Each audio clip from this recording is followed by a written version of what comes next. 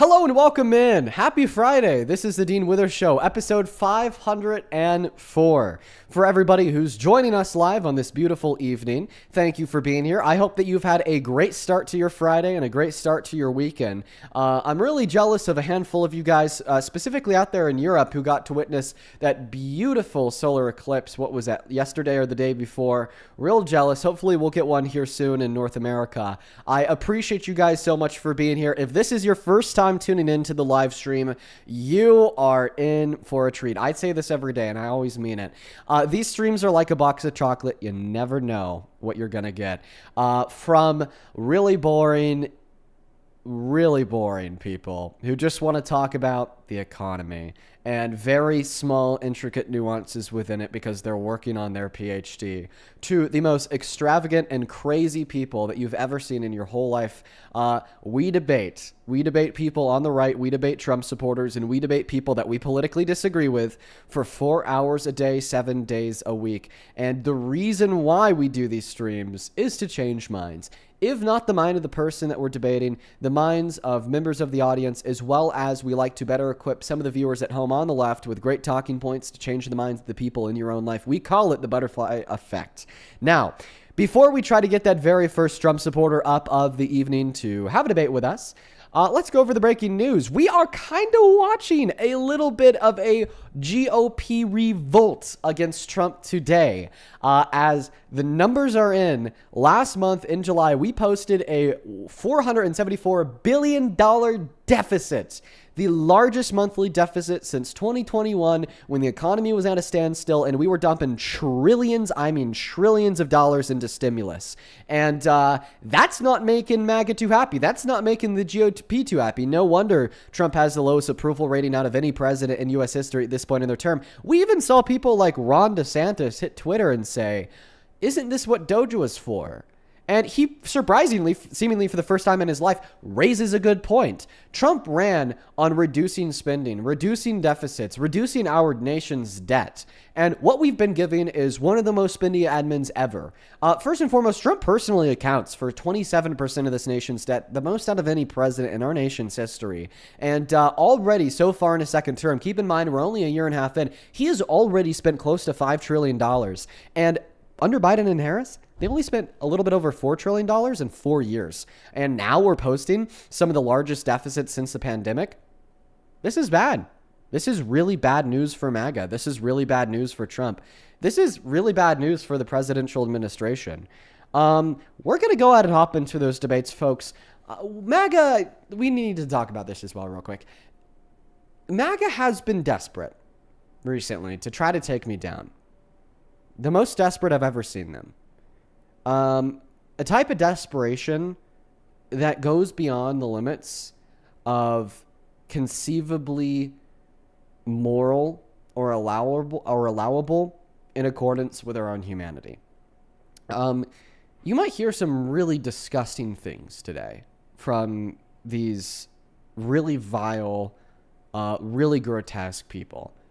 And there a lot of them right now are trying to do their very best to tear me down. And they're persisting. They're keeping it up because the way they're trying to tear me down actually does. The way that they're trying to tear me down, I'm going to be transparent here for a moment, has had me in tears for the last 4 days. Has made me feel like the kid on the playground getting bullied by the bigger kids in 4th grade. And I think one attribute of my platform, what I do on the internet, these live streams that I run every day, is always to be open and honest with you guys about my feelings. And my feelings have been admittedly hurt by some of these terrible people on the right. And I'm sure that that'll come up again today. So just keep that in mind. Let's go ahead and try to get the very first guest of the day connected to the live stream. Only do hop inside of the queue if you happen to be an American adult that supports Donald J. Trump as president. Let's go to get that very first guest, Patriotic Pete, loading up inside of the queue. Here we go. Welcome in, Patriotic Pete. Do you support Trump? I only support farming sim, Dean. I haven't heard from you in months. W Farming Sim Kid. He's one of the...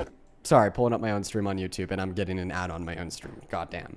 He's one of the only trolls I like. That's Farming Sim Kid. He's been at it for years. We like Farming Sim Kid here, but you're banned. Let's go to move on to the next guest. Only hop inside of the queue if you happen to be MAGA. Cadence, thank you for the $10 on Super Chat, who says, hey, Dean, I only recently started watching you, but keep it up. Love what you're doing. You're making a difference, even if you know it or not. I appreciate you. Thank you for the $10, Cadence. We try our very best to make a difference here. That's why we do what we do. Let's go ahead and try to get that next guest connected to the live stream. Only drop inside of the queue if you happen to be MAGA. For everybody tuning in over on TikTok, it's certainly good to see you all. Appreciate you all so much for being here. Let me know your day's been so far down below. I appreciate you guys for all the love in the chat. That's very kind of you all. Welcome in. Do you support Trump? 6-7. All right, we're gonna go to ban you and move on to the next guest. Do only hop inside of the queue if you are here for debate. I'd really appreciate that so very much. Let's go to get the next guest connected. Only hop inside of the queue if you're here for debate. I am jerking for Kirk. Okay, all right. You could leave us out of that. Why don't you? Let's go to get the next guest connected. We do not need to know about your jerk for the Kirk, okay? Hello? Keep that to yourself, please, and thank you. Welcome in. Mocha, I do appreciate you for the Galaxy. Thank you so much. Mr. 11, welcome in. Do you support Trump? Yes, I support Trump. How old are you? 18. And why do you support Trump? I support Trump, one, off his border policies and his what do you can you give actually I want to hear from you. What are some of the reasons why you dislike Trump? I'd like to ask you. Sure. He's a Just rapist. give me a few reasons. He's a violent sexual Don't predator. do that. Hold on. Don't do that. Don't do that. Don't do tell that. you the reasons why I don't like him. I thought you just asked me. No, don't put bananas in my butt. No, don't put bananas in. And you're banned. Let's go to move on to the next guest. Only hop inside of the queue if you happen to be an American adult that supports Trump. We got Aaron44 loading up inside of the queue. Lord T, thank you for the $10 over on Super Chat, who says, for my birthday, hashtag free farm sim kid. He's the best troll. Is it your birthday, Lord T? Yo, can we please all say happy birthday, Lord T, down below in that chat? Lord T's been watching the stream so frequently for a very long time that I actually made them one of my mods. I really appreciate you, Lord T, for all the support you give us. Happy birthday, Lord T. Welcome in, Aaron. Do you support Trump? Yeah, I do.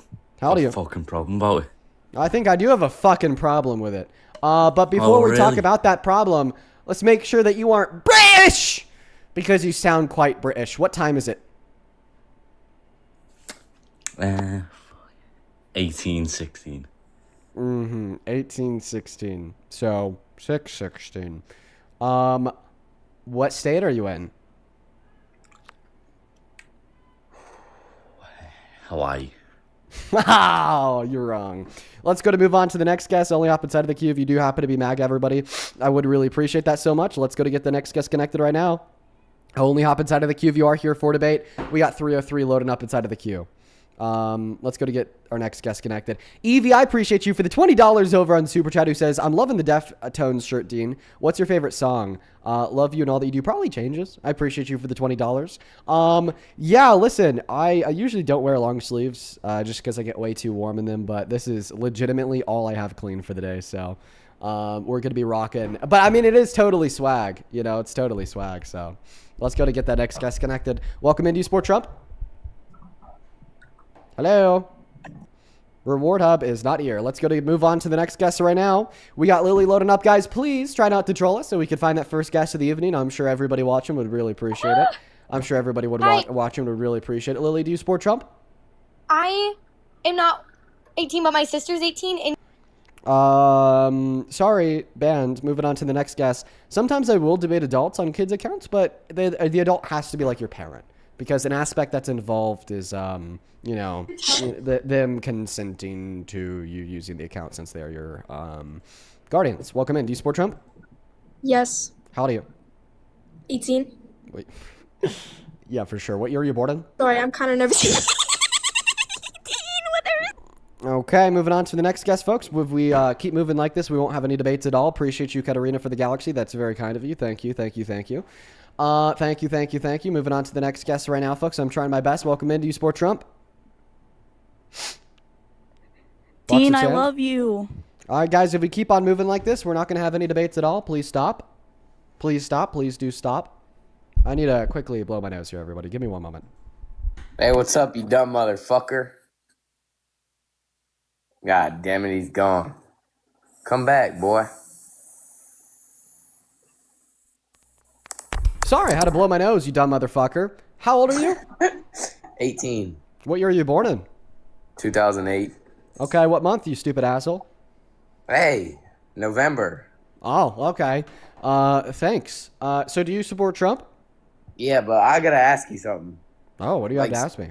So one time on it was a YouTube video, some guy asked you, like you stated that Trump was racist, True. and then he said he disagreed, and then you backed it up with Bunch of that facts.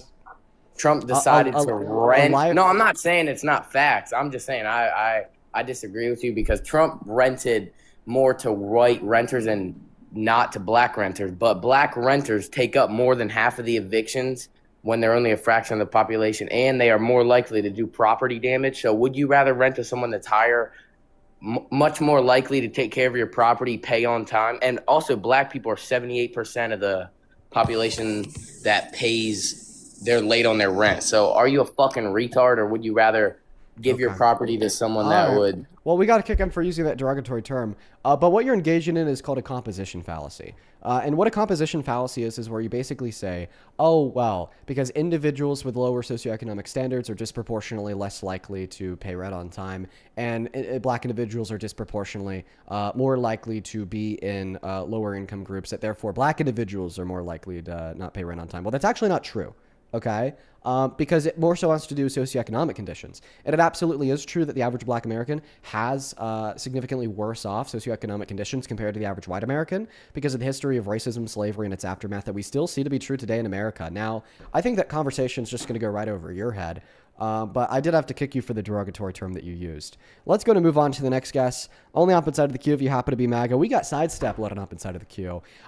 Daisy, thank you so much for the 50 euros over on YouTube, Daisy. That is so incredibly kind of you. I want to see 500 Daisy W's in the chat for that love. Holy fuck, Daisy. Thank you. Genuinely, thank you so much. Daisy with the 50 euros says, hey, Dean, you're an absolute inspiration to everybody that watches your content and lives. Keep on doing the work that you do and just try to ignore the simple-minded MAGA people because we all love your content, Dean. Keep it up. Oh, I appreciate you. I'm so happy that you enjoy what we do, Daisy. Show so much love to Daisy down below. Same thing to Danielle. Thank you for the $10, who says, love you so much, Dean. You've reignited my hope in humanity. Don't let the bastards get you down. I'll try my best. I'm so happy you love the streams. Thank you. Welcome inside. Step. Do you support Trump? Dean, why did you grape me? Okay, moving on to the next guest. Only hop inside of the queue if you happen to be MAGA. We got Ron loading up in. Vera, thank you so much for the $50 donation on Venmo. I appreciate you so much for that love. That is VERA. Let's get 500 Vera W's down below. Thank you for the love, Vera, who says, hope you're doing all right today. Yesterday was rough. Hope today goes a lot better for you.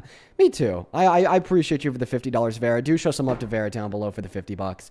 Evelyn, thank you for the 31 cents. And Janaea. Holy fucking hell.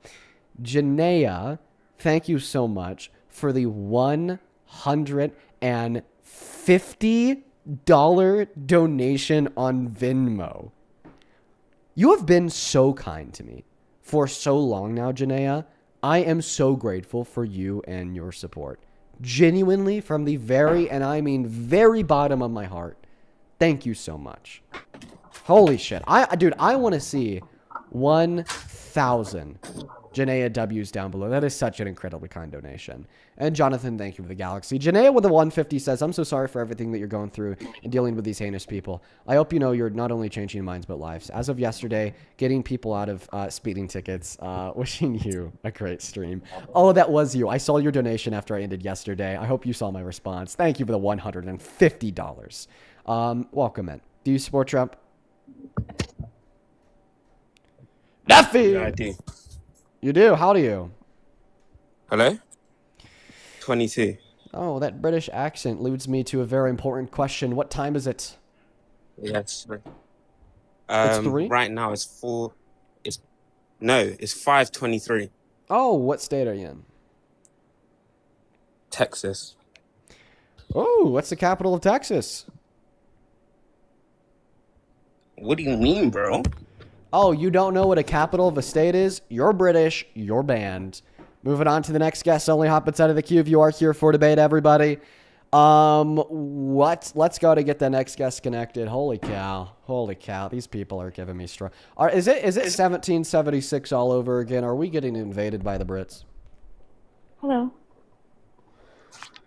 Hello? Hey, welcome in. Do you support Trump? Yeah. How old are you? I'm 18.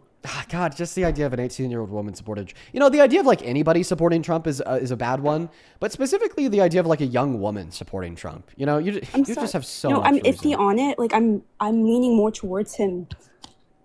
And why is that? Okay, it's first off, it's mainly LGBTQ, immigration, and also because I feel like all politicians are like around the same line, where all of them are That's just liars. stupid. That's just to think all politicians are the same is just stupid. Like for like the level of abstraction and nuance that you have to suck out of the souls of our representatives in order to conclude that they're all the same, it just isn't intelligent. There's just no way that you could ever convince me somebody like Zohran Mamdani, Abdul Al-Sayed, or James Tallarico, or AOC are the same as Trump. I mean, you can't say that all politicians don't have something behind the scenes. Like they might be getting checks from other like unworthy or like bad people. There's tons of things like you don't know behind the scenes. You can't just because of decisions like Citizens United to allow dark money PACs to basically fund politicians however much money they want. Is with Trump, so then maybe you should support the politicians that want to overturn Citizens United and straight up take money out of politics.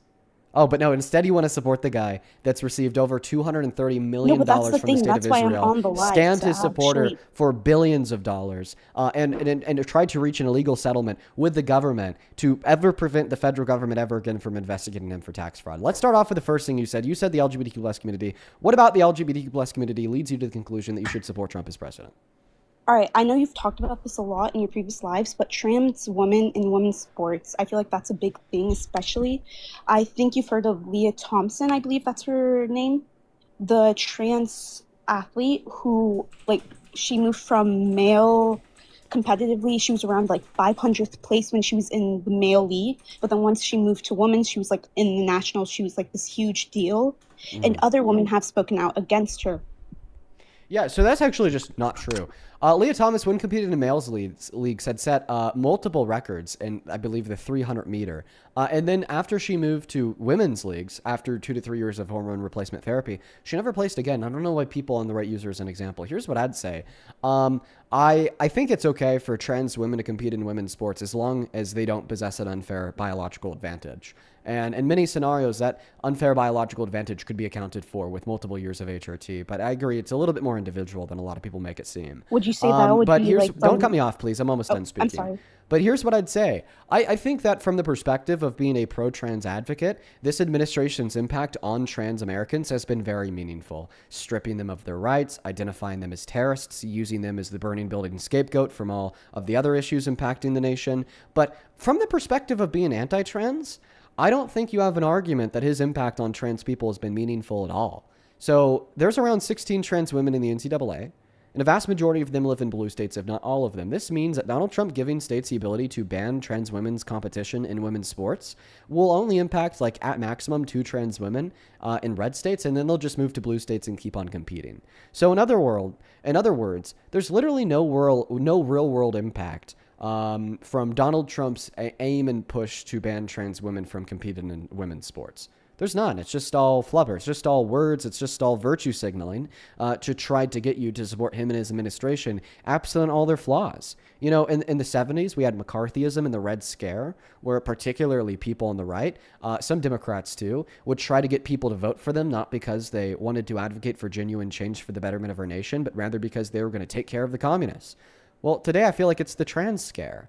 Donald Trump has nothing going for him. He hasn't been able to solve our nation's debt. He's only added more. He hasn't been able to solve the unfair taxation of the working class. He's only made it worse. He hasn't been able to solve the inequities in our immigration systems. He's just killed immigrants and sent others to get tortured overseas. He hasn't been able to solve our global conflicts. He's just started more. So instead, he just kind of distracts and deflects away from all these things by virtue signaling about trans people, when from the anti-trans perspective, there's not shit he's actually done. Wait, so okay, I would definitely say you would agree the government's main job is to protect us, focus on Americans' rights, correct? Yeah, one of the main functions of the government is definitely to protect the negative rights of their citizens, yeah. Okay, so, but I also heard that you mentioned Donald Trump's torturing people. Could you go into that a bit? Oh, yeah, so we struck up a multi-billion-dollar deal with Nayib Bukele, the current dictator of El Salvador, and more so the CCOT prison system within El Salvador. It is being used as a weapon by Nayib Bukele to crack down on a lot of gang members. Specifically for people who are actually gang members, I don't really care. You know, they're just kind of getting thrown in a dark, deep hole to never be let out again.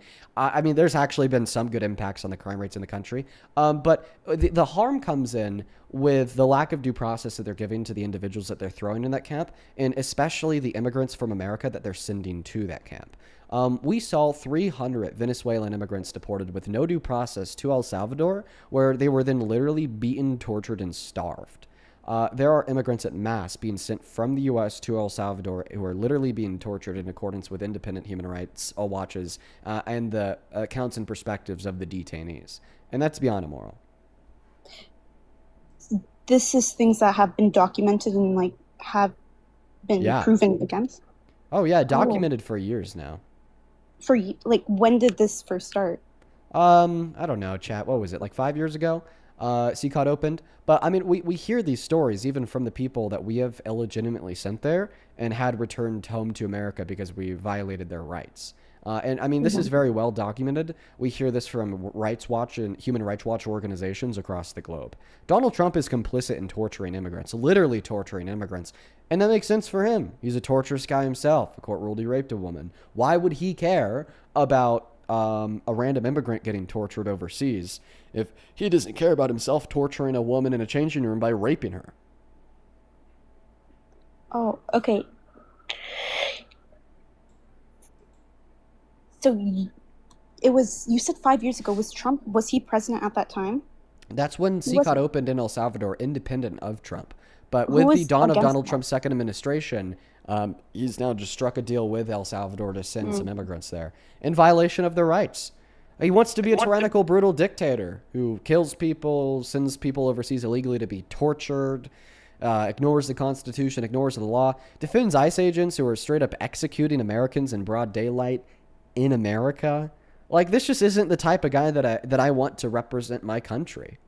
But who's to say that Kamala wouldn't have done the same thing, like to actually open up and like support them? Yeah, who's to say that Kamala Harris wouldn't have done the same thing? The fact that you can't point us towards any reason that she would have done the same thing. Let's take two people. Person number one gives money to the poor and makes sandwiches for the needy and hands them out for free. Person number two scams, lies, cheats, steals, kills, rapes, murders, and kidnaps. And then we find out that these are two applicants for the same job position at a daycare. Would we say that maybe we should hire candidate number two because who's to say that candidate number one wouldn't do that? Wouldn't mistreat the kids? Like, absolutely. Absolutely not. What good has she done?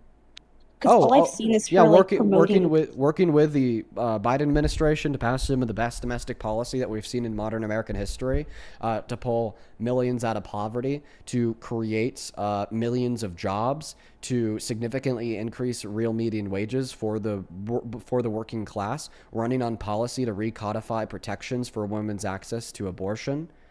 She was one of the first DAs in the history of this nation to give first-time low-level drug offenders a path to rehabilitation compared to chains in prison. Thank you, DB, for the Guardian's badge. Wait, if he did all of this, if he's torturing people, killing people, why is he not impeached? Why is he not in jail? Or I understand why he's not in jail because of like the presidential like thing. Why is he not impeached? Because people like you exist. You uphold this demeanor where you basically tell yourself. I'm you're just going to kind of like ignore all. Okay, well, they'll say people like your representatives in the GOP exist, where they just like straight up fucking ignore, all of the atrocities that he's ever done, because they know if they don't, they'll be kicked to the curb, and they care more about their career than the future of this country. Okay, but if you're saying that it's completely all Republicans' fault, if it's all just like this side, MAGA. I don't know when I said that. You asked me specifically why. No, I understand. You asked me specifically why Donald Trump hasn't been impeached. Yeah, the reason why Trump hasn't been impeached is 110% the fault of the Republicans. I'm not saying that every failure in America and across the world is just the fault of Republicans, but I am saying that specifically the failure to impeach Trump absolutely is the fault of Republicans. Are you saying, but wouldn't that also mean that liberals or the other side isn't doing as much? Because I haven't seen them going out and speaking out about this. As it relates to impeachment, there's nothing more that they could do because they literally don't hold a majority in Congress. But aren't we supposed to be talking about you and your support of Trump?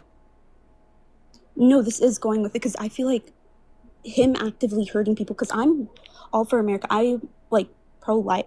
I want like more, or not pro-life in the case of abortion. No, I'm pro-choice, but... Oh, so you support a president who took away the access to abortion from 66 million American women and girls, and who has sentenced 60 rape victims per day that were raped and impregnated and tried to get abortion and were denied that abortion in 10 of our 50 states that have completely criminalized abortion in circumstances of rape. And this is the president that you support? That wasn't one of the main things. Like, that's not one of my biggest things I'm looking at. Then what are the biggest things you're looking at, dude? It's literally just living people, like people that are living currently, how they're being treated and how they're actually like living through. That's how 66 million American living people are being treated because of Trump. That is indeed what you are supposed to be looking at then. I guess if you're like saying that he truly was like actually Kylie, thank you for the money gun. Person like that, I guess I could concede. Because it's thank you though. Yeah, thanks for your time. I'm happy that we could change your mind. I'd just like to say I'm really sorry about everything that's happening to you. I actually wish you like peace and everything. Also to your girlfriend, I've heard she's a wonderful person. Just have good luck, okay? Just be strong in your faith. I hope that everything goes well with you. Well, thank you. I agree. People have been so terrible. And you know what? I have to hand it to some people. There's been a minority of the people on the right that have even said how just terrible it is.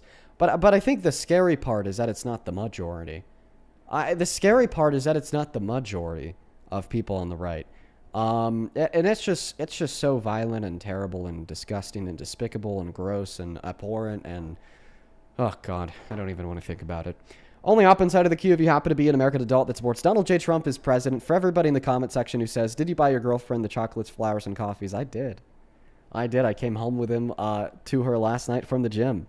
We got immigrations and custom loading up inside of the box. We got Jay loading up inside of the box. We're going to look for that next guest right now.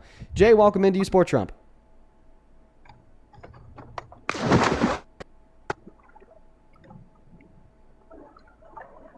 Okay, Jay seems to be swimming with the fishies. Let's go and get the next guest, John, loading up in.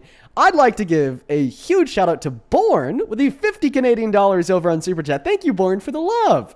Let's get 500 Born W's down below. That is a lot of money. I'm very, very appreciative. Thank you so much, Born. Born with the 50 says, I'm so sorry. It's been a rough week, Dean. You are an important role model who shows empathy as a strength, not a weakness. Toxic masculinity is destructive, and scientific curiosity and proper research is integral in the pursuit of truth. Born, thank you for the kind words and the $50. I hope that you enjoyed today's stream. Thank you so much. Mary with the 10 Australian dollars says, make him run, Dean. I'll try my best, as per usual. Welcome in, you two. What's up, John, in immigration? John, do you support Trump? Yes and no. I think it's actually a very odd question to say that. Because I think anyone that supports, say, one person, you kind of assume that you're going to support everything that person does. You know what I mean? Nope. When we say do you or do you not support a politician, usually what we mean is do you think that things would be worse off if they had lost their election? And if you think the answer to that question is yes, well, then you support them. If the election was held tomorrow between Trump and Harris, John, who would you vote for? I would vote for Trump. All right, you're in the right place. Immigrations and customs. You were actually up here the other day. Our stream got banned before you had a chance to speak. So, John, if you want to hang out with us on the live, feel free. But we're actually going to let immigration go first. He's been waiting a couple days. All right, that's cool. All right, hello. Immigration. Hey, man. I'm going to pass the mic to you here in a couple seconds. But before I do, I'm just going to thank a couple people for their donations. Is that all right with you? Yes, sir. Yeah. Okay, D, thank you for the $5 over on PayPal. He says, have a great live today. Thanks, D. Walter, thank you so much for the $12. You know I'm going to keep your message to myself, Walter, but just thank you for your words of support and encouragement. Rebecca, thank you for the $7. Who says, don't let them lower your crown, King Teen. I appreciate you. Shout out to you and your daughters, Rebecca. Thank you. Marianne, thank you for the $10. Who says, you know that they're trying to hurt you because what you're doing is working. I thank you, Marianne. I think I know that. What I'm doing is working, and it scares the ever-living hell out of them. Anastasia, thank you for the $5. And happy early birthday, for real. Thank you, Logan, for the $5. I appreciate you. Thank you, Stevie, for the $4. And then over on Venmo, thank you for the $2, Sadie. Thank you for the $5, Parker and Jaden. And thank you for the $20, Jamie. Thank you so much. I appreciate you. Jamie, I am also going to go ahead and assume that you know why I'm going to keep that to myself, but just know that I really appreciate you for the love. Let's get 200 Jamie W's. That is such a huge donation. I'm so grateful for you and your very kind words. And then same thing to Serena. Thank you for the $20, who says, MAGA's disgusting. They seem to always stoop to a new low. The impact that you have on millions is greater than they will ever comprehend. Much love. Much love to you as well, Serena. Yeah, you know, the new lows of MAGA. The new lows of MAGA. All right, immigrations and customs. Why don't you take it away? If you're watching the live stream and you'd like to support me and you'd like to support the live, you actually can find a link to my Venmo and my PayPal in the link tree in the bio of my TikTok account. The handle's always right there at the top of the phone screen. It's just my name, Dean Withers, without the letter E in my last name, Withers. Same thing with the pin message on YouTube. But if you do use a handle, quadruple check your spelling, because if you get even one character wrong, you'll end up sending it to the wrong account. Why don't you take it away, immigration? Kaylee, thank you for the galaxy. Okay, so firstly, I'm 18. So I want to talk about mass deportation. My friend, what time is it? It's going to be 3:40 p.m. What state are you in? Cali, Stockton area. Okay. Sounds good. You said you want to talk about mass deportation. Okay. What's one way Trump's mass deportation has made America better off in the last year and a half? I would say of the illegal aliens, people that's undocumented. I believe you have the view of that any illegal immigrant is allowed rights within this country, correct? Yes. Yes. Every single person in the jurisdiction of our nation has certain inalienable rights protected by the Constitution, per the Constitution itself. That is not a matter of opinion. That is a matter of fact. Yeah, but what I'm trying to get at is the fact that I believe what Trump is doing is correct and that we should take away their rights. Okay. Well, A, that just makes you a shitty person, because I think that all people deserve an inalienable right to due process, because if they didn't have that, that just means that the state could kill them because they want to. I don't think that the state should be able to kill people because they want to. I think that the state should only be able to kill people through a process, and even then I question the death penalty, right? So A, it just makes you a shitty person. And B, it makes you an unintelligent person, because it's a very paradoxical question. If we don't give undocumented immigrants a right to due process, well then through what process would we determine that they're an undocumented immigrant? And if we just say that the process is, well, whatever the ICE agents and the administration want the process to be, they don't have to abide by any strict regulatory guidelines or protections from the Constitution, well then couldn't they just say that I'm an undocumented immigrant, therefore I forfeit my rights, therefore they could do whatever they want to me? They could. So those are the two major issues with your argument. Okay. And then the next thing is going to be about abortion. Okay. Thank you for telling me what the next thing will be. Why don't you go ahead and respond to my counter argument against the first thing? Okay, are you able to restate what you said, please? Oh, you'd like me to restate my 2 points? Sure. You made the point that you agree that undocumented immigrants shouldn't have rights in America. I gave you 2 counterpoints. My first counterpoint is that this just kind of makes you a shitty, immoral person. Why? Because if undocumented immigrants don't have a protected right to due process, then the state could just execute them because they want to. I think good people do not believe that the state should just be able to execute people just because they want to. There should at least be a process first and reasons why. My second point is it also kind of makes you an unintelligent person because the suggestion is paradoxical. If we don't give undocumented immigrants a legal protection of due process, well then what's the process that we will use to determine they're undocumented? Seems like it would just be left up to the current admin, those in control, and the ICE agents themselves. So therefore, they could just say, I'm an undocumented immigrant. Therefore, I don't have due process. Therefore, I don't have a right to say they're wrong. Therefore, they don't have a claim. Therefore, I don't have a claim of innocence until proven guilt. Therefore, they could do whatever they want to me. Therefore, they could do whatever they want to you. Therefore, they could do whatever they want to anyone. Correct, yes. On which I believe in. Yeah. Then what do you think the purpose of the government is? You're saying that you believe that the government should be able to kill everyone. Not necessarily, no. Yep, that's what you're saying. Yep, that's what you're saying. if even one person loses due process, then by paradox, everyone loses due process. Because those in control could just say we're like the one person that lost due process, and there'd be no process for us to prove otherwise. No. I'm not talking about everybody. I'm just talking about like Mexicans and whatnot. So we would determine if somebody has due process based upon the color of their skin, the language that they speak? We can say so, yes. Okay. So when I'm president, I say that people with the color of your skin, with the accent that you speak in, lack due process. What's the argument with that? I would say it's the same. Oh, it's the same? So do you feel like it would be a fair moral thing for the current president to say that people with the color of skin is the same as yourself, that speak the same language and the way they speak that language as you do, lose due process? Would you say it would be a moral thing for a government to illegitimately and arbitrarily take your due process away because of your race, your accent? I would just say that excluding white people. I don't think that you're answering my question. Would it be a moral thing for the government to arbitrarily and illegitimately take away your right to due process because of your race and your accent? Yes or no? No. So it would be immoral to do this to you, but it would be moral to do this to a Mexican. What's the difference between you and a Mexican that means you think you deserve this protected right and you don't think they deserve this protected right? Because there kind is more of a high percentage of illegal immigration. Okay. So if it was false that Mexicans had a higher percentage of illegal immigration and true that white people had a higher percentage of illegal immigration, would you then in that scenario say that it would be moral for you to lose your right to due process because you're white? If that's what these stats show, then yes. Okay. So you're saying, absent any change in your attitudes, absent any change in of yourself, that it would be moral for you to lose your right to due process because there's a disproportionate amount of white people that come into this country with the use of undocumented means. Can you give an argument for that? No. So you can't give an argument for what you believe in. That indicates that what you believe in is false.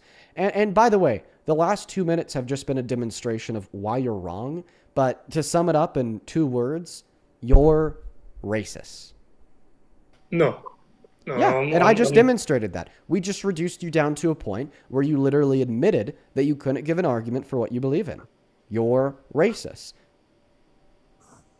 It's textbook racism. Wanting to take rights away from people of color with no reason? Yeah, textbook racism.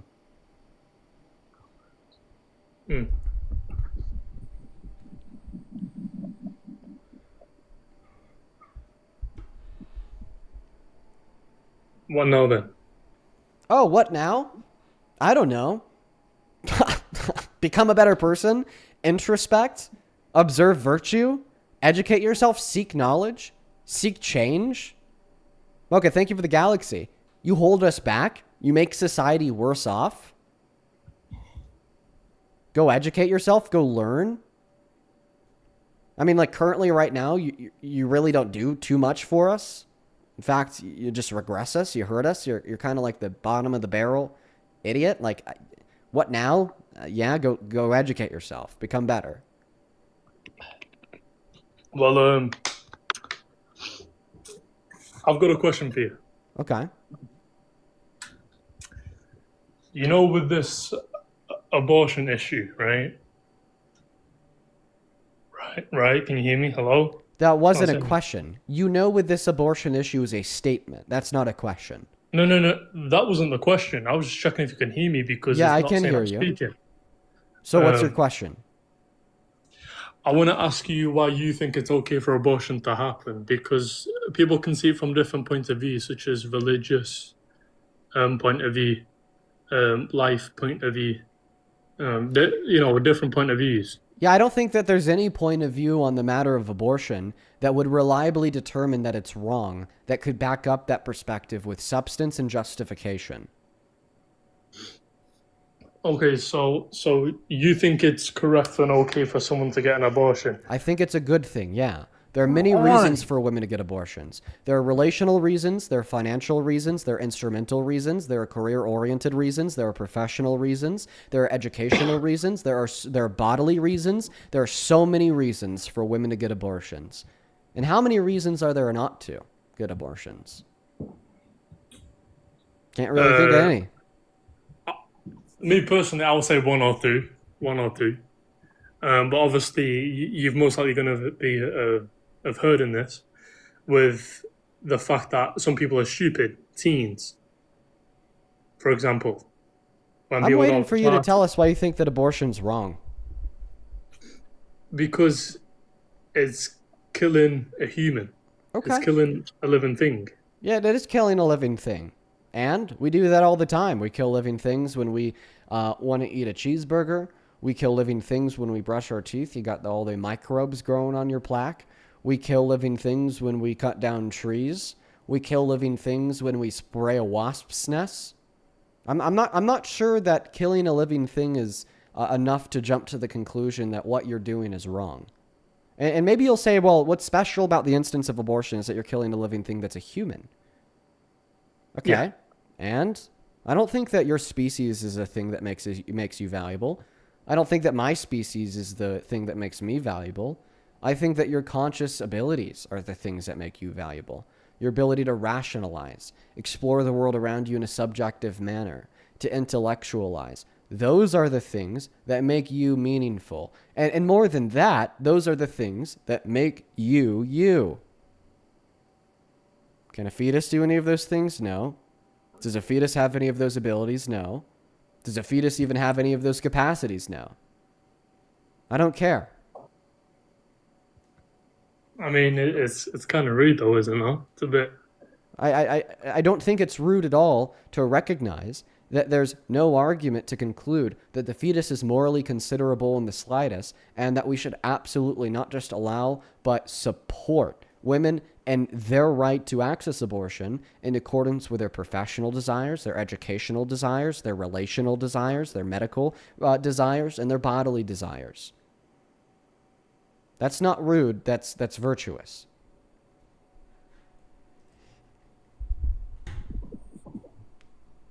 Oh, okay.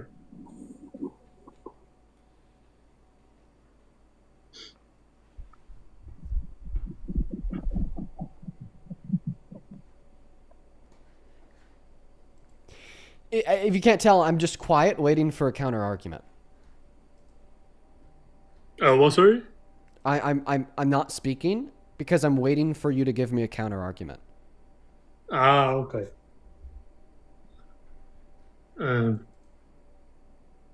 There's nothing else really. Okay. All right. You have a good rest of your day. John, why don't you take it away? Tell us why you support Trump. So there's a couple things I do support, a couple things I don't support. First and foremost, I absolutely support Donald Trump's stance on vehicle emissions. I think that's a topic that not many people talk about, and I am a automotive technician. And people are talking about going away with catalytic converters and all sorts of emissions, and I 100% agree with that. Yeah, what's his stance on vehicle emissions? Coal's clean, we don't care, human-caused climate change isn't real. Right? No. No, he hasn't said those things? He said that. He said those things, yeah. He said that human-caused climate change isn't real. He said that coal is clean. Yeah, he doesn't care about vehicle emissions. I do. I care about vehicle emissions. Not only do I think that vehicle emissions are bad for the environment, but I also think that vehicle emissions are literally dangerous. Okay, have you ever been behind a diesel truck that puts the pedal to the metal and dumps all of that porous black tar and gas out of their tailpipe, and it clouds up your windshield, and then all of a sudden you can't see the road? Yeah, that happened to me last week. I think that's a problem. So what's actually funny about that is diesels actually burn cleaner than gas. It's more of just a visual thing than your gasoline cars. Yeah. Yeah. And I'd assume you'd say that because all the black smog is just carbon. Yeah. So currently, what we have coming out of okay, maybe you're right on that. The issue is that it's dangerous. So I agree with you. I completely agree that it's dangerous. I understand having a car running inside of a garage can kill somebody. I get it. My biggest problem. But what is his specific stance on emissions that you think justifies him as president? I think you have some battles to climb here. Okay, you have some hills to climb here, some battles to fight here. You really do. You really do have some big battles to fight here. You have to be able to convince me that we should support Trump as president in virtue of his policy on emissions, in consideration of the fact that he's destroyed the economy, in consideration of the fact that he started a new war overseas, in consideration of the fact that over the course of the next 4 years, he's projected to kill upwards of 14 million people across the world by defunding USAID. So I do support his things when it comes to banning emissions. Do I support the war in Iran? No. Okay, so what do you think is more meaningful? His ban on emissions or his war in Iran? In my opinion, his ban on emissions, to me. Oh, sorry, not his ban on emissions. Okay. Wow, really? So yes. You value alleviating restrictions on vehicle emissions more than you value the lives of innocent children and global economies? Yes, because I believe that emissions affect the U.S. population 1 million times more than somebody in Iran. That's crazy. No, that's crazy. We our considerations of value shouldn't be nationalistically focused, saying, well, how does this impact us? That leads us to very false and crazy conclusions. Like, would you be okay with enslaving half of Libya if it meant that the GDP in America grew 3 times faster than it does today? I'm going to be honest with you. I couldn't give a shit about Libya. I couldn't. So would you be okay with enslaving half of Libya if it meant that the American economy was better off? Dean, I'd be okay with enslaving all of Libya, dude. So would you still support Trump in virtue of his policy on emissions if he genocided every innocent man, woman, and child in Libya today? Dude, as long as it's not me, I don't give a shit. I don't care if it's Trump or anybody else. Wow. It could be a Democrat. What if Trump went in there and systemically raped and slaughtered every Libyan child? Would you still support him as president? Yeah. Him personally, I would think that is an incredible feat to do, and I think that if he can do that, then he's got some godlike powers.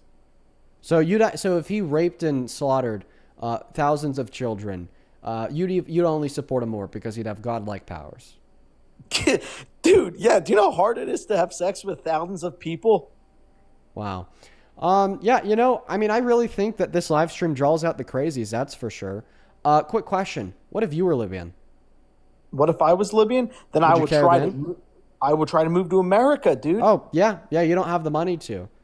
Yeah, okay, Trump comes over, he tries to kill you. Would you be pleading to the American people to get this president out of office that's trying to genocide you and your people? No, but if I was in Libya, I would say the same thing about America. I would say, who cares about America? I care about my country. So you think that morality is just completely egocentric? No, I think that's exactly what you're saying. You're saying that morality is completely. Myself, one moment. You're saying that morality is completely egocentric to the appraiser or to the person. You're saying that all that you care about as it relates to what you deem to be just or unjust has to do with how it impacts you and your loved ones. Correct? Absolutely. If Libya... Let's test this theory. Test this theory. A man is a sadist, a sociopath, and a pedophile. And he gets enjoyment that makes him flourish, that makes him happy by raping children. If you think that morality is egocentric, how could you possibly say that what this man is doing is wrong? It depends. That's not an answer. My answer to you is, if that man is in Libya and raping Libyans, I don't give a shit. But if he's in America, even if he's an American and doing that, he should be penalized. He should be killed. I don't care what's happening anywhere else. Wow. Do you care about? Wow. I don't know. Let's say an alien race. So what's the relevant difference between an American and a Libyan that makes it wrong to rape an American but not wrong to rape a Libyan?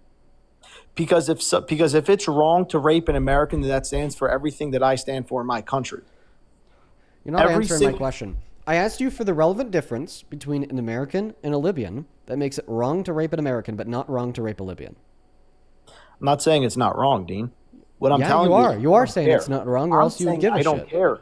Oh. Yes, saying that I don't care is different than saying that So just to clarify, it is wrong? Is it wrong? Yes, but do I But you don't care about it? No, correct. Okay, are you a psychopath?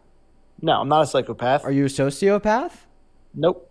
I think that's what that means. I think that's one of the common tendencies that we see among sociopaths is to not care about grave immoralities. How about this? Do you care about the Holocaust?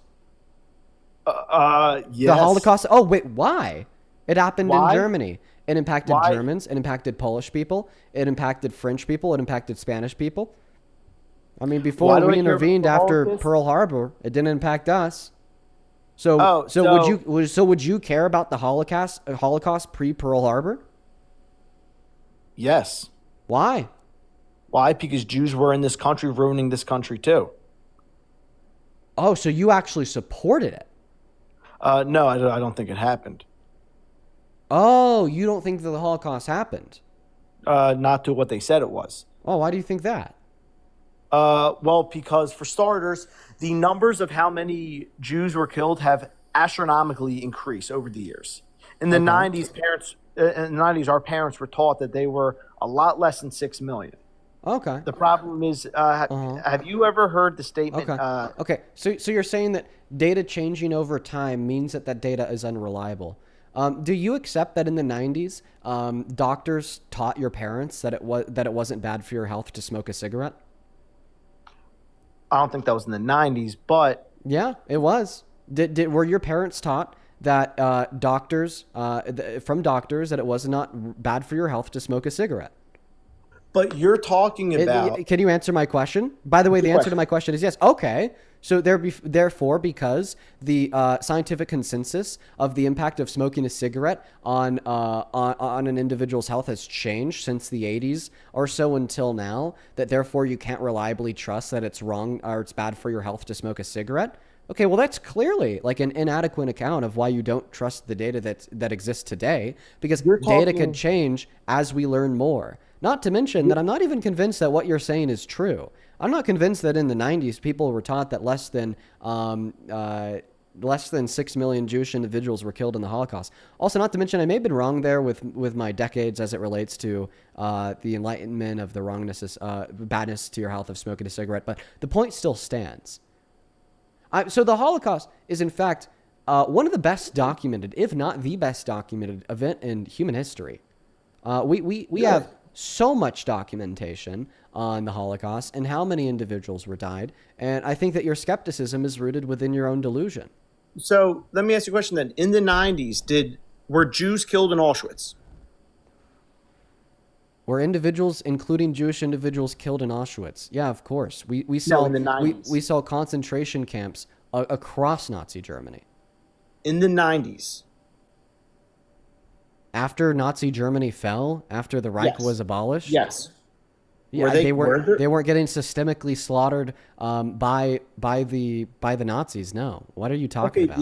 Okay, Dean. Then you explain to me how in the 90s the number of Jews that died in the concentration camp Auschwitz went from 271,000 to over 1 million in the 90s. Did they find an extra 700,000 Jews? You're actually wrong about that too. So where do you get that 271,000 figure from? From actual images of and documents of Auschwitz. You mean you mean the image of the Nazi document that said that there were specifically 271,000 Jewish individuals killed in one camp in 1 year?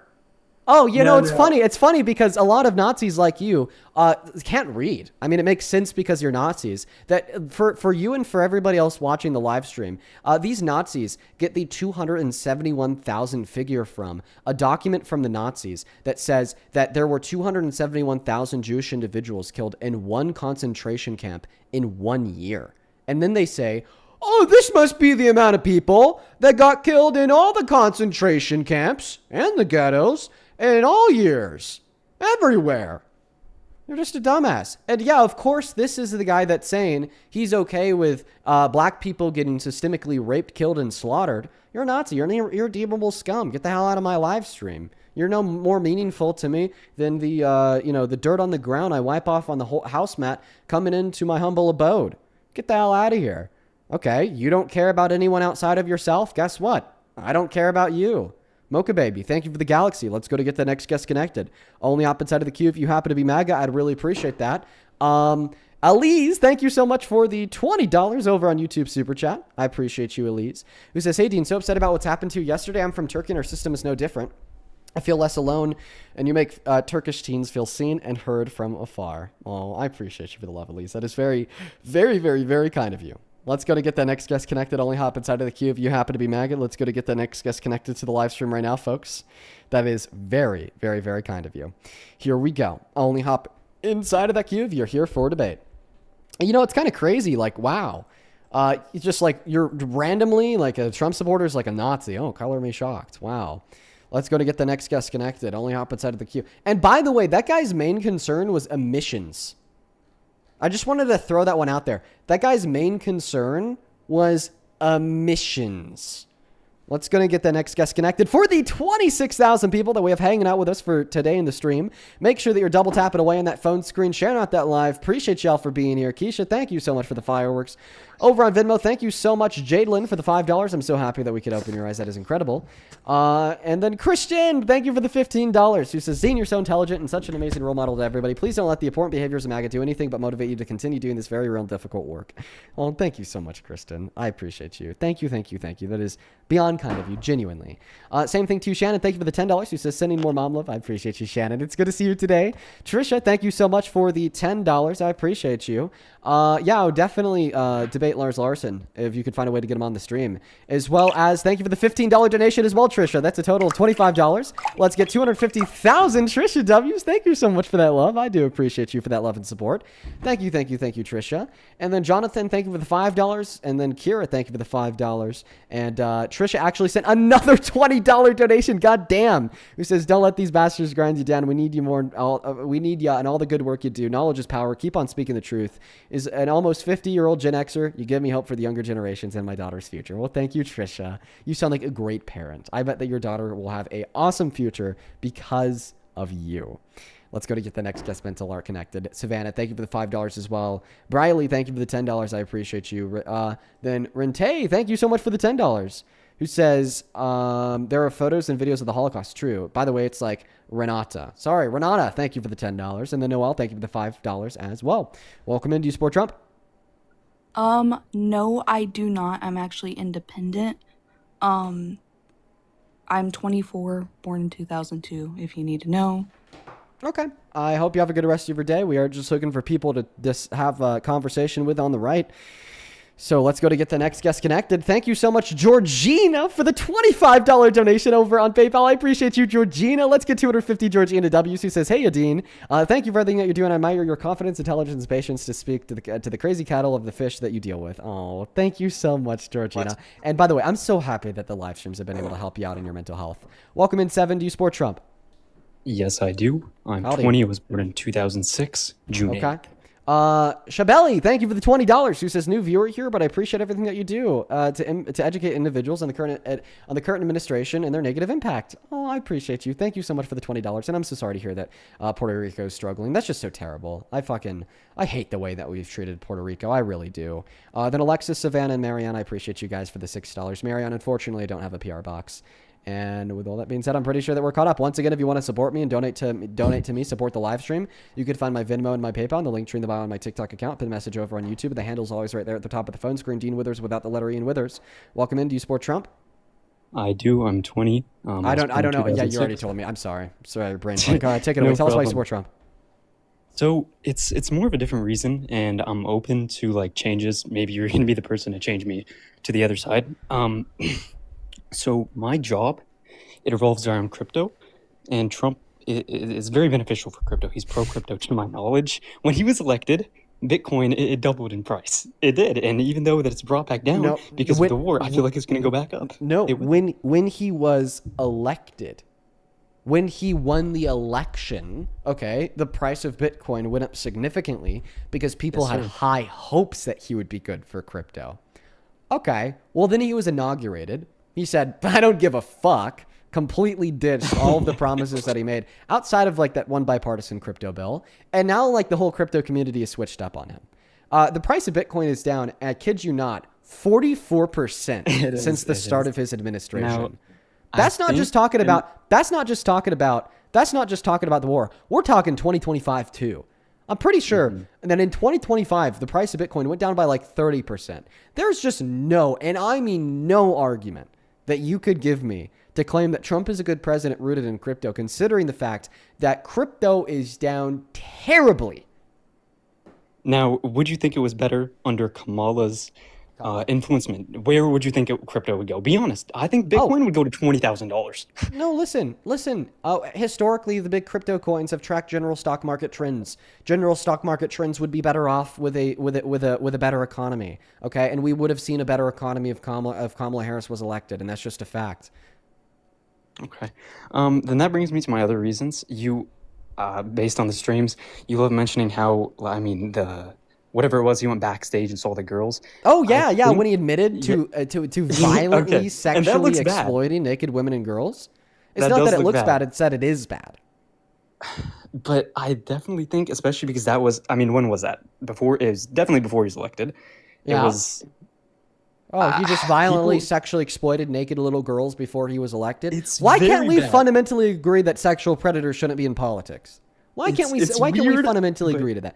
Not only can he change, but I feel like that separates someone from what they can do as a president. If it benefits our country, he can do good things with a bad past. No. You don't think that? You don't think that? No. Okay. Because what drove him to violently sexually exploit those women and girls and then call it funny? His lack of core fundamental moral care for others. Did he call it funny? Yes, he said this is the funniest thing he's ever done. So let me start from the top. What drove Trump to violently sexually exploit those women and girls? His lack of a fundamental moral care for others. That's what drove him to do that. And it is that same lack of a core fundamental care for others that has driven Trump to be okay with cutting funding to aid, killing 14 million people over the course of the next 14 years. And more specifically, what has drove Trump to ignore the law, defy Congress, and refuse to release the Epstein files. It is that same lack of a core fundamental care for other individuals.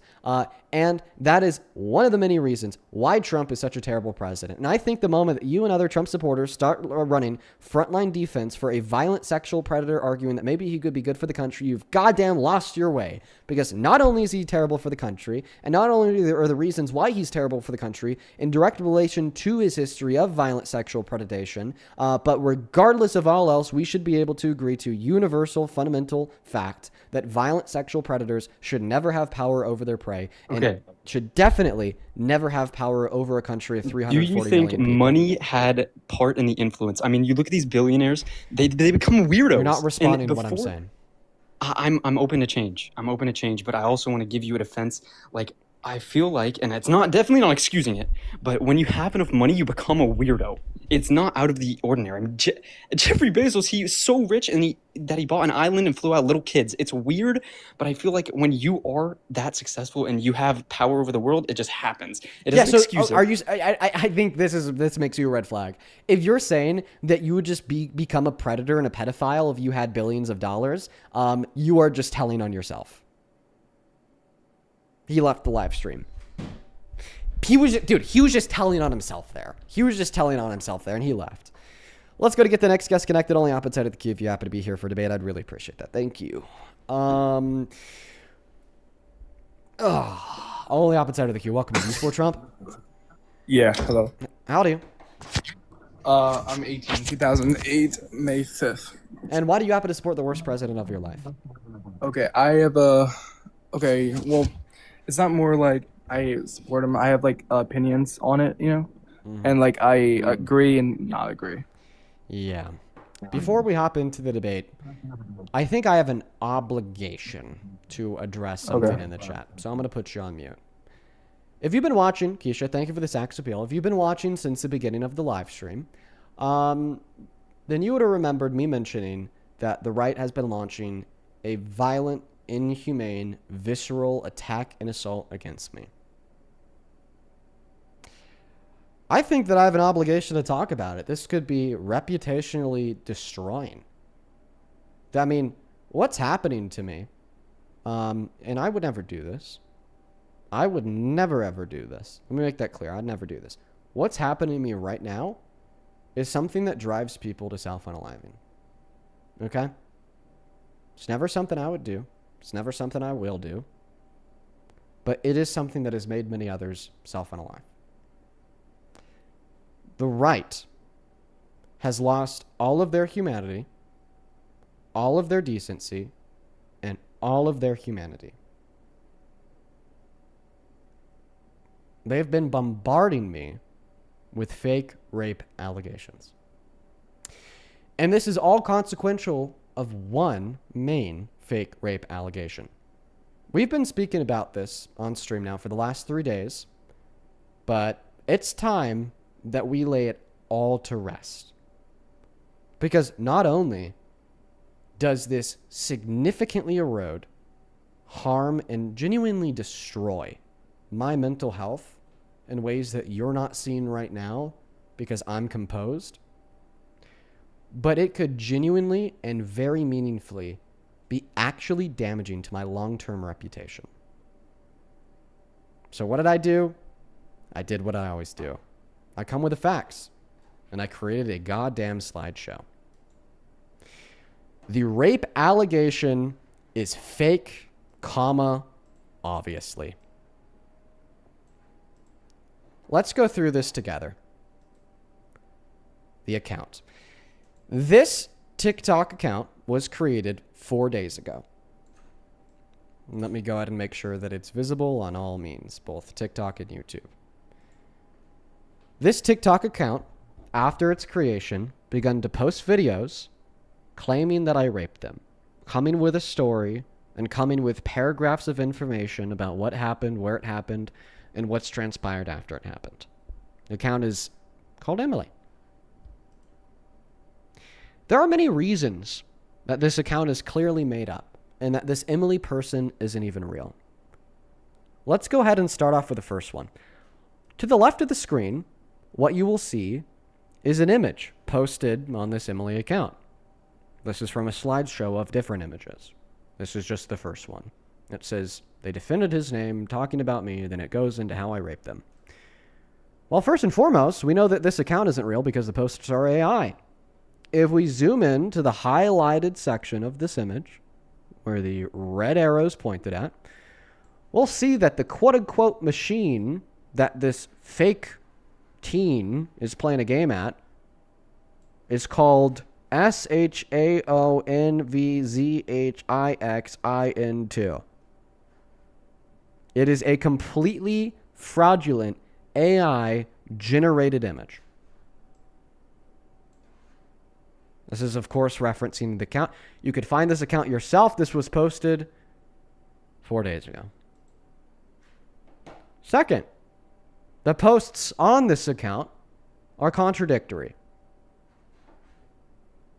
In image number 1 to the right of this phone screen that was posted 1 day ago, it says, and I quote, "It was 100% SA, but he was a stranger. We hardly knew each other." But then the day before that, this account posted, and I quote, "How it felt getting SI'd by the person I trust the most. On one hand, they claim I'm a stranger. On the other hand, they claim I'm the person that they trusted the most." Okay. No silver bullets yet, right? Well, here is the silver bullet. The evidence is clearly fake. So let's start by going through what the evidence even is. The evidence is quote-unquote Emily posting screenshots of quote-unquote her, DMing quote-unquote me, stating that I SA her, and quote-unquote me responding by telling her to leave me alone. These screenshots are still publicly accessible on quote-unquote her account.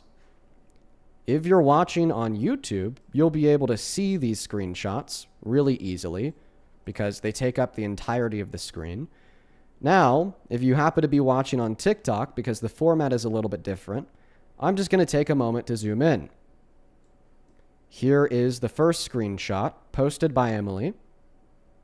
Take a moment to look. It's a message that's being quote-unquote DM'd to my account. Says, I've been carrying this for years and I just need to say it. When I was a kid and didn't fully understand what was happening, you sexually assaulted me. And then here's a continuation of that same screenshot, or quote-unquote I respond by saying, I was drunk. I barely even remember that night. Just leave it alone. This is the evidence supplied by quote-unquote Emily for the claim that I raped quote-unquote her. We'll get into why I'm putting quotes around her here in a moment. But for now, let's just continue to the next slide. Problem number one with these screenshots. They're clearly fake due to the reason that the first screenshot does include the date and time / quote-unquote see updates above the first message, yet the second screenshot does not include the date and time and the see updates.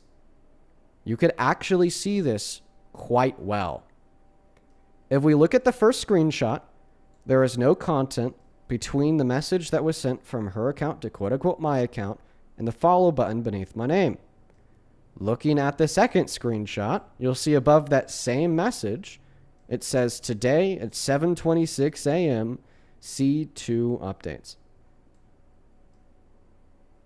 Let's go ahead and move on to the next problem. By the way, this is enough on its own. Like, this is it's thoroughly fake, but whatever. Problem number two. The contents of quote-unquote her message to me are 100% AI generated, including my message to her. If we look at the left of the screen, you will see the same screenshot that you saw in the last slide. It was her quote-unquote message to me, claiming that I sexually abused her, and then my quote-unquote message to her, saying I was drunk, I don't remember the night, just leave me alone. Then you'll see an extrapolation of the actual text in this screenshot. Feel free to pause the VOD if you're watching after the fact, or take a screenshot now to verify that the text on the left and the text on the right are the exact same. On the far right, you will see that all of the text from what, quote-unquote, she sent to me and what my response was to her, according to GPT-0, are AI generated. GPT-0 says we are highly confident that this text was AI generated. Moving on. Problem 3. The shown profile picture in the screenshots posted by quote-unquote Emily are also AI generated. On the left of the phone screen, you will see a crop and increased size of the profile picture in the DMs with quote-unquote me, and then on the right, you'll see a cropped and increased size of a screenshot that I took of my profile picture like 3 hours ago. We could clearly tell that the profile picture on the left is AI generated and different from the picture on the right due to a couple inconsistencies. The main inconsistency would be the lines of the background behind me, as well as different features of my face being clearly depicted. That is a fake AI-generated profile picture. So just to pause, what have we proven so far? We have proven that the posts on this Emily account are AI-generated, even the photos of her. We have proven that the photo of the DMs between me and her are also AI generated, including the message that she sent to me and I sent to her, as well as my profile picture. On top of that, we have proven the DMs to be 100% fake because on top of the same message in the first screenshot, it shows a date and a time. On top of the same message in the second screenshot, it does not show a date and a time. Let's go ahead and hop back into the slideshow. Problem number 4. Arguably, this is probably one of the biggest problems. The DMs don't exist. That's a pretty big problem. And I could prove it. Let's go ahead and click on this link. This is a screen recording that I took from my phone. Oh, it's glitching. This is a screen recording that I took from my phone showing that not only do I have no past DMs with this account, but what it also shows is that I haven't even tried to send this account a DM before. Let's go to... So first and foremost, I show that it's the Emily account. Then I show the posts of the screenshots that we just looked at. And then I go to messages. Oh, wow. Would you look at that? At the bottom of the phone screen, it says, send message request to Emily. I have no DMs with this account. But then I actually send a DM. I say test. After I send the DM, it goes from saying send message request to Emily to message request sent. What this proves is that there were 0 previous DMs with this account in the slightest. And then, of course, at the end of the screen recording, I then go back to my profile page to show you that this is the same account that the DMs are allegedly with. So, let's recap everything that we've went over so far.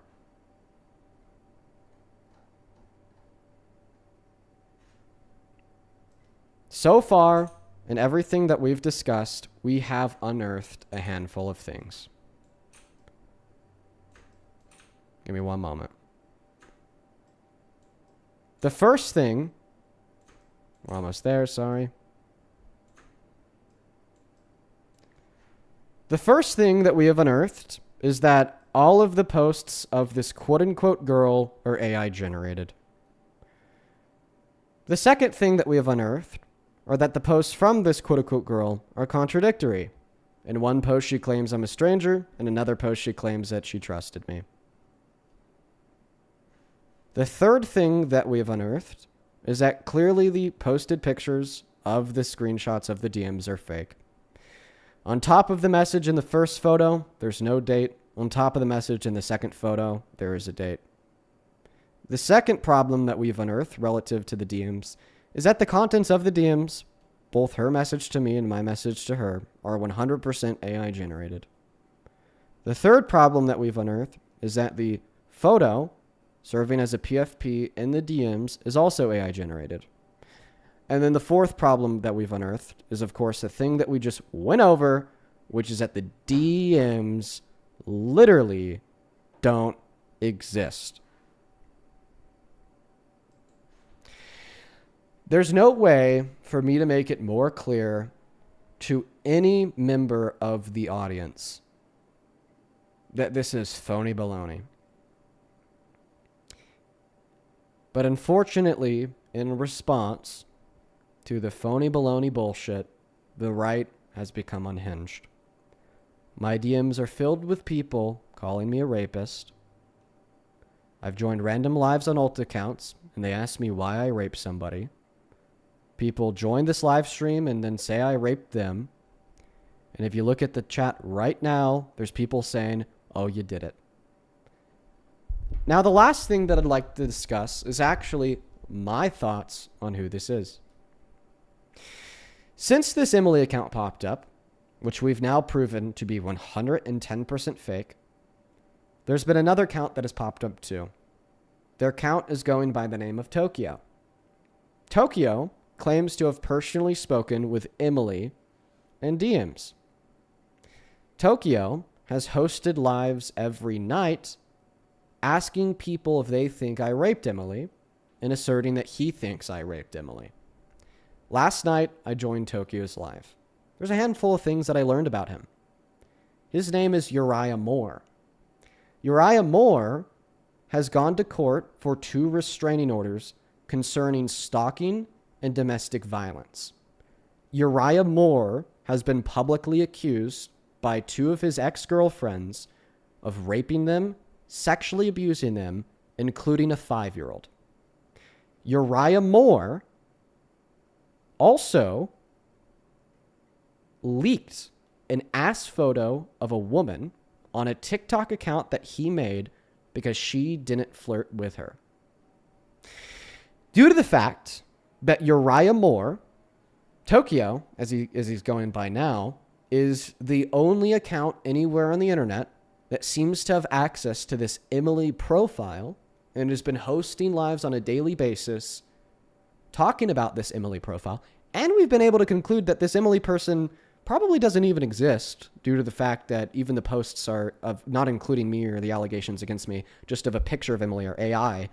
I think that Uriah Moore is Emily. Why would Uriah Moore do this? Uriah Moore has been an underground debater over the course of the last 3 years on TikTok lives. He's a pro-lifer. Uriah Moore has a lot of intersex with myself in smaller abortion debate lives. And over the course of the last couple of years, Uriah Moore has always been this way. When pressed on his live stream last night, Uriah Moore said, "Yeah, I admit to you, there's probably no evidence of this, and this probably proves it wrong, but I'm just going to do it anyways." So that's where we're at, guys. And there's actually something else I wanted to talk about too.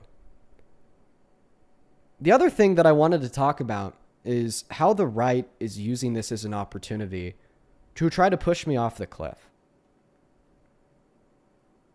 There's another creator by the name of the Hoff. If you've watched this broadcast in the past, then maybe you've seen conversations between me and the Hoff. The Hoff is a creator on the right who hosts anti-left lives, debating liberals and leftists on ICE, abortion, the SAVE Act, and the Trump administration. He posted a video on his TikTok account saying, "Maybe I raped this fake person." He was live. Then I actually joined his live and I showed him everything that I just showed you guys. And then he quadrupled down on it. He said, "I've never been more confident." And then every other Trump supporter on his panel said the same thing. I told them that these types of false allegations are beyond disgusting. Beyond disgusting. And if I was not of a more confident position in my mind, because I would never do something like this, these same attitudes have driven other people to suicide. And they didn't care. The right doesn't care. They're peddling the same bullshit. And now every day that I go live, including in the chat on TikTok today, more people are creating more fake accounts, typing in my TikTok comment section, "Dean raped me." Over the course of the last 24 hours, following the creation of this fake AI-generated Emily account that we've proven to be false with use of different means, I've probably been accused of raping now upwards of 400 people. And if you're in the TikTok stream and you look at the chat, every minute that number grows by about 5. This is my appeal to anybody with common sense and common decency. Don't do this. Not to me, not to anybody else. Intentionally peddling false allegations of rape is one of the worst things that one person could do to another. People have ended their lives over false allegations. People have had their lives destroyed by false allegations. And not only does a false allegation impact the individual that's being falsely accused, but it also impacts the entirety of the survivor community. every day in America and across the globe, there are way too many people that are raped, people that are assaulted, people that are abused, and people that are taken advantage of. And they're not believed. There are countless instances that you could name, I could name, we all could name. Maybe even this is a personal experience of yourself, of being taken advantage of, confiding in your family, maybe a counselor at school, somebody that you trust, and them not believing you. Why? Because of shit like this. Shit like this drives victims to not be believed. Shit like this drives individuals that are being falsely accused to end their own lives and have their careers and reputations destroyed. Be better. This does not have to be right versus left. You can be a Republican and not be an inhumane, absolutely far gone, in the weeds, way off in the field. Let's try to get people to kill themselves because we don't like them by falsely accusing them of rape. That mindset is not exclusive to people on the left. But I will say that many people on the right have been putting the legwork in to making that mindset exclusive to people on the left.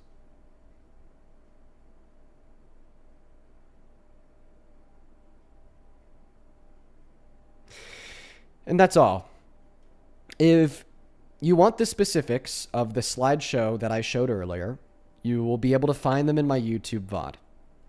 And if you're wondering why I've spent so much time dwelling on this, and why I'm still talking about it right now, it goes far beyond the fact that this is reputationally damageable to an inconceivable degree. It's because I myself have experienced sexual violence. The last 4 days, I've been crying myself to sleep over this. I'm not even kidding. It has been the most pathetic thing ever.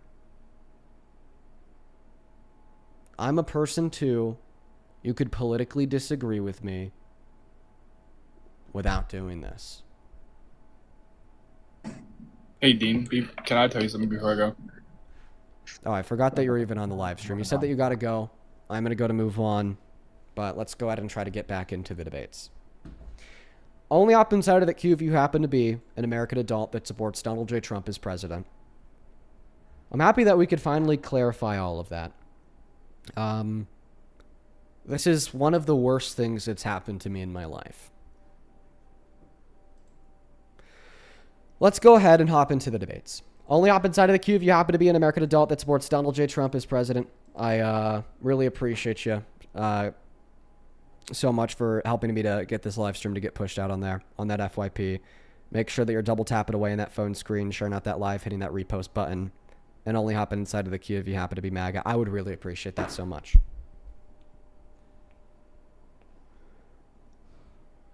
Hey, welcome. Hello? Do you support Trump? Yeah, that's correct. How old are you? 32. And what time is it? Wait, Dean, can I ask you a question?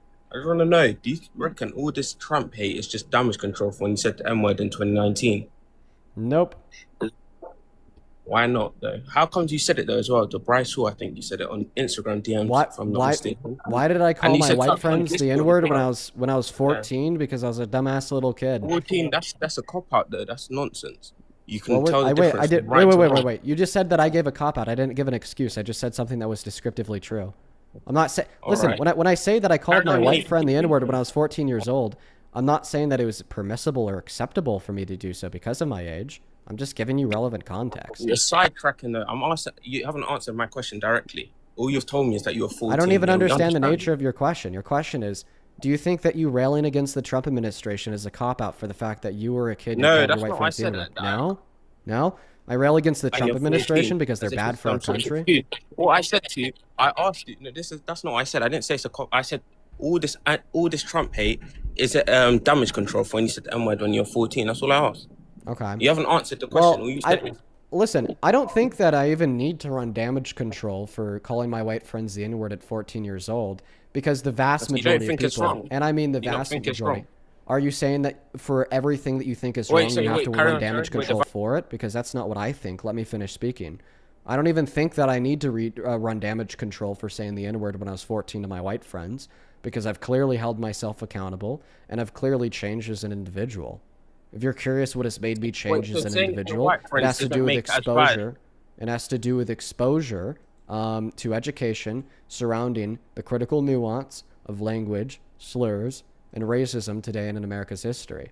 And it is, in fact, this education and which has led me to run the live streams that we're on today to turn around and try to change the minds of other individuals. This is all just it's a violent hate campaign from the right. It's a violent hate campaign from the right. You just learned that you can't call me a rapist anymore, Julia. Thank you so much for the flying jets. So now you're just back to the same antics that you've been running for years. Now you're going to virtue signal about me saying the N-word when I was 14. You don't care about that. If you cared about me calling white friends the N-word when I was 14, then you wouldn't be on a live stream supporting somebody as president whose entry into politics was saying that a black man was born in Africa and that's why he should be denied from the presidency. You don't care about that, or else you would also care about Donald Trump. Sit down, refusing to rent to black individuals in the 70s because of the color of their skin. You don't care about that, or you'd be concerned with Donald Trump depicting black people as literal monkeys on Truth Social. It's just a virtue signal. I've held myself accountable. Okay, I've apologized, and I've changed as an individual, and that's clear as day. But the thing is, though, I don't think you've held yourself accountable, or your fan base wouldn't keep saying it's just a word, it's just a word. Like, this is why I see you in the same light as Trump. You're arguing against him being racist, this, that, and the other. Just because you held yourself accountable is nonsense. It's a cop-out. 14's older. I don't know. What's so funny? Well, what's funny is the position that I'm going to have you in right now. Do you think that it's possible to change from doing racist things like calling other white people the N-word to no longer doing racist things by not calling white people the N-word? So you can't change from being racist? No, I can't change from engaging in racist actions? Nah, definitely not. Definitely not. 100%. What's the argument for that? Nah, it's definitely not. Sorry? What's the argument? It's in your nature. You're just better at hiding. It's in my nature? Yeah. It's in your name. 100% is. 100% is. Okay. Because you said this stuff. So when you say it's in my nature, what do you mean by that? That was your true character when you're 14. Now, wait, you think that individuals' true characters are the most exemplified at 14 years old? 100% not. That's not what I'm saying. But you weren't able to. So I just want to clarify. It's in the true character of adult professionals to pick their nose, eat the booger, then shit their pants. Yeah. Because I know a lot of like 13-year-old and 14-year-olds that do that shit. How does that even correlate? How does that even correlate to what I said? What's the correlation? Do you think that it's always racist for white people to use the N-word? I do. Do you? 100%. Yeah. Okay, so then why do you support Trump? Then why do you support Trump? Because he's a better president than that other Camilla bitch. Like, why not? Yeah. This guy thinks, this guy's definitely anti-racism, but then he's gonna call the black woman a bitch. No, like 100%, 100%, 100%. You know what? Let me ask you a couple questions. Do you believe in the existence of systemic racism? No. Oh wait, you don't believe in the existence of systemic racism? No, wait. So I have a question. I have a question. So why would it be the case that it is racist for a white individual to call another white individual the N-word if you don't believe in systemic racism? Because the nature of why it is racist for a white individual to use that word has to do with its systemic pressures. So what are you asking me to answer? Oh, the question that I just asked you. Were you not tracking? Can you just repeat it? Oh, no, because I don't expect you to be able to change from a state where you won't be able to comprehend the question into a state where you will be able to comprehend the question. It is just simply a fact of your nature that you won't be able to understand the questions that I'm asking you. No, I'm not 100%. I'm able to understand. I'm just Oh, well, if asking you to were repeat the able to question. understand the question, then why didn't you understand it the first time? You're a little kid, bro. Like, how old are you? 20. So, like, repeat the question. Like, why do you keep going back and forth? Repeat the question so I Sure. can answer it. So you said that it's always racist for white people to use the N-word, but then you went on to say that you don't believe in systemic racism. So what's the argument for why it would be always racist for a white person to use the N-word in absence of systemic racism? Because I would argue that the reason in which why that is always racist has to do with systemic influences. Well, not really, though. Okay. What are you talking about? Okay, But so can you answer my then what's my your original argument question insofar anyway? as why I don't that's really wrong understand. to use absent systemic That's not the point, though. influences? That's not- Okay, so you're just going to completely avoid the question? Right. Yeah, laugh it off. Cope, laugh it off. Cope, laugh it off. We are doing damage here to the right. Hit that follow button, folks. Follow along. Be part of what we're doing here. Because what we're doing here is powerful. What we're doing here is powerful, folks. I mean, if this is what the right has reduced themselves to, you know that they are scared. Darcy, thank you for the galaxy. There's a reason why this is one of the largest live streams on TikTok. There's a reason why we have so many people watching. It's because what we're doing is powerful. What we're doing is meaningful. What we are doing is changing minds. Thomas, thank you for the galaxy. Jules, welcome in. Do you support Trump? I do, Dean. How old are you? I'm 19 years old, 12th of April, 2007. I know the drill. What time is it? It is 6:44 p.m. for me right now. What state are you in? I'm in Texas. What's the capital of Texas? Houston. Okay, what's one state to the south of Texas? Fucking Mexico, dude. Oh. Can we get on with the debate, please? Oh, okay. Okay, all right, yeah, okay. But no, the capital of Texas is not Houston, it's Austin. Let's go to get the next guest connected. Only up inside of the queue if you happen to be an American adult that does indeed support Donald J. Trump as president. Let's go to get the next guest on the live stream right now. Only do up inside of the queue if you happen to be an American adult that does indeed support Donald J. Trump as president. Let's go to get the next guest loaded up inside of the box right now, folks. Let's also go to put those rules up on the live stream. But anyways, I hope that we just laid that to rest. Listen, if you want to support me, if you want to support the live streams, if you want to support the work that we do here, you could find a link tree on my Venmo and my PayPal and the link tree in the bio on my TikTok account. You could also find the handle at the top of the phone screen right there. It is just my name, Dean Withers, without the letter E in Withers. Just make sure that you get every character right, unless you'll send it to a fake account. Same thing goes for the pin message over on the YouTube stream. I have a bunch of people to thank. We're gonna have to split it up. I'm so grateful for the love, you guys. Welcome in. Do you support Trump? Sub? Hello. Okay, you were in the bath. By the way, I'm not in the bath. By the way, if there was anybody particularly interested in clipping up, the last segment, like I said, you're going to be able to find that living on my YouTube VOD. Everybody and anybody has, my permission to take that recording and, shoot it far and wide across the lengths of the internet. America First, do you support Trump? Yes, I do. How old are you? 18. What year were you born in? 2008. Where are you right now, bro? Are you in like a fucking Mickey D's playhouse? Nah, I'm at work. Where do you work? Huh? Well, where do you work? I work in an adventure park. Bro, are you kidding me? Are you fucking What? Dude, go. I'm sitting here on my phone. I'm not doing nothing. I'm on break. Okay, all right. I've quite a few people to thank, but because you're on break, I'll just let you start the argument. Take it away. Listen, I support his border policy. I support ICE. I have a couple just of his core values of a Republican. I do support the war with Iran. You know what? I actually have to ask you a question. You work with kids. How do you feel about Donald Trump admitting to sexually exploiting naked women and kids on Howard Stern's radio show in 2005, and being credibly accused in the Epstein files of doing things? And you're accused too. So what does that have to do with anything? What does him admitting to sexual violence have to do with he didn't admit false? to sexual No, let me violence. finish speaking here. What is him admitting to sexual violence have anything to do with a fake AI generated profile posting contradictory and false messages which have been proven to be false? You just said that I'm accused. That is a lie. What could possibly be the relevance of a fake accusation against me that has been proven beyond any reasonable or any shadow of, it's not even just proven beyond a reasonable shadow of a doubt that it's fake, proven beyond any doubt. You literally can't have any doubt to the fact that that's fake. Not only did I show that those DMs don't even exist, I showed that the DMs are clearly digitally faked because one had a timestamp and the other didn't. I showed that like this whole profile is literally AI generated by allegedly by a man of the name of Uriah Moore, who was accused of sexual abuse and domestic violence against ex-girlfriends and children.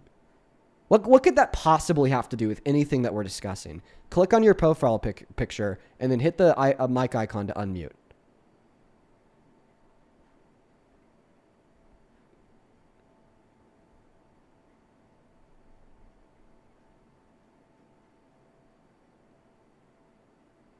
Are you too scared to unmute, child? No. Okay. No, So no. yeah. What about that obviously preposterously fake allegation from an AI account created by likely a man named Uriah Moore who's guilty of sexual violence, domestic violence? What could that possibly have anything to do with what we're discussing? Well, you're talking about the accusations of Trump. I mean, this is pretty on point. You can't say something okay, about someone okay. else when you're accused of it too. I thought that we just went through this. You are just simply too stupid to understand. Though. It doesn't make you not guilty. I mean, Okay. So you're saying it doesn't make me not guilty? Yeah. I've proven that I'm not guilty. No, I mean, I didn't think that was really good facts, honestly. You can delete messages. You can go on a different account. You can have a bad screenshot. What? Just because she ChatGPT the message, what does that have to do? Why can't she ChatGPT the message? Wait. Not only was the message that she sent to me AI generated, but the message I sent back to her supposedly was also AI generated. It was, AI detectors stop can be talking. wrong, right? Stop talking. It can be wrong, right? You said that I could have just gone to another account when I showed that I didn't have any DM history with this individual. In the screen recording, I showed that I was on my main account. You said, couldn't I just delete the messages? In this screen recording, not only did I show that there was no message history, but I also showed that I wasn't even in the DMs of the account due to the fact that I only had the availability to. Oh, I could have paid off TikTok, really? Yeah, okay. Well then F, in the screenshots that this individual posted to the account, they were fake due to the fact that above the same message in the first screenshot, it showed a date and time, and above that same message in the second screenshot, it did not show a date and time. I think you paid off TikTok, Dean. I think that's what's going on. So you're saying that I had TikTok not only digitally alter my DMs with that account, but TikTok also digitally altered the post on the account? Sure. I mean, yeah, TikTok can do a lot of things, They're run by the Chinese government. Convince us why it's reasonable. Convince us why it's reasonable to convince us why it's reasonable to believe that. I just think that you guys are just so fucking despicable. Like, no, honestly, I never dude. Said you did no. Honestly, Honestly, bro, just like fuck you. Like, you are so desperate to try to wear me down. Why would you ever do this to another person? Why would you ever do this to another person? If it's proven wrong, I do agree with you, but I'm just saying it hasn't been proven wrong. I absolutely okay. To me, it hasn't been proven wrong. I proved it wrong by showing that the DMs were fake. Fuck you. And listen, it can be fake. No. Did I show?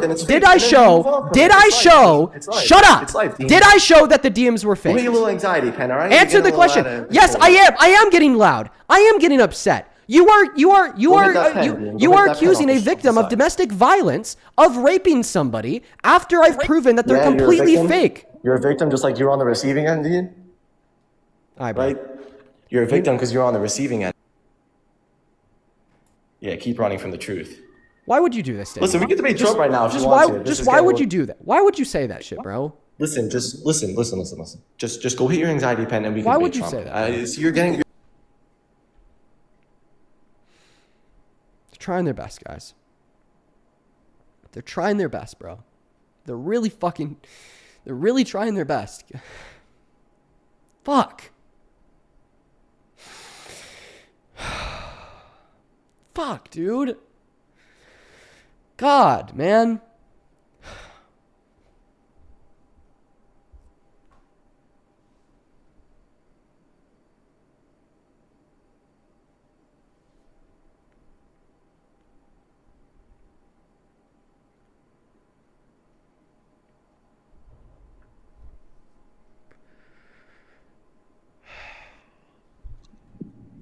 Do you support Trump?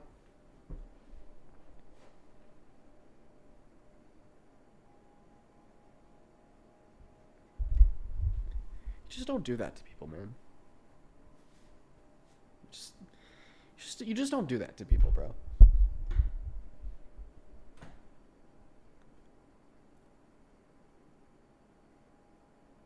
You just don't.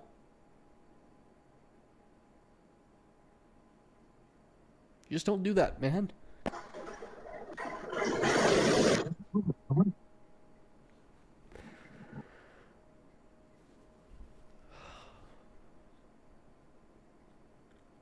They finally found their way to get to me. You know? They're always looking for that way. And they found it.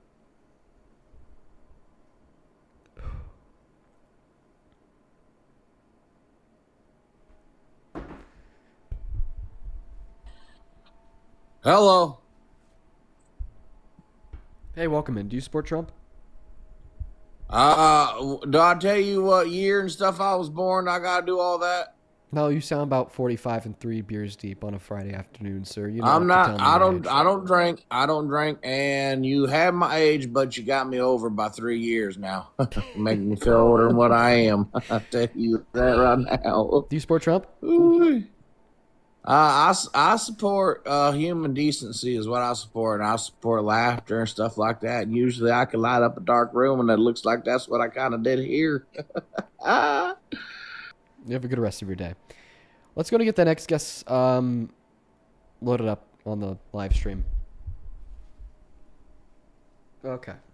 All right. Only up inside of the queue if you happen to be an American adult that supports Donald J. Trump as president. I'd really appreciate that. Let's go and hop back into the debates. We got Ricardo loading up inside of the queue. Hey, welcome in. Do you support Trump? On some issues, yes, on some issues, not. I'm really sorry for what's happening to you, man. It's how old are you? I'm 18. 3rd of October 2007. Yeah. What year were you born in? 2007. Okay. And what time is it? I'm in London right now. It's Okay. 0:56. We are just looking for Americans, so you have a good rest of your day.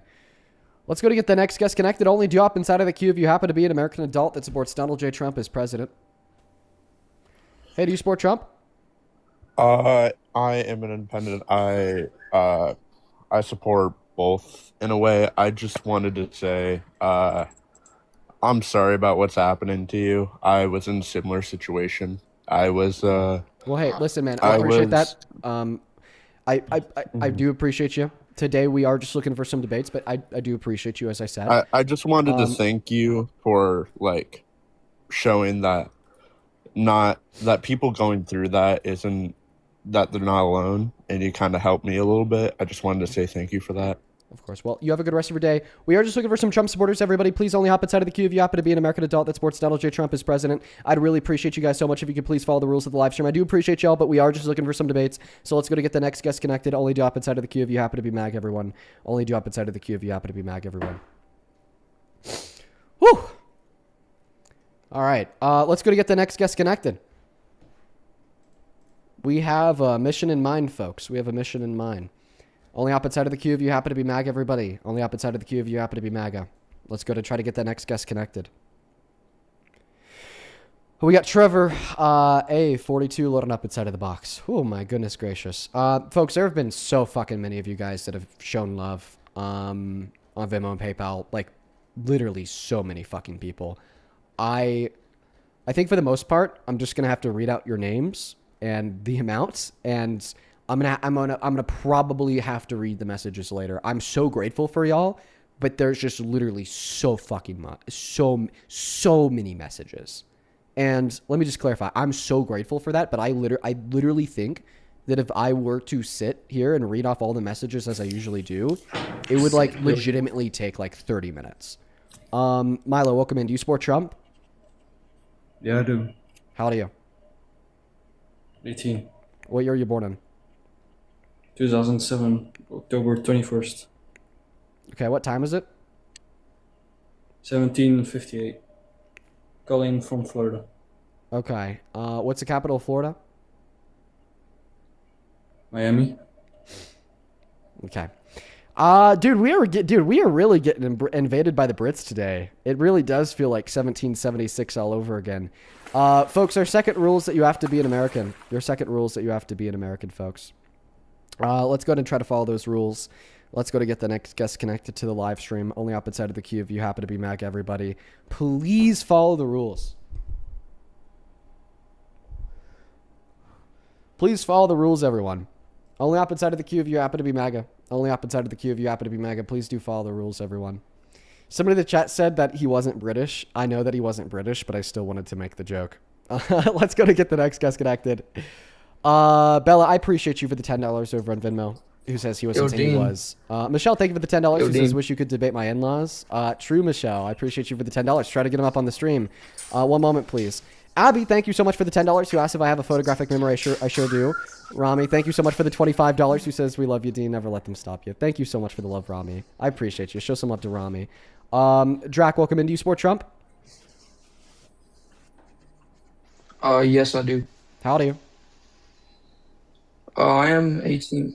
I'm 18. I just turned 18 3 days ago. Okay. And why do you support Trump? I support Trump because he wants to end the Ukrainian war. Okay, wow. All right. So let me know how you respond to these facts. So before the election, I'm going to have to mute you because you got a bit of background noise. Before the election, Donald Trump said that he wants to defund Ukraine because we shouldn't be giving them any of our money. Kamala Harris ran on continuing to back Ukraine and give them as much support as they need to end this war and reclaim the land that was stolen from them. Donald Trump won the election. Donald Trump defunded Ukraine. Due to that, and Ukraine therefore being weaker, Russia started to hit Ukraine the hardest they ever have. We saw the most casualties, we saw the most bombs, and we saw the most deaths.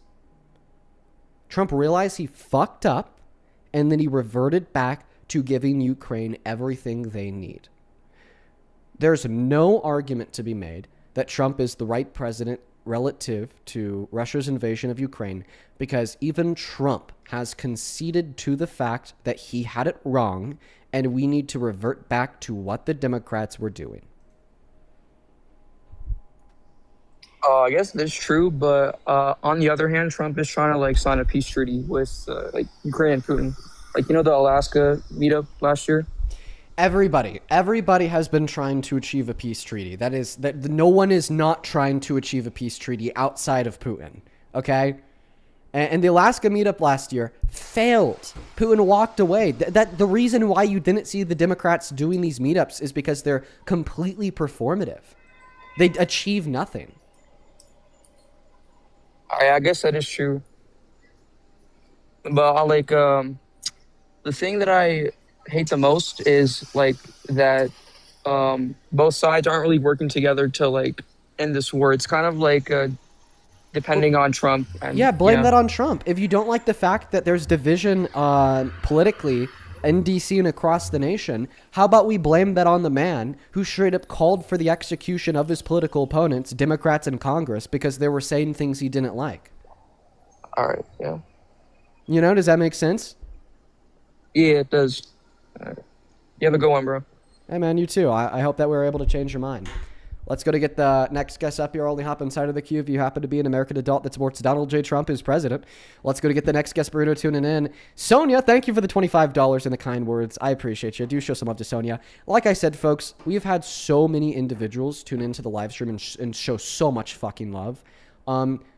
Just for the next couple thank yous, I will not read the messages out loud, but I want you to all know that I'm either reading them to myself right now, or will read them to myself later. just because of how many individuals I've shown love over the course of the last 30 minutes or so. I think if I were to read them all out loud, it would take me the better part of an hour.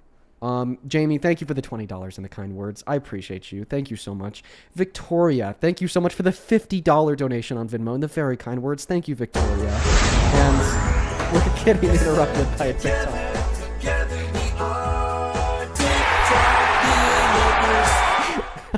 Holy fuck. Justin! What the fuck, dude? Thank you so much for the TikTok universe. Show some love to Justin down below in that chat for the TikTok universe. I really appreciate you so much for the love, man. That is fucking ridiculously kind of you. Show some major love to Justin down below in the comment section for the TikTok uni. I want to see so much love for Justin down below. Sincerely and genuinely, thank you so much from the very bottom of my heart. That is ridiculously kind of you. Same thing to you, Juliana. Thank you for the $20 donation on Venmo and the very kind words. Thank you so much, Juliana. Joseph, thank you for the $25 donation and the very kind words. Thank you, Joseph. Patty, thank you for the Patsy. Sorry, thank you for the $50 donation on Venmo and the very kind words. Thank you so much. Emma with the $15 and the very kind words. Thank you, Emma. Lori with the $20 donation and the very kind words. Thank you, Lori. Kimberly with the 10 and Harmony with the 25. Thank you two so very much for the love. And then fucking Michaela. Thank you for the $150. And Margaret, thank you so much for the $100. What the fuck? I really appreciate you so much, Michaela. Thank you so much, Margaret. That is insane. Thank you so much. The two of you guys, thank you so much. Michaela says, you don't deserve any of this. I wanted to express extreme gratitude for being in my ears daily. Hello? You always have my support. Never give up. Thank you so much, Michaela. Please show some love to Michaela. And then Margaret with $100 says, keep up the important work that you do. You're stronger than any of these people. Thank you so much for the $100, Margaret. I really appreciate the two of you. Thank you guys so very much. Welcome in No Name. Do you support Trump? Yes. Okay, how old are you? 18. Okay, I have a lot of people to thank. You're going to be hanging out with me for like a couple minutes here. Just hold on. Miss Rebecca, thank you for the $20 and the very kind words. Thank you, Rebecca. Amanda, thank you for the $20 and the very kind words. Thank you, Amanda. I read your message. Michaela, thank you for the $10 and the very kind words. I read your message too. Clarissa, thank you for the $10. And Tina, thank you so much for the $50. Who says, when they go low, we go higher. I appreciate you so much for the love, Tina. Let's get 500 Tina W's. Delina, thank you for the $20. Who says, love you, Dean, and a handful of other kind words. Thank you so much, Delina. And then Christina, thank you for the $10 and the kind words. Mark with the $50 says, we love you, Dean. All the love in the world to you too, Mark. Thank you for the $50, man. Jess and Brooke, thank you both for the $10 and the very kind words. Christopher with the $10 and the very kind words. Thank you, Christopher. Michaela, thank you for the $50. Who says, you don't deserve any of this. You are loved and cared for. Thank you so much, Michaela. Ollie, thank you so much for the $15 and the very kind words. Sakura with the $25 and the very kind words. Allie with the $50 says, say strong, Dean. I really appreciate you so much for the love, Allie. Thank you so much.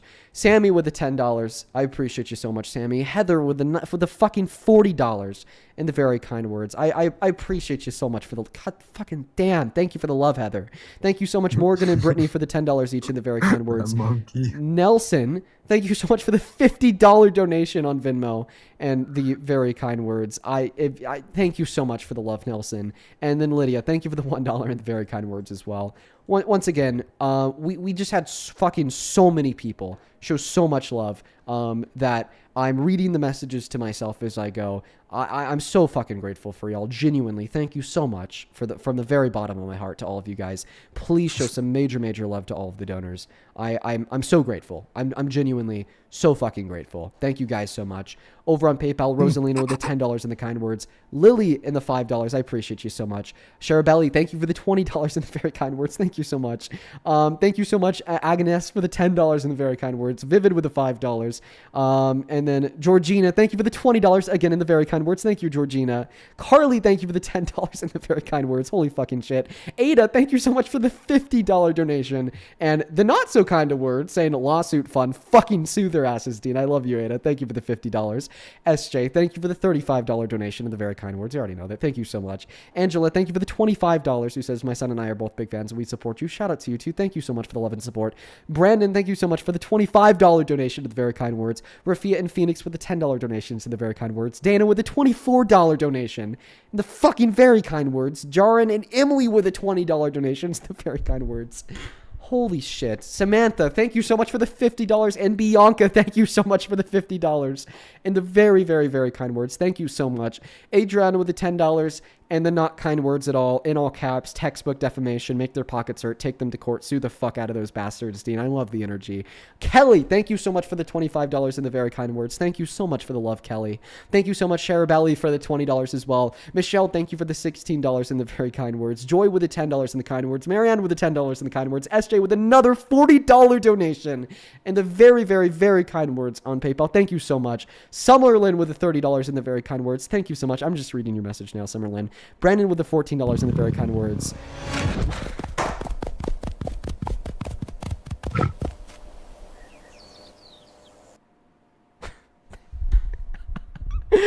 Thank you so much for that. What the hell even was that? I appreciate you so much. I appreciate you so much for whatever the fuck that was. Thank you so much. I really appreciate that. And Monavon, thank you so much for the $64 donation on PayPal, who says stay strong. Thank you so much, Monavon. I really appreciate you so much for that love. And Marianne with the $10. I appreciate you so much for the very kind words as well. We are all caught up on PayPal and Venmo. Thank you so much. Genuinely, for everybody. Fucking thank you so much. I don't even know what to say. I'm genuinely lost for words. I'm so grateful for you all. There were literally so many messages there that there's no way that I could have read them all off. I read every single one of those to myself, or plan to read them later. We still have so much more to go on Super Chat. We're going to hold those off just a little bit so we could hop into the debate. I'm so grateful for y'all, genuinely. For everybody on Super Chat, I promise I'm going to thank you guys here in just one moment. Let's just try to kick off this next debate. I'm so grateful for you all. And Astral Debater, thank you so much for the love on TikTok. Why don't you go and take it away, man, and tell us why you support Trump? And for everybody in the comment section, just politely shut the hell up, okay? All right. Oh, yeah, and I would just like to say, like... Everybody in the comment section is now spamming about how some account made a video saying that I support Trump. Use your brain, guys. Just use your brain. Hey, those of y'all who are mad at me for laughing, it was just because a monkey hugged him and gave him a kiss, all right? That's Go ahead all. and take it away. Tell us why you support Trump. So, look, I like Trump because he's trying to get the illegals out. Okay. All right. Mass deportation. Let's start there. What is one articulatable benefit of mass deportation on America? What's one way that it's made our country better over the course of the last year and a half? Well, first off, they're just automatically criminals because they're sneaking into the country, so they can't be too good of human beings if they're criminals. Okay. And I would assume that you'd hold the same standard to Trump, the 34-count felon adjudicated rapist. Yeah, I don't think he's a good guy, but okay, I like him for that reason. Okay. And then when you make that implication, well, they're not too good of human beings because they're criminals, you're making the implicit assumption that the law is a standard of morality. Okay, and that by breaking the law, you were doing something immoral. I actually want to ask you a question. If you were a parent, would you take a bullet for your child? Yeah. Okay. If you were a parent, would you kill for your child? Yeah. Mm-hmm. Oh, but you're telling me if you're a parent, you wouldn't illegally cross a border for your child? Nah, I already have somewhere to live. Okay. It's not like they... So you think that killing somebody for your child doesn't make you a bad person, but illegally crossing a border it makes me for a your bad child person, but I would still do it. Okay. Well, here's what I'd say. The reason why I'd say that the vast majority of undocumented immigrants are not bad people is because they're not crossing the border illegally with malice intent. The reason why there's been so many undocumented immigrants who've come into America is because the legal means of entry have been significantly neglected and significantly depraved for all of modern American history. Our Congress has made it way too expensive, and our Congress has made the process take way too damn long. To become a citizen, you wait on average 10 to 20 years and you pay upwards of $30,000. And there are so many people living in such depraved conditions in all four corners of the very flat earth that we live on that opt for undocumented entry to provide a better life for them and their family today. Okay? I don't think in virtue of wanting to provide a better life for you and your family and actively supplying and contributing to this country that they came into with the use of undocumented means by contributing to the GDP and paying taxes that you are, in virtue of those facts, a bad person. All right? Do we need to do something about it? Yeah. Okay?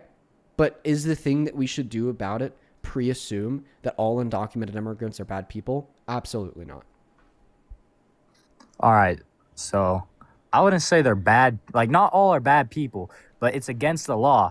Mm-hmm. So they should definitely have some sort of punishment or something like that. And then also, I mean, I'm surprised you didn't bring this up, but a lot of people also say, oh, they're working jobs, which is useful, but I would say that's actually not useful. They don't have an American education, and they're also coming from a lot of third world countries and stuff like that. So, like, there's uneducated people working jobs, serving food. Sometimes where I live, when I go to McDonald's, the person taking my order barely even speaks English. Okay. So the first thing I'll say here is that you're arguing that people like working jobs in the economy is not useful to the country. Well, then I just think that you're economically illiterate. Yeah, it is kind of an economic consensus that undocumented immigrants' contributions that are upwards of $1.1 through $1.7 trillion to the GDP annually and upwards of $100 billion per year in tax paid on the federal, state, and local level are useful to the country. I think that you would have to be an idiot to deny that. I don't think that you could possibly give an argument to justify that. And then second of all, you're saying, oh, well, the person who takes your order at McDonald's barely speaks any English. Well, the basis of what language you can speak or are fluent at speaking is not the arbitration for your legal status. There are legal U.S. citizens born here who barely speak English. So saying that because an individual's not fluent in English, therefore they're an undocumented immigrant is an unreliable mechanism to capture truly who is and is not an undocumented immigrant. Well, they're getting hired because they'll work for cheap. Because over in their country, the average job probably pays, what, like $4 an hour. So they'll work for $5 here, and any business wants to hire them. Okay. And they're taking jobs and working them worse. So I'm sure that you're not familiar with this because this would require an education. But the third section of the 14th Amendment is the Equal Protections Clause. Undocumented immigrants actually have equal protections under the eyes of the laws as U.S.-born citizens, which means that like minimum wage laws also apply to them. Is it true that undocumented immigrants on average do work for less? Yeah. Why do you think that is? Because the country they came from, the average job pays, probably so much less than minimum wage here. Yeah, that's actually not true. Would you like to know why I know that's not true? It's because legal immigrants who also come from similar countries do not get paid less on average compared to U.S. citizens who are born here. So that must not explain why they accept lower wages. So what does? I don't know, man. I don't know. I'll tell you. The thing that explains why they accept lower wages on average has to do with the fact that they are an undocumented immigrant. Okay, they have less bargaining power because they don't have long-term survivability in the market. They could be deported tomorrow and their employer could even use that as leverage over them. Well, how do we fix that? We give them a pathway to residency or citizenship. We make them a resident. We make them a citizen. And then without any material change in their employment, they will be getting higher wages on average. What does that mean for the economy? More GDP growth? More taxes paid? Okay. More contributions towards buying goods in the market? More economic productivity for American producers? Better conditions for everyone? So basically what you're telling me is that if we were to offer undocumented immigrants a pathway to residency or citizenship, everyone would be living a better life. No. Okay, well then you have... becoming overpopulated. Oh, America's becoming overpopulated. And what's your argument for that? Just the fact that, I mean, I don't know for sure, but I believe this year it's been like one of the hardest years to find jobs ever. Okay, so you're saying if it's hard to find a job, then America's overpopulated. So would you argue that 100 years ago during the Great Depression that America was overpopulated? Nah. No, even though it was really hard to find a job. So you must be wrong. Well, do you know why that was? I'm actually asking. Yeah, because of degraded economic conditions. The same type of degraded economic conditions that we see to be true today in America because of Trump, okay? The reason why it's so hard to find a job right now is because Trump has killed the job market with his tariffs, big beautiful bill, and war in Iran. And by the way, I understand that in the chat on TikTok, okay, there is a new MAGA account about every 5 seconds saying that I raped them, I raped their daughter, or I raped one of their loved ones. The reason why I'm leaving the chat on is so you could see exactly how important the work that we do is and exactly how much it frightens the fuck out of the right. That's why I'm leaving the chat on. That right there is why I'm leaving the chat on. You get to see me debunking what they believe in with facts, and you get to see them in the chat at mass saying that I raped them or a loved one to try to shut me up. That's why I'm not going to turn the chat off. And that is why I want you to hopefully agree with me. Because if they're so scared of me, if they're so frightened of me, if they're willing to do this to me, then what does that mean about what I'm saying? Go ahead and respond to the last thing I said, sir. If you ask me, I'd say that's aura, Dean. You got positive aura, my guy. How about respond to the points that I made in the debate? How about that? What, about how the right is scared? No, the points that I made in the debate relative to why it's the case that the economy is worse off today because of the Trump administration, and how you were wrong in the creation of your argument that there are, worse off economic conditions today related to the job market to do with overpopulation, and how I was able to very effectively dispute that by referencing to you the Great Depression. Okay, well, so I heard you said, why don't we try to get them legal instead?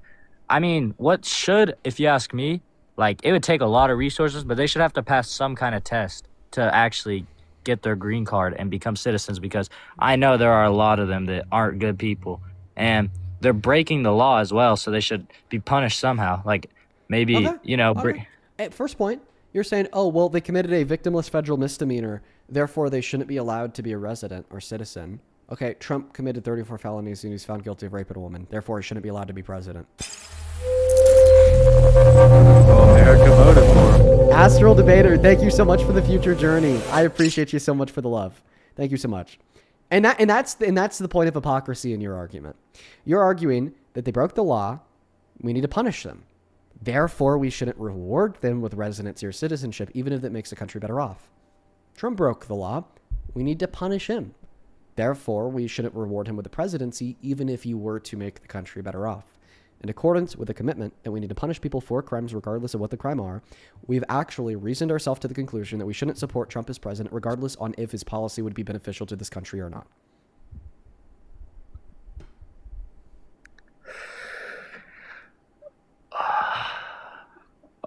I think I lost this one, man. But I still hate illegals.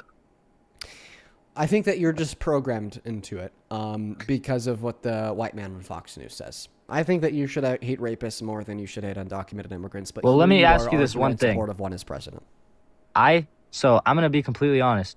I don't actually support Trump. I just support this one thing he does, and I wanted to see if I could beat you in a debate on it. But do you think illegals bring more value to the country or less?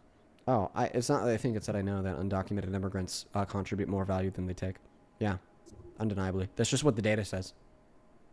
All right. That's that's an opinion impersonal to like my thoughts, desires, or biases. It's just that's what the data says.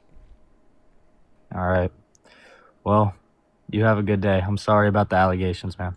You have a good day too, dude. Let's go to get the next guest up here on the opposite side of the queue if you happen to be MAGA. Let's go to get the next guest up here. MAGA is wildin'. MAGA is wildin'. I've fucking so many people to thank. I'm so grateful for the love, you guys. I'm genuinely I've never been this overwhelmed. Like I'm very grateful. I'm very, very grateful. Let's go ahead and try to get that next guest connected. Only up inside of the queue if you happen to be MAGA. Holy fucking shit.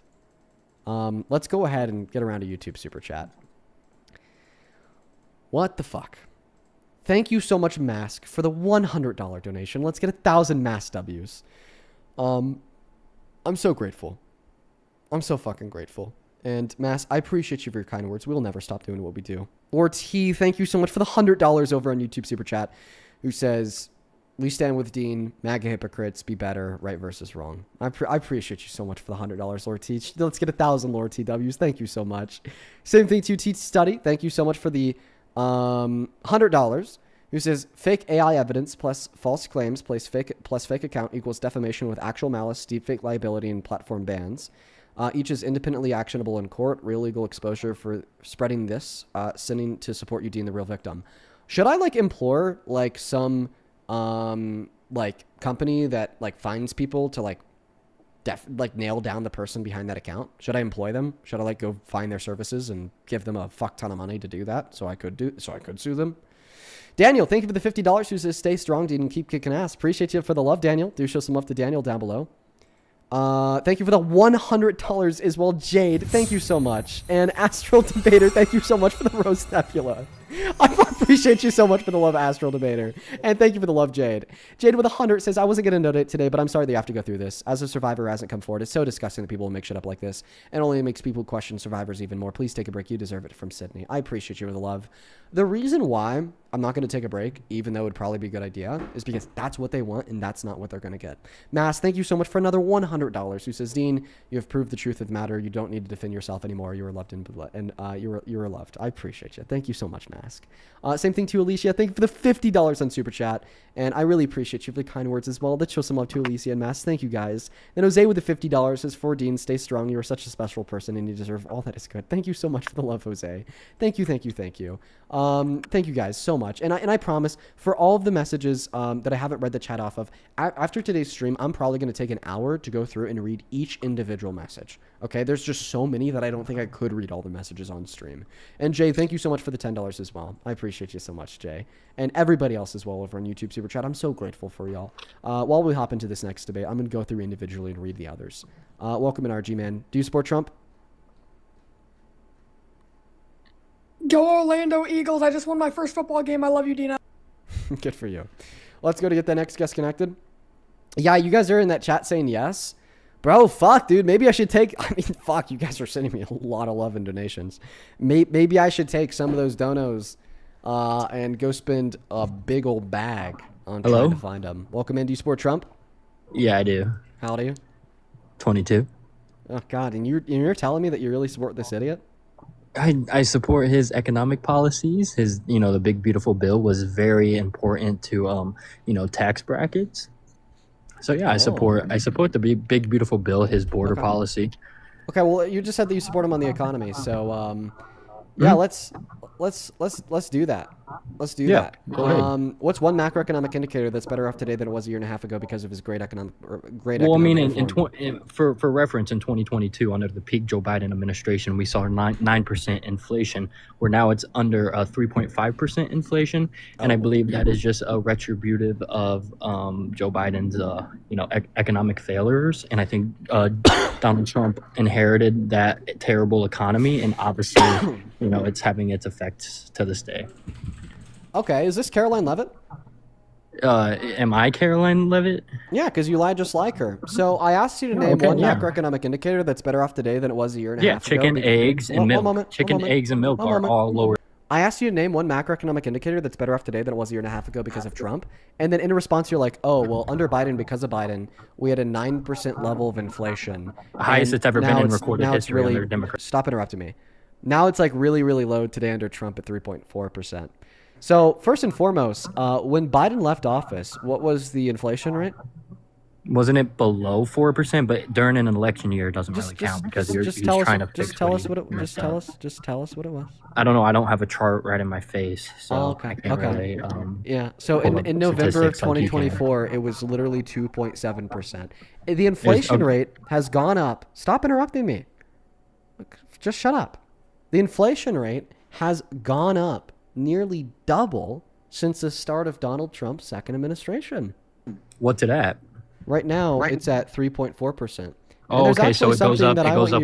Shut up! I'm still speaking. 0 points. Oh my God! I'm gonna kick you if you keep on interrupting me. This is so annoying.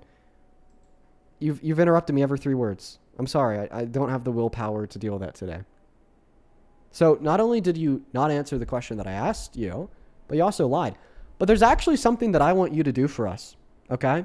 You claimed that the 9% level of inflation that we saw under Biden was caused by Biden. How did Biden cause that? His unnecessary wars when he sent Kamala Harris to go negotiate on U.S. terms in, I believe it was Croatia. And she failed that policy, causing she tried to push Ukraine into NATO, and Russia didn't like that, so Russia felt like they didn't want missiles on Belarus's borders. So Russia, had a self-defense tactic of, Ukraine wasn't even established until 1998. More Russian DNA is in Ukraine than Ukraine itself. The northern Donbass is like 90% Russian. So in a way, it's kind of like an Israel and Palestine situation where Russia has a right to its homeland. Okay. So you're claiming that Russia's invasion of Ukraine caused the inflation And Oh, that's then- just one thing. That's just one thing. I can Well, name one second. another. The You're still US you've Yeah, sorry. interrupted Go me ahead. every 2 words. Go ahead. Okay. If you interrupt me again, unnecessarily, I'm going to kick you.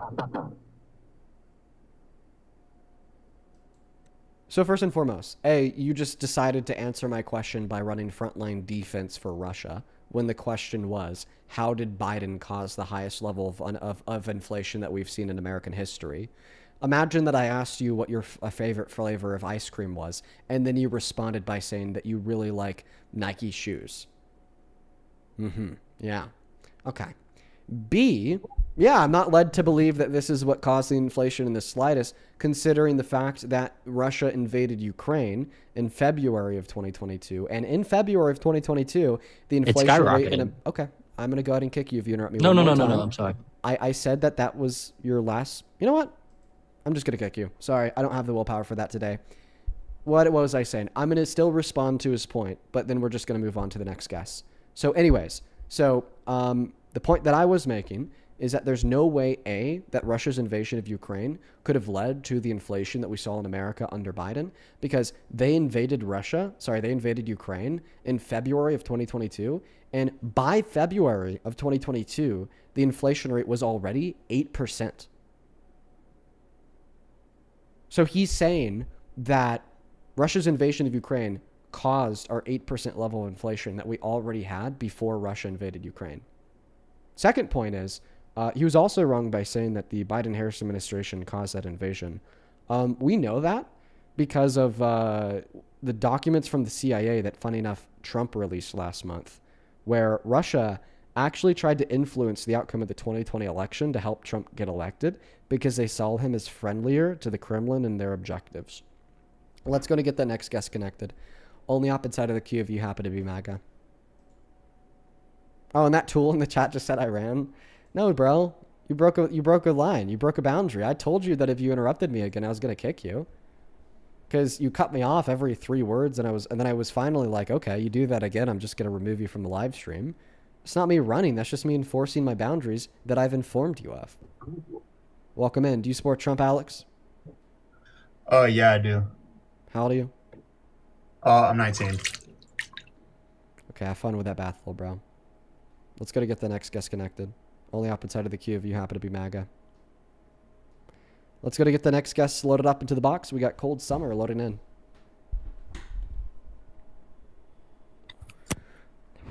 Welcome in. Do you support Trump? No, I do not. But I want you to debate someone in my family. They're an adult. Sorry, I just heard you say no, I do not, and I kicked you. Let's go to get the next guest connected. Only do opposite side of the queue if you happen to be MAGA. Only opposite side of the guest request if you do happen to be an American adult that supports Donald J. Trump as president. Welcome in. Do you support Trump? Wait, can you hear me? Yeah. Do you support Trump? Oh, I mean, yes, to an extent. How old are you? I'm 19. Okay. Yeah, sure. Well, let's talk about it. Before we talk about it, do you mind if I just thank a couple people? Oh, yeah. You guys have been fucking so ridiculously kind to me. I'm so grateful for y'all. Over on Venmo, Rebecca, thank you for the $25. Who says, my daughter and I are hurting for you. I found this. Uriah Moore was born in 1992. He is now 34 years old. We found his phone number in our database, and then it's just his phone number. And then it just gives his address too. What the fuck? Appreciate you for the $25. Yo! What the fuck? Holy shit. Thank you for the $25. Oh, I took a picture of that. Okay. Ben, thank you for the $25 on Venmo as well. I appreciate you so much. Who says keep your head up, as well as you said a couple other things. I'm going to keep that to myself, Ben. Just know that I really do appreciate you.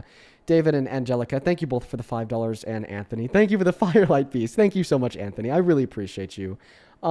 David, thank you for the $5. Michelle, thank you so much for the $25. Who says, Dean, this isn't worth your mental health. I'm so sorry. So many people need and support you.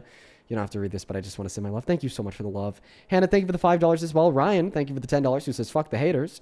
Doria, Jillian, and Liliana, thank you guys for the $5. And then Caroline, thank you so much for the $100 donation on Venmo, who says, well, Dean, I didn't think that it was possible for the vile right to go any lower, but they obviously have. I hope you know what a huge fan I am. Love and support. Caroline, you know I love you. I'm so grateful for you. Thank you, Caroline. And Astral, thank you for that cool-ass little fucking lion thing. I don't even know what to call it. Thank you, Astral.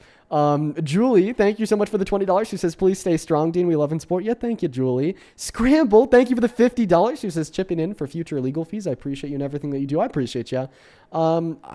Maybe possible legal fees if I'm able to prove the link between Uriah Moore and this account. Evan, thank you for the $5. Sailor, thank you for the $50.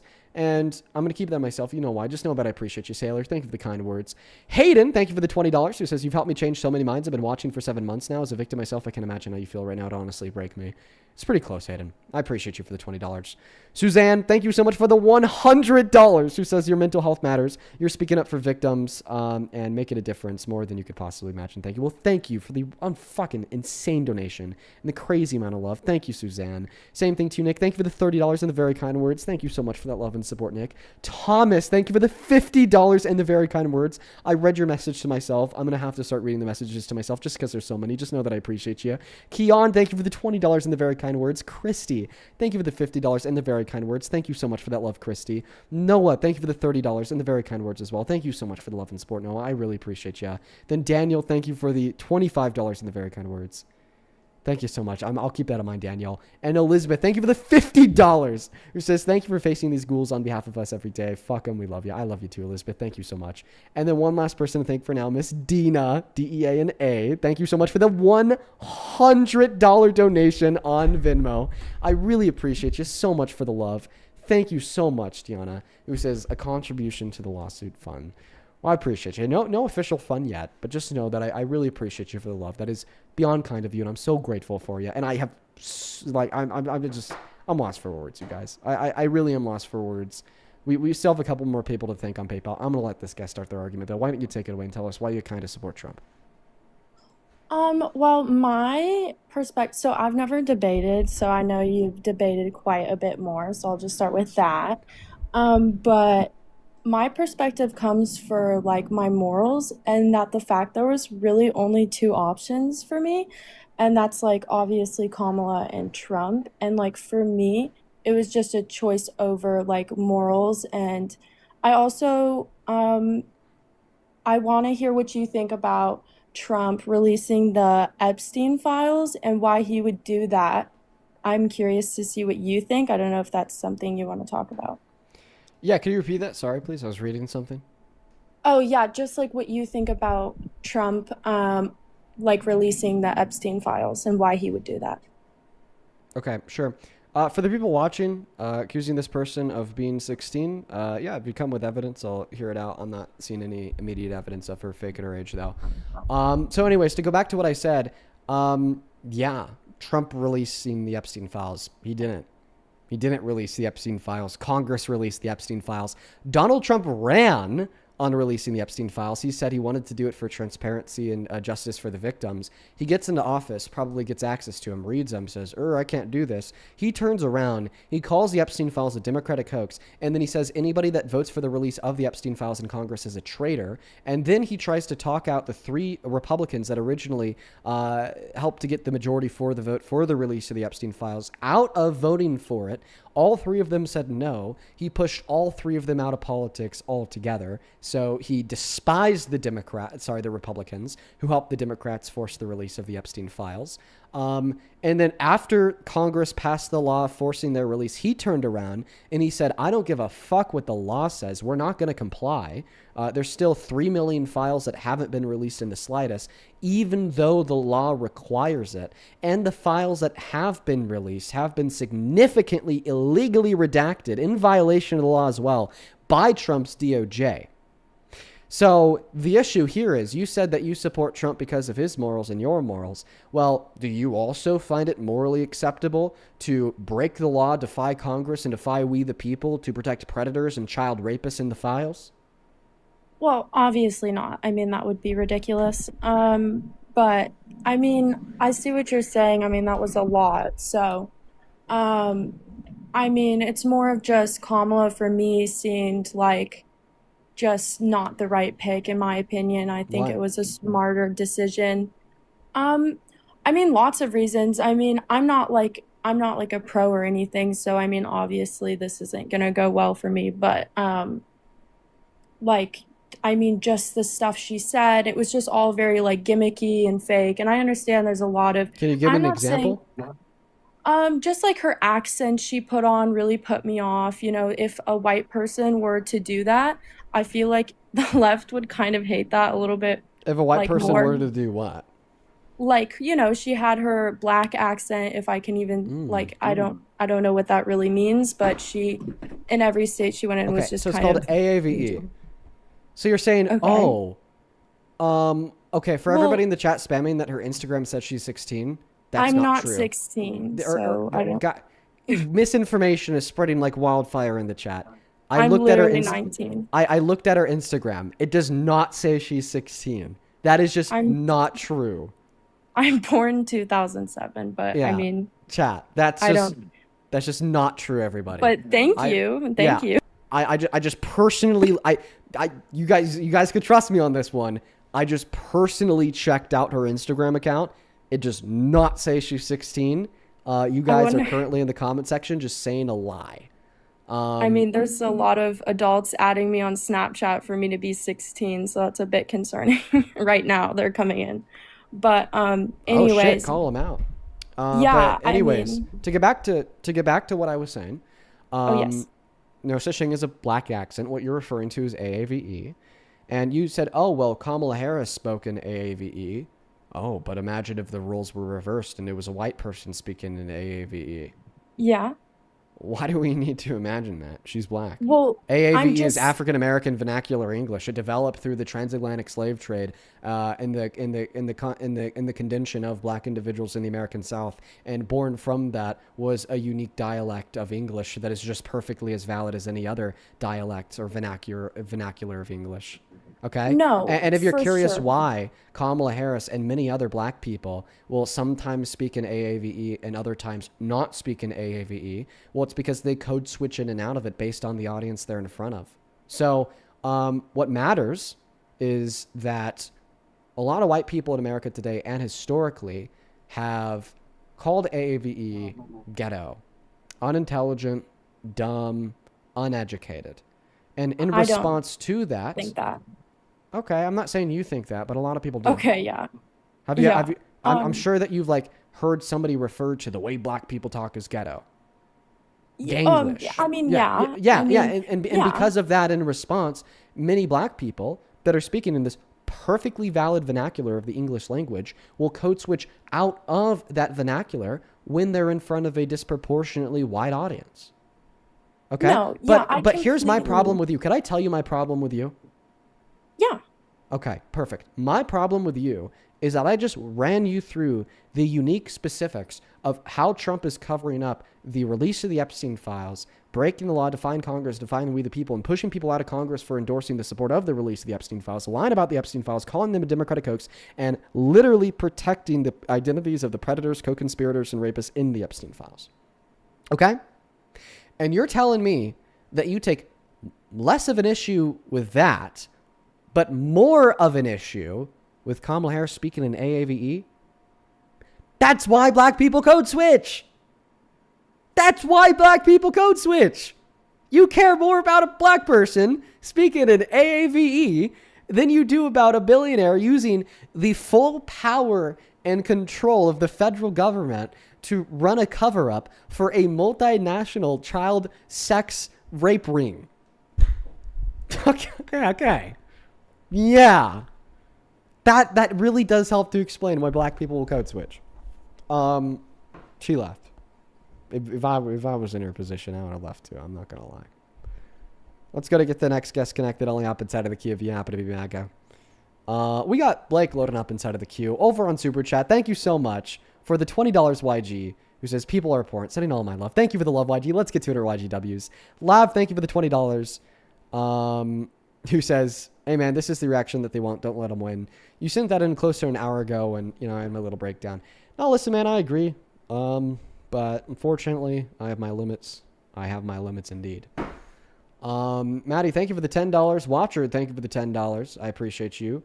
Derek, thank you for the $10. Leah, thank you so much for the $10. Billy with a $20, who says, "Please don't keep anybody up who's purposely hurting you like that last sad subhuman sadistic coward of a caller."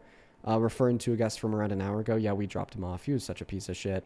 Merritt, thank you for the 27 Canadian dollars. I appreciate you. Thank you so much for that love and support. As well as, let's see here. Huge shout out to Dove over on Super Chat for the $50. Thank you so much for the love, Dove. That is incredibly, incredibly kind of you. Dove does not attach a message to that love. I'm very, very grateful for you. Thank you so much. Thank you, thank you, thank you. Let's go and get the next guest loaded inside of the box. Hello, can you hear me? Welcome in, Tech. Do you support Trump? Yes. How old are you? I'm 18. What year you born 2007, my fault. Magic Floofs, thank you for the $10 over on YouTube Super Chat, who says, "I'm glad it's a better day for you, Dean. I would assume that you just tuned in, but thank you for the optimism." Okay. What year were you born in? 2008. Okay. You're a liar. You just said 2007. You just said 2007. I asked you that question again to make it seem like maybe I didn't hear you, and you fell for it. Let's go to get that next guest connected. We got Dylan loading up inside of the queue.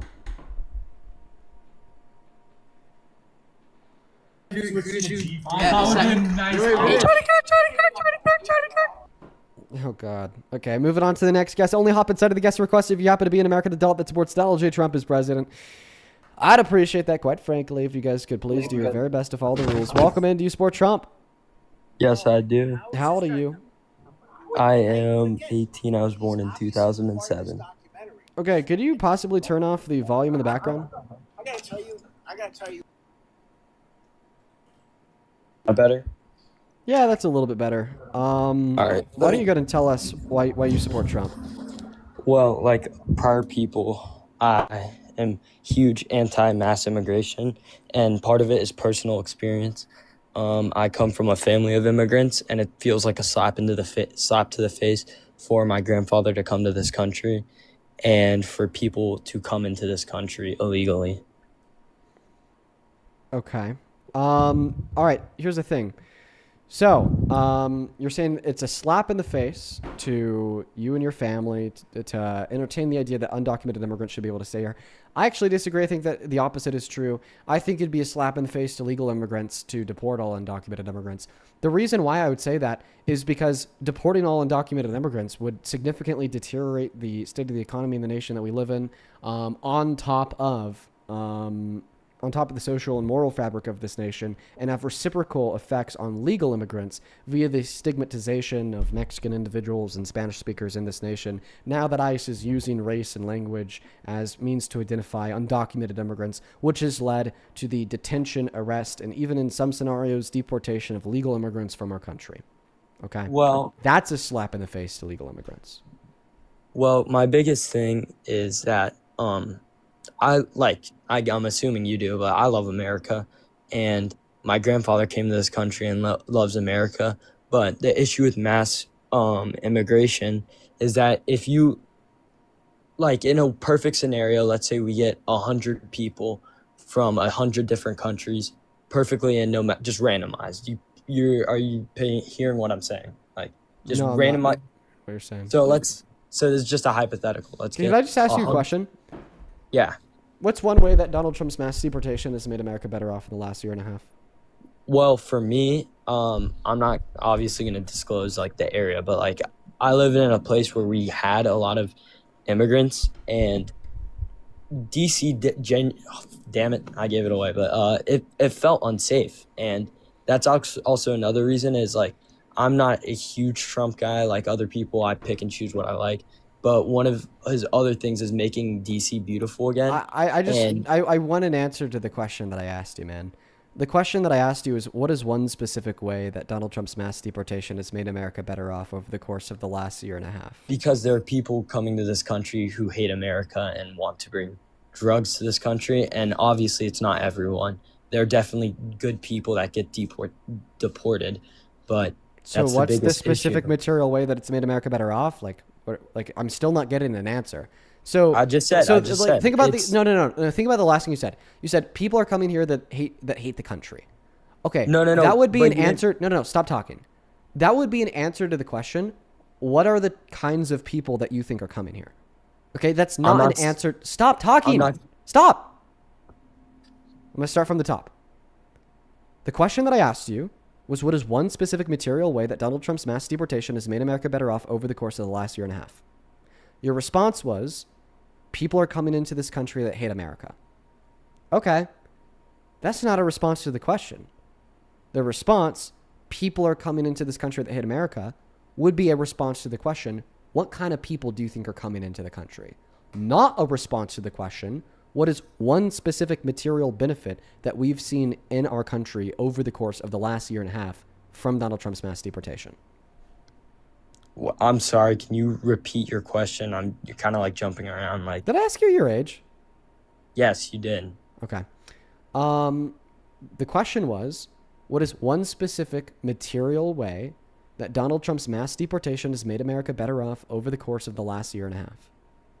Well, for me, it's the biggest issue with drugs. I've seen people die because of stuff that they don't know where they got it, or this is a true statement. And it's fine if you don't believe me, but there are kids in my area that have died because we had an issue with a lot of legal immigrants selling weed, and it was laced with fent, and they died.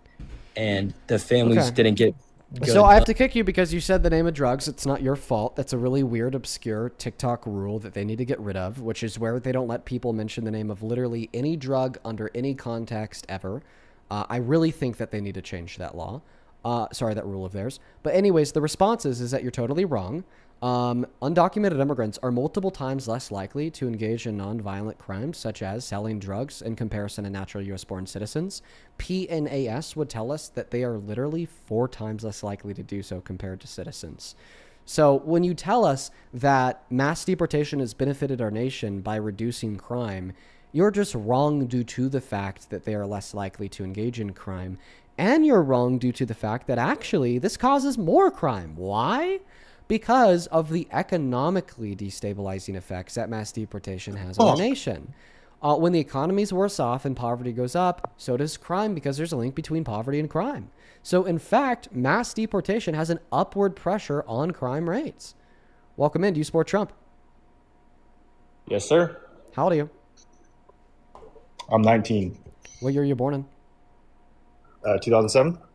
Alrighty. Let me thank a couple people, and then I'll pass that mic off to you. I'd like to give a big ol' shout out to Christina for the $100 donation over on PayPal. That is so kind of you. Let's get 1,000 Christina W's. I really appreciate you. Thank you, Christina.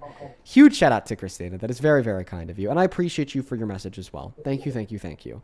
As well as Raven, thank you for the $25 donation on PayPal, who does not attach a message. Thank you so much. Mia with a $10 says, hey, Dean, how are you? Hope you're better after yesterday's live. Trying my best, Mia. Brittany, thank you for the $5. Lucas with the $25 who says, hey, man, just wanted to tell you that you're fucking legend. Keep it going. They're terrified of you. Yes, they are. I appreciate you for the $25, Lucas. SJ, thank you for the $10. I appreciate you. Clayton with the $15 says, Dean, love you, man. I'm so sorry that this has happened. It's you. I appreciate you so much. Sophia, thank you for the $24 who says, Dean, hope this is the right account. I've been watching your streams for a couple days, and every day I look forward to what you do. Well, thank you so much, Sophia. That is so very kind of you. Then Alexandria, thank you for the $10. Cadence, thank you for the $10. Andy, thank you for the $10. Chris, and then once again, back to you, Christina, with $100. I didn't read their message. Their message is, I wish that this could be more. I just wanted to say that while this stream is important, what you're doing is amazing. It's not worth your mental health and well-being. I refuse to let them win, Christina. I do. I refuse to let them win. I'm not going to turn the stream off. I'm not going to stop the advocacy. I refuse to let them win. Thank you so very much for the love. I really appreciate you more than you'll ever know. Thank you so very much. Why don't you go to take it away, man, and tell us why you support Trump? I believe in his immigration laws and who he has under those laws. It's always immigration laws. And it's always like the same question that, okay, are you saying, wait, actually, let me ask you a question about immigration laws. So if there was a person who wanted to legally enter into America, legally, not illegally, legally enter into America, and then Border Patrol finds out that they've actually been held civilly liable for raping a woman, do you think that they should be allowed into the country? Or do you think that they should be denied entry and turned around at the gate? I believe they should be imprisoned here. Okay. It's actually not a terrible response. I kind of agree with you. But we can't do that because they didn't commit the crime in our jurisdiction. So my question to you once again is, our two options are either to deny them entry or to let them in and allow them to legally immigrate into America. Which one are you going with? Well, I mean, that's a hard question to answer because what would you want? Like, do you want a rapist running around or do you not? I don't. I would deny them entry. Yeah, neither do I. So we Nobody would wants that. deny them entry? Yes. Okay, so what you're telling me is if you've been held civilly liable for raping a woman, you shouldn't be allowed entry into the country. But when Trump is held civilly liable for raping a woman, you think he should be allowed entry into the White House? Access to the nuclear codes? You know and what? Control over the nation? This has nothing to do with Trump. It's more so about the fact that, you bring these people in. That's one person. If you think about it, one guy. Sure, we could say that he has accusations, whatever. No accusations. He was found guilty in court. That's civil. There's a difference. You know it. Sorry. I mean, you could have the pipsqueak in the background hop on the mic and get fried too, but I doubt you want that. Bitch. Okay, so then take the mic and do it. Yo, dude, chill. I mean, are you gonna stand 10 toes down on your weak okay. speech and hop on the mic and do it? Me. That's not me. I genuinely wanted to have a. Are you a father?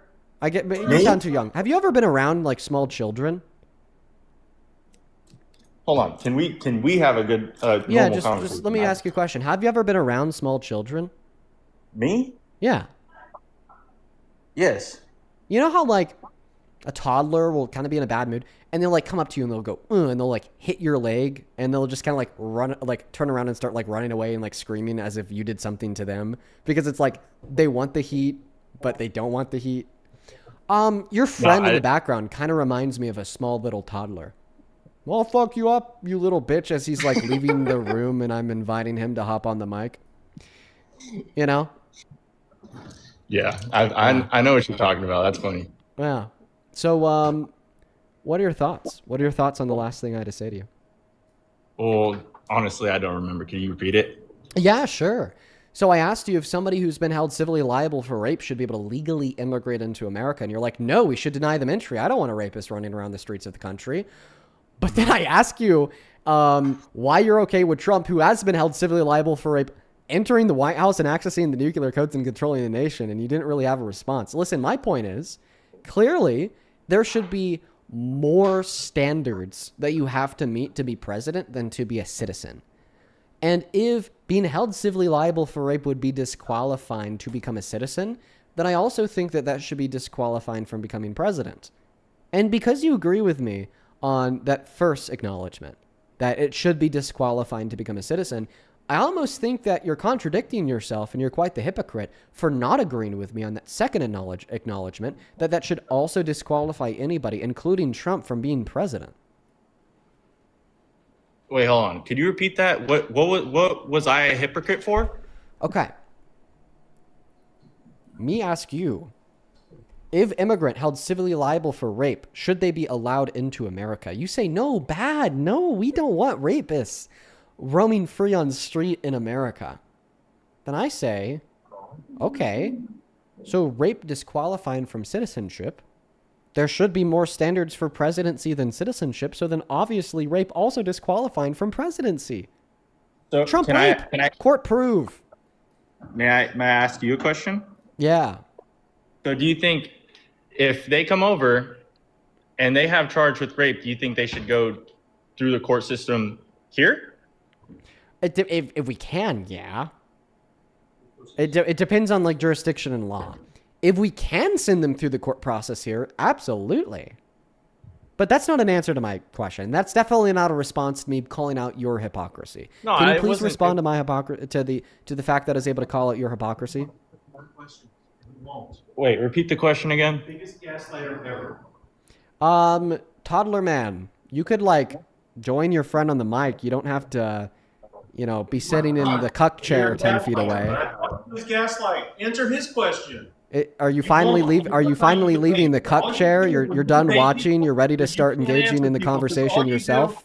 Oh, bullshit. Okay. Answer his question then. Yeah. Hey, Mr. Cuck chair, what was his question? I said wait, no, I want him to repeat it. Without bringing Trump into it. Without bringing Trump. Don't bring Trump into anything else. Answer his question without going back to Trump. Okay, you've graduated from Mr. Cuck chair to Mr. Annoying because you're like calling me a bitch because I'm quote unquote refusing to answer his question. But then like you're so confused you can't even repeat the question. Listen, I'll catch you up. I'll catch you up. So his question to me was, if an immigrant rape somebody, should they be like charged and prosecuted here? That was his question that you're like screaming at me, demanding that I answer it. So, Mr. Cuckchair, I did answer it. My answer was, yeah, we should prosecute them here. Okay. So, but you're so wrapped up on Trump. We're talking about immigration. But you'll always circle back. Yeah, and I'm calling you guys hypocrites because you're like, oh, no one should be able to legally immigrate into America if they're rapists. Okay, so somebody should be president if they're rapists. Is that not hypocritical? Little boy? Are you not being accused right now of raping a 17-year-old boy? Actually, no, I'm not. Thank you. Yes, you are. Is that one of the random TikTok comments that you saw, probably from your alt account? You can't handle the truth, so then you just say, oh, Gene raped me when I was 17 in the chat, like the other 500 people today? It's okay, bud. You're going to be all right. That's what I thought. You're going to be all right. Love the passion. Calm down. Welcome to varsity. Yeah. Randomly accuse people that you're debating of rape when you lose the conversation. You absolute subhuman moron. Are you more mad about Obama deporting more immigrants than Trump? Oh, sure. Well, actually, that claim is false. He deported 3.2 million people in 8 years. Donald Trump has already had 1.5 million deportations in 1 year. And B, there's okay. Are you a Christian? Are you a Christian? Are you a Christian? Do you believe in God? Do you believe I do believe in God. Were you alive during Jesus' resurrection? Oh my God. Dude. Oh, you weren't alive. You couldn't know that he actually resurrected. You weren't alive. You couldn't know that he actually resurrected. You weren't alive. You weren't alive. You couldn't know that he actually resurrected. How's that feel? You like your own logic, buddy? You like your own logic, buddy? You like your own logic? How does that logic work? Come on, bud. Just admit it. Admit what? That you know for a fact that Obama deported more people, more illegal immigrants than Trump. Oh, yeah. Proportionately, that claim's false. He deported 3.2 million. And sure, I'm in the middle of explaining it, Mr. Cuckchair. He deported 3.2 million people in 8 years. You can't say anything. Go ahead, sorry. He deported 3.2 million people in 8 years. Donald Trump has already deported over 1.4 million people in 1 year. Proportionally, Trump's deporting more. You asked my son earlier. This is my son. Hey, this is my son. That's not like your brother or anything? No. So anyways, you're acting way too immature to be a father. What? Hold on. You're acting way too immature to be a father. Are you serious? Have you not seen the crime rates recently? Are you gonna see this as well? Yeah, I've seen the crime rates go down just like they've been doing for the past 4 years since 2022. Murder rates dropped by 15% in 2024 under Biden. He's back to the cuck chair. Well, now I kind of feel bad for making that joke. You glitched out. Bad. He glitched out. No, you're good. Okay. So wow, I had no clue that was your dad. But so your dad asked me about crime rates going down, then I was like, yeah, I've also seen crime rates go down pretty consistently for the last 4 years. Murder rates went down by 15% in 2024 under Biden. They've been on a continually sharpening decrease since the end of the pandemic. You said that's my sources, FBI crime data. Are you disputing FBI crime data? Are you? Is he like screaming at... What's going on with that guy? I don't know what he's doing, to be honest. I don't know. Okay. Now that I know it's your dad, I'll maybe like lay off the heat as it relates to you. It's you didn't choose to be in a room with him. He chose to be in a room with you. He's your father. Yeah. What do you want to talk about? What are your reasons why you support Trump? Another thing for me, honestly, is abortion, and I see that there are reasons to have one. I don't agree with rape. I think if needs come to that, it should be allowed. But I don't like the fact that people are going willy nilly just having them just to have them. I don't think it's right. There's other ways to go around it. Planned Parenthood, they offer plenty of ways of pregnancy blockers. Condoms. It's simple. I've thought long and hard about this. Okay, when we like look at an instance of like, let's just imagine this like hypothetical woman who got like 5 abortions in the last year. Okay, I don't even. That's like borderline possible. I don't know. Let's just assume that that's possible. That is a lot. That's a lot. Okay, and it's like I agree with you. There's like something going wrong there. And your hypothesis is that the thing that's going wrong there has to do with getting the multiple abortions. That's not my hypothesis. My hypothesis is the thing that's going wrong there is the lack of sex ed, the usage of contraceptives, or even access to contraceptives. Like, I don't think that the adequate and appropriate response to somebody getting a bunch of abortions is to say that the wrong maker there is the multiple abortions, but rather the lack of the things that I just described. Like, yeah, I agree with you that it is irresponsible to have unsafe sex. Okay. But I don't think that an individual engaging in that irresponsibility would thereby obligate them to pregnancy and childbirth. Like, that's quite the severe consequence. I just think that the pregnancy in of itself is the consequence, and then them getting the abortion is dealing with that consequence. I don't think that we need to add on childbirth, add on parenthood, and add on a lifetime of obligations. I see where you're coming from, but I wasn't saying people, a single individual getting multiple abortions. I'm saying as a collective, as a country, I think there are too many abortions. And with that, what you just said, like why? What's the issue with an abortion? What's the issue with an abortion? You said something about parenthood being somebody, they shouldn't be forced into parenthood, right? Yeah.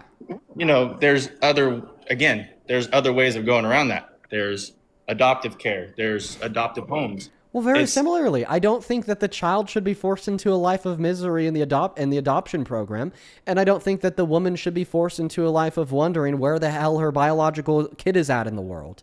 Like, the point is I don't think that there's any articulatable reason that you could describe to us insofar as why the action of killing a fetus is wrong.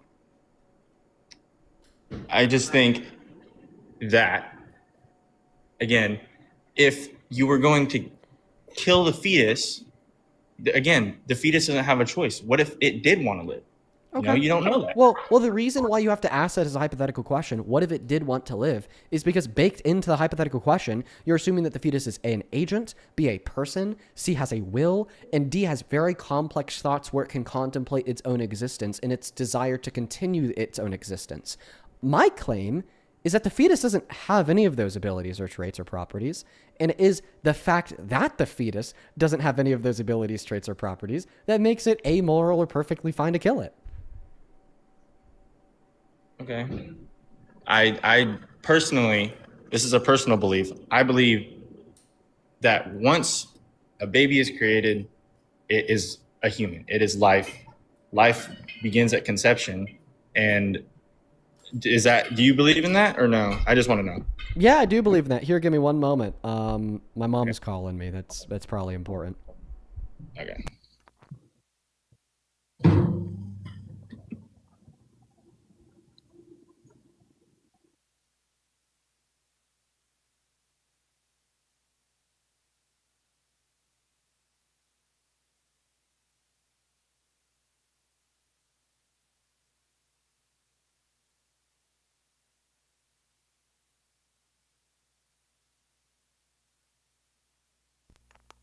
Sorry, my mom rarely calls me when I'm on stream. She usually checks if I'm live first, which is very kind of her. I love her. No, you're So good. Don't worry about because it. she called me on stream, I was like, I want to make sure it's not an emergency. It was an emergency. She just didn't check to see if I was live first, since I'm on a little bit later than I usually am. But the last thing that you said is that you value the fetus because it's a human or it's biologically alive. I don't think that something being biologically alive gets us across the line that therefore it's wrong to kill this thing. We kill things that are biologically alive all of the time. Okay? We kill things that are biologically alive when we kill a cow to make a steak. We kill things that are biologically alive when we mow the grass or cut down a tree, and we kill things that are biologically alive on the microbial level when we brush our teeth. So my rebuttal to that is, do you think humans and cows are morally equal in society? Okay. Well, now this is where you kind of push the conversation along from just biological life to specifically human life. Well, I think that question preassumes is that the thing that makes us valuable is our species, and I reject that. I don't think that I'm valuable because I'm a Homo sapien sapien. I think that I'm of value because I have an intellect, because I could rationalize the world around me, because I could engage in abstraction, because I have sentience. Okay? Not because I'm a Homo sapien sapien. Like, hypothetically, if Superman was real, would he be valuable? He thinks just like us. He talks just like us. He rationalizes just like us. He could assert future desires and goals just like us. Like, yeah, if Superman was real, he would be valuable. That's why we kind of get mad when we watch movies of Lex Luthor trying to kill him with kryptonite. But is Superman Homo sapien sapien? No. So I think this is what makes it quite plausibly true to say that our species is not the thing that makes us valuable, but our abilities or our capacities are the things that make us valuable. So when you tell me that it's wrong to kill the fetus because the fetus is valuable because it's a Homo sapien sapien, I disagree with you. I don't think that being a Homo sapien sapien really matters when discussing what is or is not morally valuable. Okay. So with that being said, do you believe that, okay, hypothetically speaking, you have more money than me, right? I have less money than you. Does that destroy my moral value? No, because I don't think that money is the foundation for value. I don't think that species is the foundation for value. I don't think. No, I think that none of these things are the foundation of value. No. Okay. So putting that into a real person's term, do you believe that if I'm not as skilled as something at you or than you, so you say skills don't make you valuable, money doesn't make you valuable. No, none of these things make you valuable. I thought that's what you were just saying, though. No, I'm listen. I'm trying to find a way to purport rather complex philosophical ideals in a very common sense way. Okay. Okay. Let's just reduce it to sentience. I think that the fact that you're sentient and can subjectively interact in the world around you is what makes you valuable. The fetus doesn't have that. Therefore, the fetus isn't valuable. But it's growing to that. So eventually, at one point, it will. Yeah. And you're right. At one point in the future, the fetus will be sentient. But I don't think that we should confuse the fact that you'll have this thing in the future for the idea that you'll have it now. Think about it this way. 21-year-olds have the right to buy beer and 18-year-olds have the right to consent to sex. Does this mean that we should give 5-year-olds the right to buy beer and consent to sex because they will be 18 and they will be 21 in the future? No. They have to actually be 18 first. They have to actually be 21 first. So it's like, yeah, sentience gives you the right to life. A fetus will be sentient in the future. Okay, we shouldn't extend them the right to life now. They should actually have to be sentient first. Mm-hmm. Yeah. Okay. Honestly, that one, messed up my head a little bit. We were going all over the place. I'm getting a little.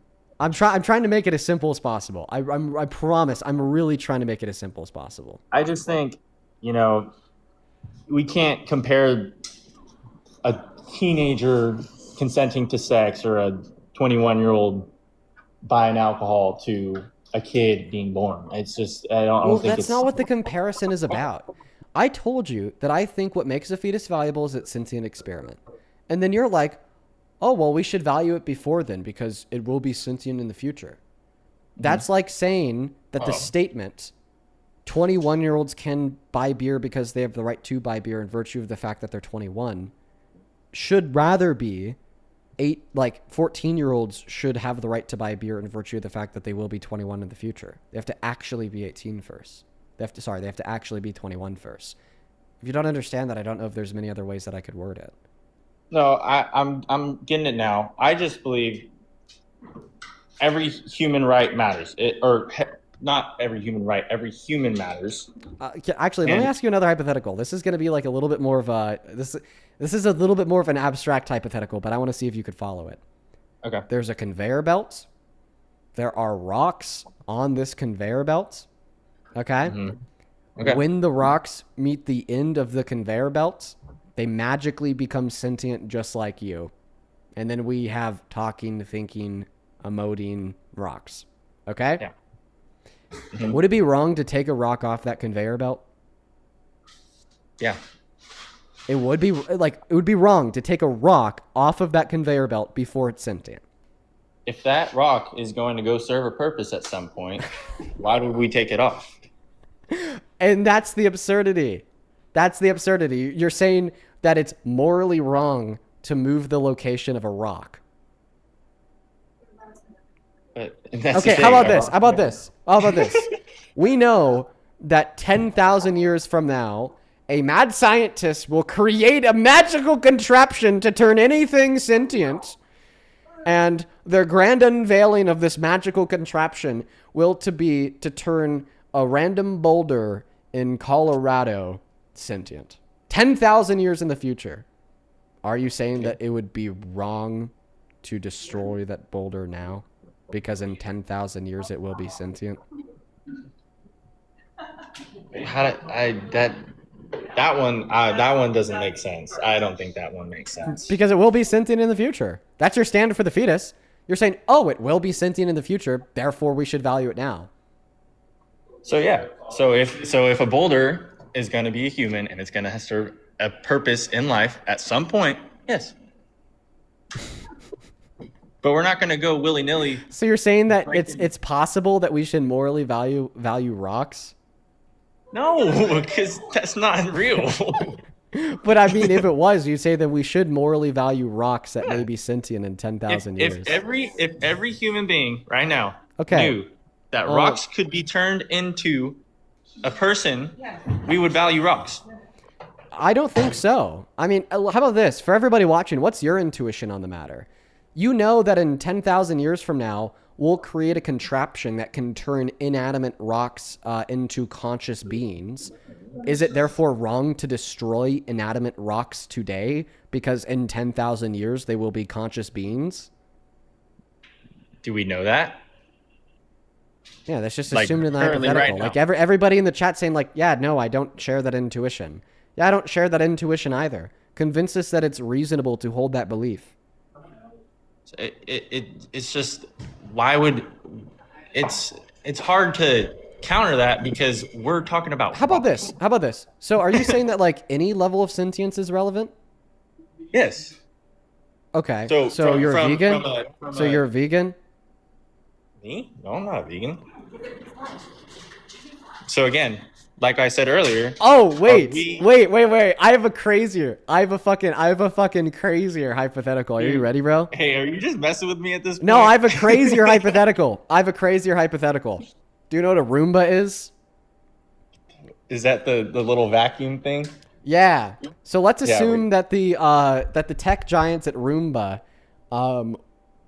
were really innovative and they were able to create genuine artificial sentience, not artificial intelligence, genuine artificial sentience, and they pushed an update out to all Roombas in the world. And if you accept and install this update, your Roomba will become sentient, so it could help you to better clean your house. Are you arguing that it would be wrong to not update your Roomba? What? You heard me. I mean, it's going to be sentient, okay? And by not updating the Roomba, you are preventing it from being sentient. You would argue that it's just as wrong to not update this Roomba as it is to get an abortion. Is that how you feel? So, but it's again. The thing is that how you what is feel? the Roomba? That's a good one. Folks, when I'm throwing out these crazy hypotheticals, you got to tell me if they make sense to you, okay? Because genuinely, a hypothetical is only as relevant as it makes sense to people, okay? So you gotta be telling me if these hypotheticals are making sense, because I'm testing out some new things here, man. I'm testing out some new things here. So would you argue that it would be just as wrong as to get an abortion as it would be to not update that Roomba because you are preventing a future sentient being from existing? So if we're talking about Roombas here, a Roomba is meant to clean the house. If we update it to where it's a sentient and all it does is clean the house, it could do other. It could do other things. No, it's like fully sentient. It could do other things, but that just happens to be why they're giving it the sentience, hoping that these sentient Roombas will help to better clean people's houses. Okay? Now, answer the question. So this is the thing with life as a human. Do you, would it be wrong to not update that Roomba, bro? Listen. When you were 5, did you know that you were going to be in the place? I'm not dodging. I'm trying to tell you this. When you were 5, did you believe you were going to be in the place that you were in right now? No. Can you answer the question? A Roomba, if you update it, it knows it's there already. And it knows what it's going to do. It's going to keep cleaning the house. That's the Sydney, thing. thank you so much for the epic GG. No, it's going to be fully sentient just like you and I, but we're basically just enslaving the Roombas. Really immoral, but they're still sentient. So answer the question. Yes. If it's a human being. No, it's not a human being. It's a Roomba. It's a fucking vacuum. So wait, hold on. You're throwing things around, man, and I'm getting lost. Dude, the question is simple. You're telling me that abortion is wrong because if you kill the fetus, then you're depriving it of future experiences. So would you argue that not updating the Roomba is wrong because if you don't update the Roomba, then you are depriving it of future experiences? Yeah. Do you typically morally consider vacuums in the same way that you morally consider quote unquote babies? Because you're basically saying that this fucking vacuum is just as morally considerable as a baby under your view. But again, when is that ever going to happen? This is that's just what proves the view to be absurd.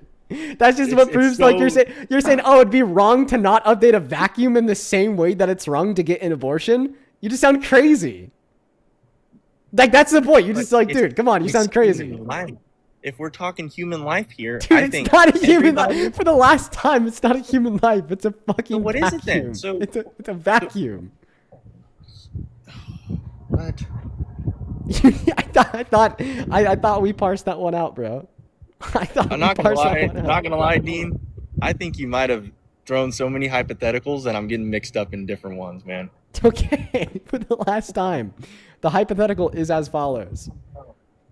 Roomba pushes out an update to all Roombas in the world to make them sentient so they could help you to better clean your house. You're basically enslaving them, okay? Really immoral. Would it be wrong to not update your Roomba because you think you'd be immoral to enslave it or something? Because you'd be depriving that Roomba of future experiences. So if it doesn't have life, then no. I don't think it's wrong. Okay, so then the thing that you value is biological life, not experiences. Correct? Yes, sir. The life is the most important part. Okay. So then why don't you value unicellular organisms? They're biologically alive. Can you inform me what that is? A unicellular... Just think bacteria. Why don't you value bacterial life forms? They're alive. Why don't you value them? Isn't that what... So, again, me and you are having an intellectual conversation right now as human beings, not bacteria. Okay, well, what's uniquely valuable about being a human? If it's not our experiences, if it's not our capacities, our abilities, and our intellect and our rationale, then what's uniquely valuable about being a human? What isn't? What isn't uniquely valuable about being a human? I don't understand. You're just turning the question back on me. Answer the goddamn question, bro. What is unique? We have free will, first of all. You can go do whatever you want. Okay, wait, so now you're saying it is about our free will. Do you understand that a will, the ability to freely act, is predicated on being sentient? So you're just back to saying what makes us valuable are our experiences and our ability to act that's rooted in our sentience. But like literally 5 seconds ago, you denied that. You said that was bullshit. And you said the thing that makes us valuable is our biological life. It's both.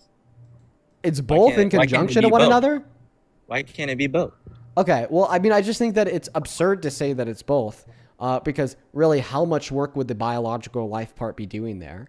If there was a fully sentient, like if Lightning McQueen was real, I would say that Lightning McQueen has the right to life, even though Lightning McQueen is not biologically alive.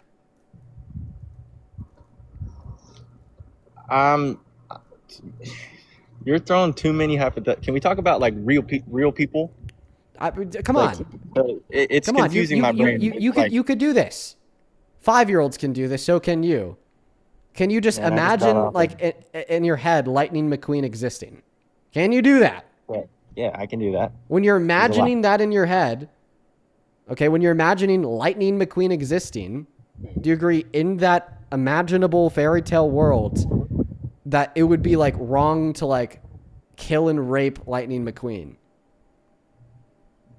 Yeah, it's wrong Perfect! to kill and Perfect! Even though Lightning McQueen is not a biological life form. So you don't value biological life. You just value the ability to experience. You're pro-choice. You don't think that the fetus's biological life is valuable. You think that its experiences are valuable that emerge at around 20 through 24 gestational weeks. Again, Lightning McQueen, if we're in this little fairy tale world, is Lightning McQueen a human being? No, he's not even biologically alive. He's a fucking car, dude. Yeah, so there it is. That's what I'm trying to say. Humans. But you still find him valuable in that hypothetical. There's levels to like. There's levels to value. So I'm not doing it anymore. I tried my best. Quite frankly, I tried my best.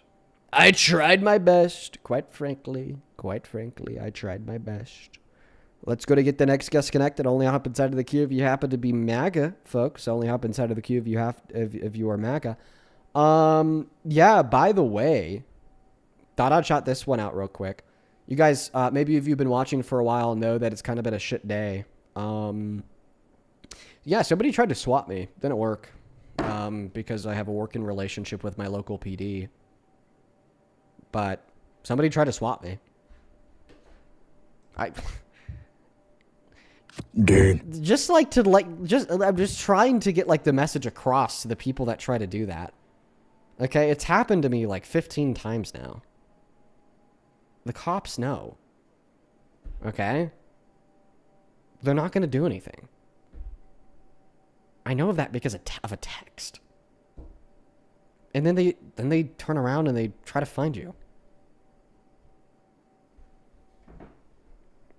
I get like calls frequently from investigators giving me updates on them tracking these fuckers down.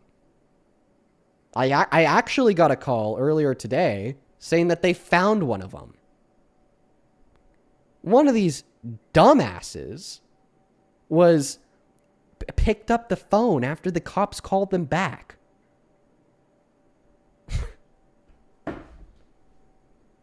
Like, come on, bro.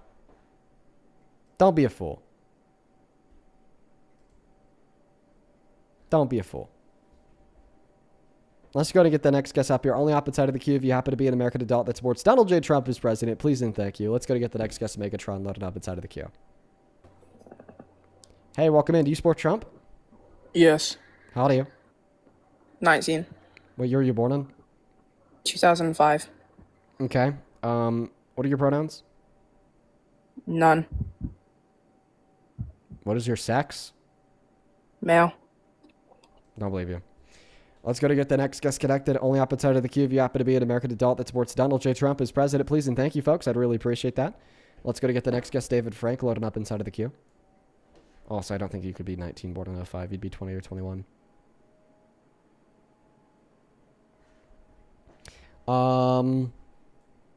Lord T, thank you for the $10.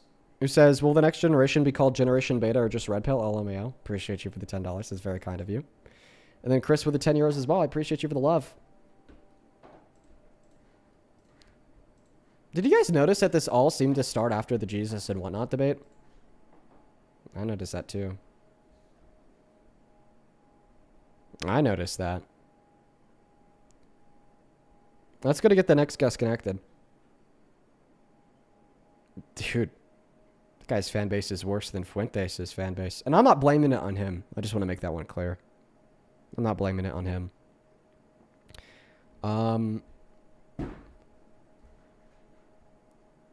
Let's go to get the next guest connected. Hey, welcome in. Do you support Trump, AJ? Yes, I do. How old are you? I am 20. Okay. What year are you born in? 06. Okay. I'm going to ban you. You're not 20. We have a couple of people to thank here. Over on Venmo, thank you so much, Pot, for the $6. I appreciate you. Noah, thank you for the $50 donation on Venmo. I really appreciate you so much for the love, Noah. Who says, I'm sorry that MAGA is using a troll's account as a way to attack you. Be safe and thank you for what you do. Well, thank you so much for the love, Noah. That is very kind of you. Let's get 500 Noah W's. Nicole, thank you for the $10 who asked me to keep their message for myself. Thank you. Pam, that's a good idea. Thank you for the $1. Brianna, thank you for the $10. I appreciate you, Brianna. And you actually sent another $25 who says, fuck Donald Trump, defamation of character, fun, love what you do, keep it up. Oh, thank you for the $25, Brianna. Same thing to Christina with the 25 who says, don't let the haters get you down. I'm trying my best, Christina. Thank you for the $25. Anna Sophia, thank you for the $40 donation. God damn, Anna Sophia. I appreciate you. Anna Sophia with the $40 says, it's my 30th birthday today, and there's nowhere I'd rather be than in these lives. Sending you love. Thank you, Anna Sophia. I appreciate you for the $40, and happy 30th birthday. You've been watching the live streams for so long. I've always been so grateful for your support. That is so cool. Happy birthday, Anna Sophia. That is so exciting. I appreciate you. Thank you. Same thing to you, Michael. Thank you for the $100 donation on Venmo. Says, I stand 100% with you. Thank you for the love, man. That is so kind of you. Let's get 1,000 Michael W's down below in that chat. And thank you so much for the love. And random guests, thank you for the evergreen. I appreciate you so much for the love, Michael. Let's get 1,000 Michael W's. Thank you so much. Genuinely, dude. Same thing to you, Anastasia. Thank you for the $20. Who says, don't let the bastards get you down, Dean. You're kind, you're smart, you're important, you're loved. Thank you, Anastasia. Thank you so much. Same thing to you, Jay. Thank you for the $5. Amanda, thank you for the $50 donation on Venmo. Says, we have your back, Dean. Thank you so much, Amanda. Kent, thank you for the $20. Who says, hang in there. I'm trying my best. From 81507. Oh, damn, Kent. You're local, dude. You're local as fuck, Kent. That's wild. Michelle, thank you for the $100. Who says, just know that our love and support for you supersedes their hate. They're just morally bankrupt, vacuous talking feces. I appreciate you for the $100, Michelle. Thank you so much for the love. That is so fucking kind of you. Same thing to you, Olivia. Thank you for the $55. Who says, you know, I got to support you anytime I catch you live. Keep on being the beautiful human that you are and use this to get your girlfriend some food. Well, thank you for the love, Olivia. I appreciate you. Then A, thank you for the $50. Who says, small gift to an amazing human. We appreciate you. I appreciate you so much. A, thank you, thank you, thank you. And then Rebecca, thank you for the $15. Who says, I don't have much and I don't do this very often, but I wanted to join in with your many, many fans. MAGAs are dipships and we all have your back. Stay strong. Well, Rebecca, I really appreciate you. But in your message there, you said you don't have much. I would love to return this to you. I'm so grateful for your love. I'm so grateful for your support. I would love to refund that donation to you, though. So send a message under that, okay? But genuinely, thank you. Kane, welcome in. Do you support Trump? I do. How old are you? 18. What year are you born in? 2008. What month? March 20th. Okay. Why do you support the worst president of your life? Let me guess. Immigration policy? Maybe even abortion? No, not abortion, but immigration, yeah. Yeah, it's almost like this has been the one fucking thing we've been talking about people all day. You know, it's funny because most people voted for Trump because of the economy. How's the economy going? Pretty good, actually. Oh, I like pretty tariffs. good? Wait. Out of curiosity, explain to me why you think the economy is going pretty good. I don't know. I like the tariff policies, and I think that Trump's immigration laws are really good. Okay. David, welcome in. Are you a Trump supporter?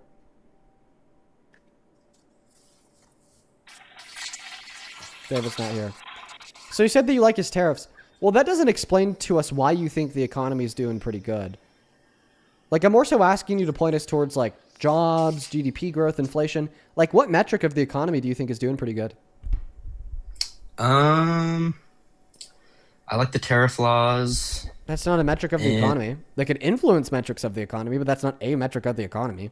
Like, I'm like, Okay. is inflation good? Or jobs good?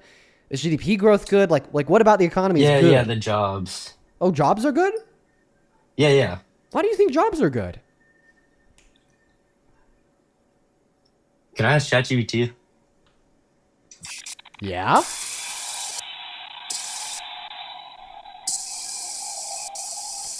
He's in the bath. Let's go and hop in. Let's go to hop on to the next debate. Only hop inside of the queue if you happen to be MAGA. I'd really appreciate that. Let's go to get the next guest connected. Who do we got? Let's go to get the truth loaded up into the box. Hey, do you support Trump? Yes, I do. Oh, man, that's really embarrassing. How old are you?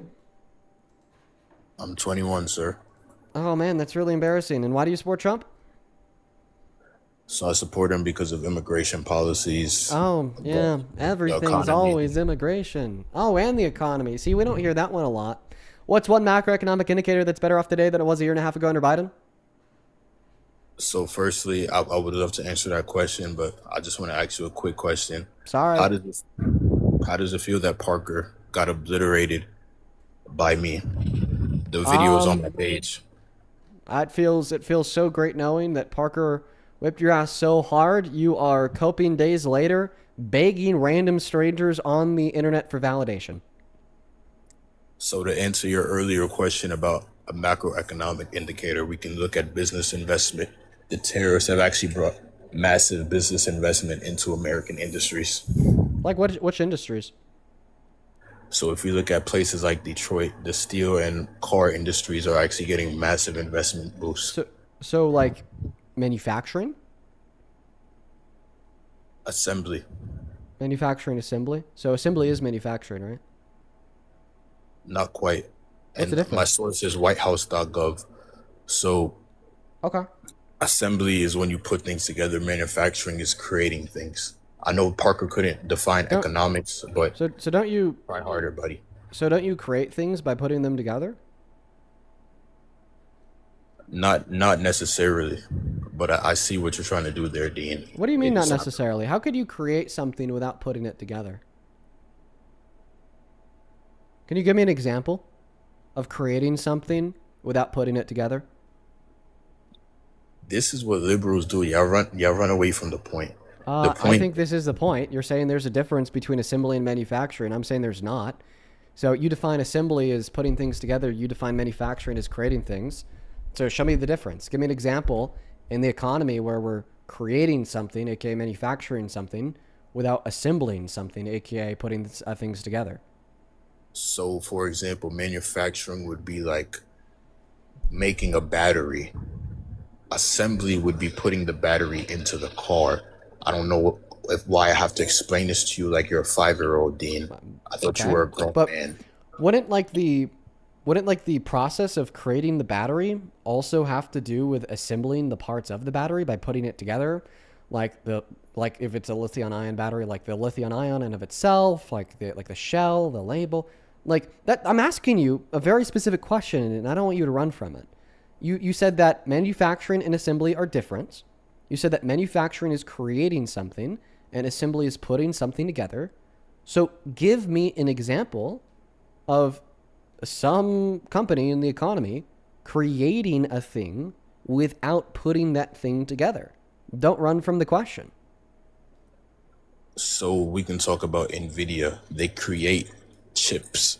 They don't have to put them together. Yeah, they do. Yes, they absolutely have to put the chip together. Chips are. Do you agree that chips are compromised of different parts? Yes, Dean. So okay, is so your they have to put those implication- different parts together to create the chip? We're playing semantics here, Dean. You're I running think- away from the main I argument. think you're running from me. You're the one that made the distinction between these two things, and I'm showing you how there's really no distinction at all.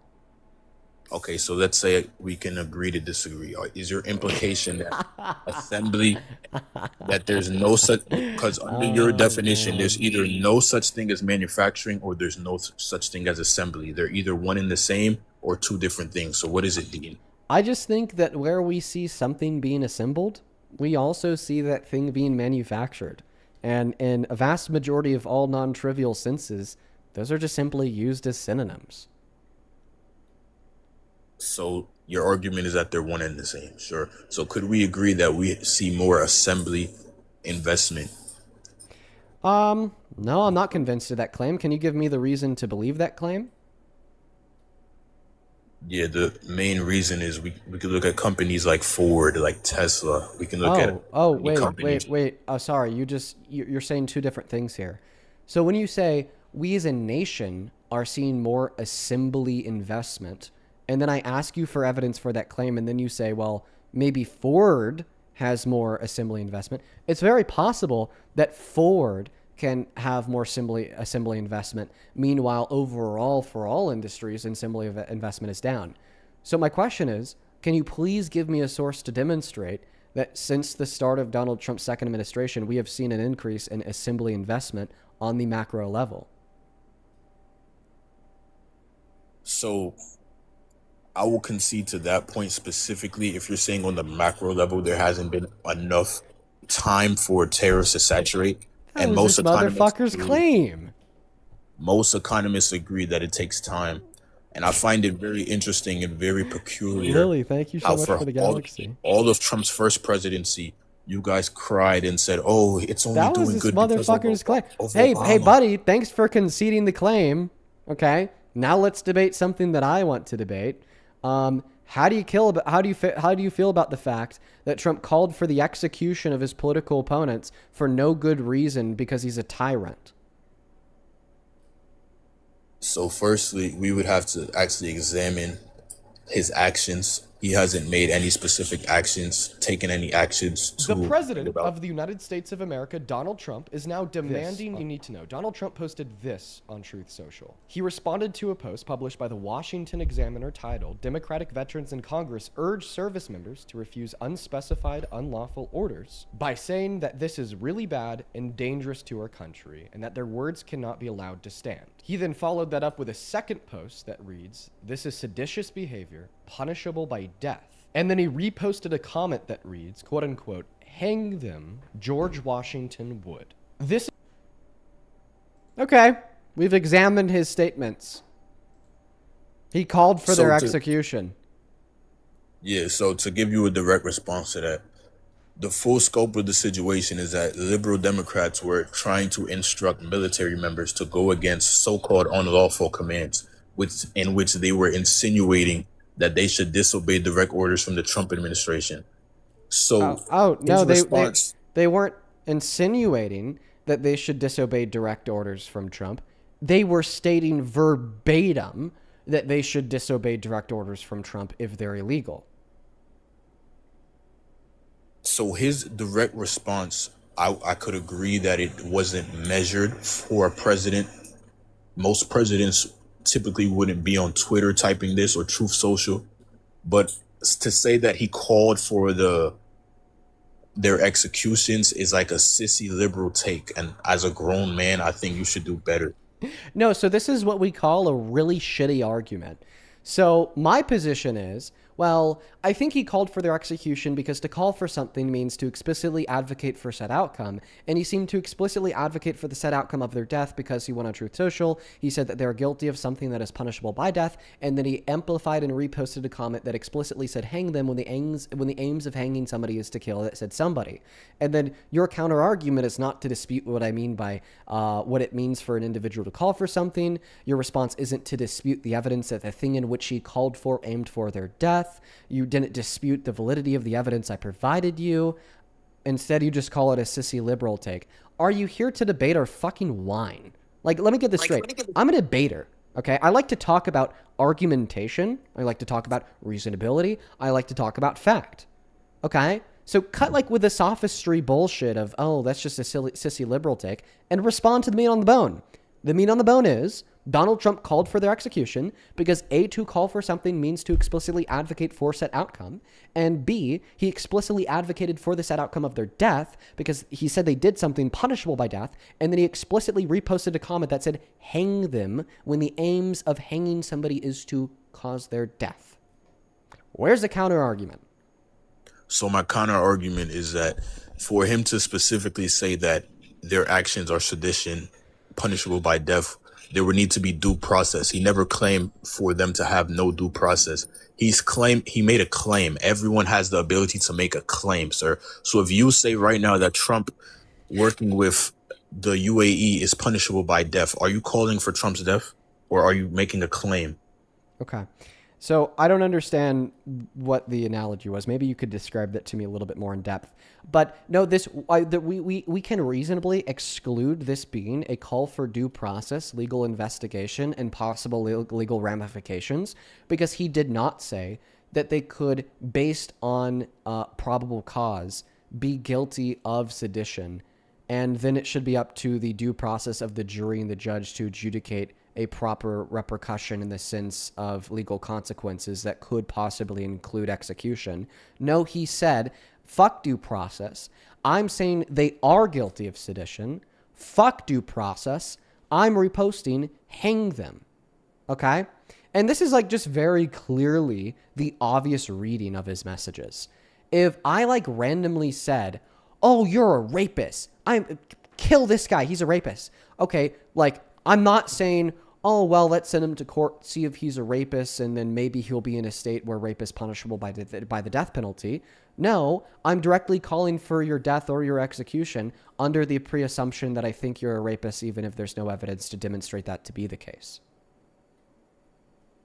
So I can understand your reasoning there. It's hard for me to move past the whole fallacious part of it because this is a tweet. So I would like to talk about foreign policy. Dodge. So I mean, you understand my logic. So you do agree that he did indeed call for their execution, correct?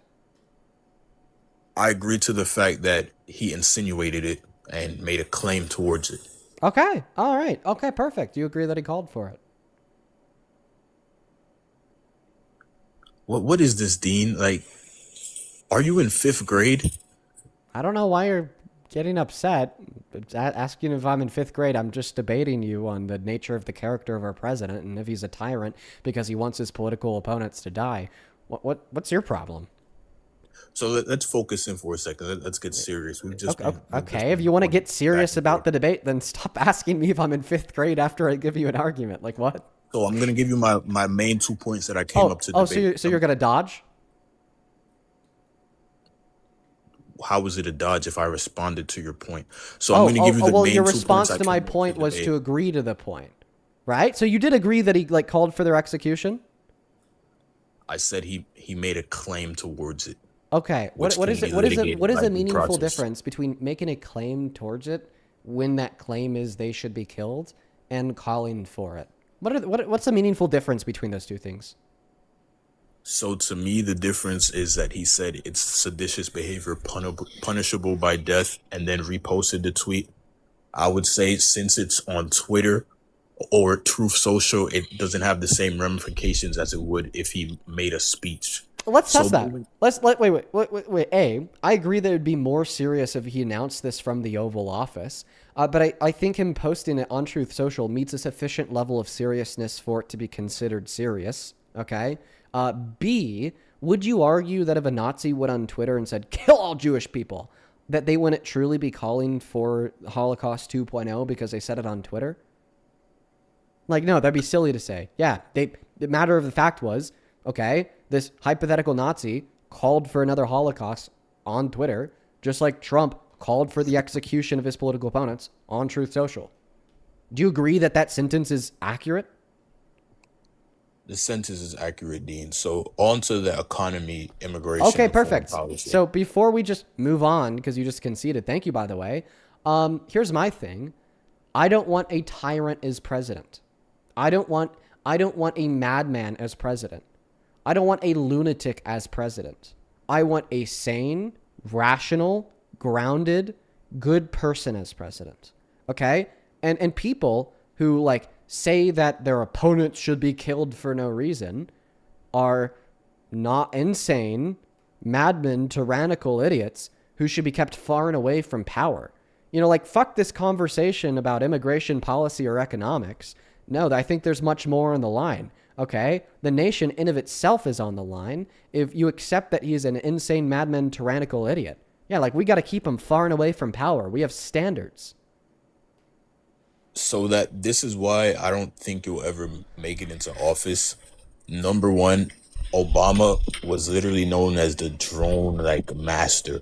So for you to expect that a president of the United States of America has to have good character for us to support his policies, I don't think you're built for this, kid. So could we talk about the economy, or are you going to keep going back and forth? Oh, okay. So you're just saying, yeah, he did call for the execution of his political opponents, but Obama, therefore I support Trump. Did you support Obama?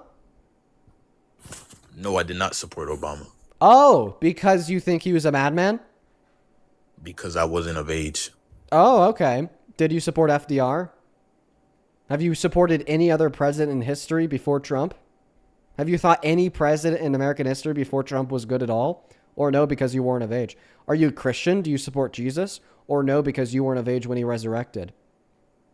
Do you hold strong judgment against Hitler? Or no, you don't hold strong judgment against Hitler because you weren't of age when he committed the Holocaust? This shit doesn't make sense. Dean. My name's Dean. This is sad. My name's not Parker. I agree. This is sad. This is a brutal beatdown, especially with your pompous ego. Coming in here saying, check my page. I shit on Parker. Next thing we know, we got you. We got you calling me Parker. I mean, truly, I almost feel bad that you're this flustered. But based on the ego and the condescending nature of your attitude, speculating that I'm in 5th grade because I'm giving you formally valid and sound argumentation against the points you're making, I don't feel bad in the slightest. So just to clarify, you do agree that Trump is a madman? No, I don't agree Trump is a madman. Could we talk about policies, or is this a talk show about Trump? Oh, well, yeah, it's a talk show about Trump and his policies and his character. Now, So I would you want say to you're investigate obsessed that with claim. Trump? One moment. I want to investigate that claim. You just said that he's not a madman, but you do agree that he has called for the execution of his political opponents for no good reason? If that doesn't make somebody a madman, then what does? So for us to litigate the claim of no good reason, there would need to be due process. Seeing as how this was a tweet, there's no point in us taking it any further because there's no court case. It wasn't a speech. There wasn't any action behind it. That was a stupid thing. You just said in order for us to litigate the claim of no good reason, there'd have to be due process. Are you saying that if I just baselessly accuse you of being a child rapist right now, that in order to litigate the validity of that claim, you need to go to court for it? I don't think you would. I don't think that you would need to go to court on the basis of a frivolous and nonsensical allegation in order for us to litigate that claim as being false. I don't think you need to go to court for that. I think that we could probably use our faculties of reason to conclude that that allegation based upon its baseless and frivolous nature is obviously not true, irregardless of due process. The same way that we could litigate irregardless of due process that the claim made against these Democrats was frivolous and untrue due to the fact that they literally just repeated what the law says.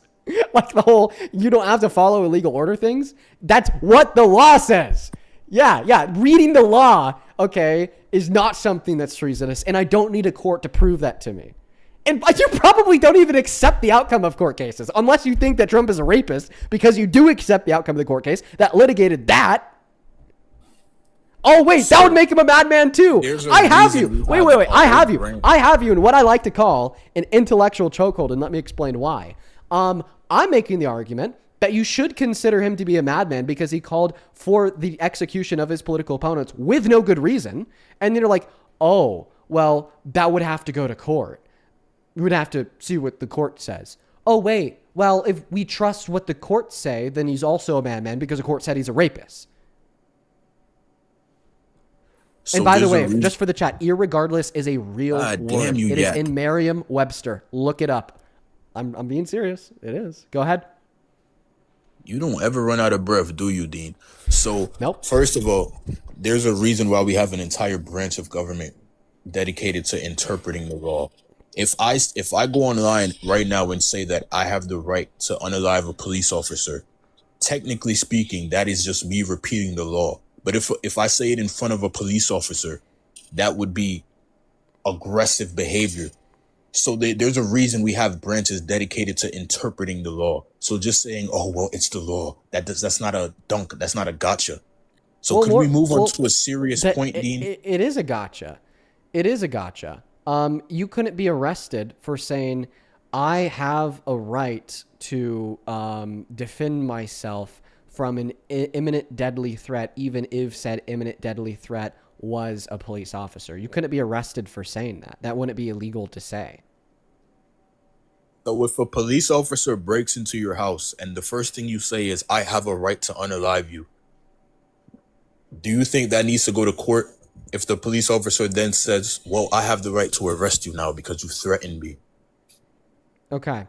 So I think you'd need to go to court under the motivations insofar as why they said this, because the context is not clear.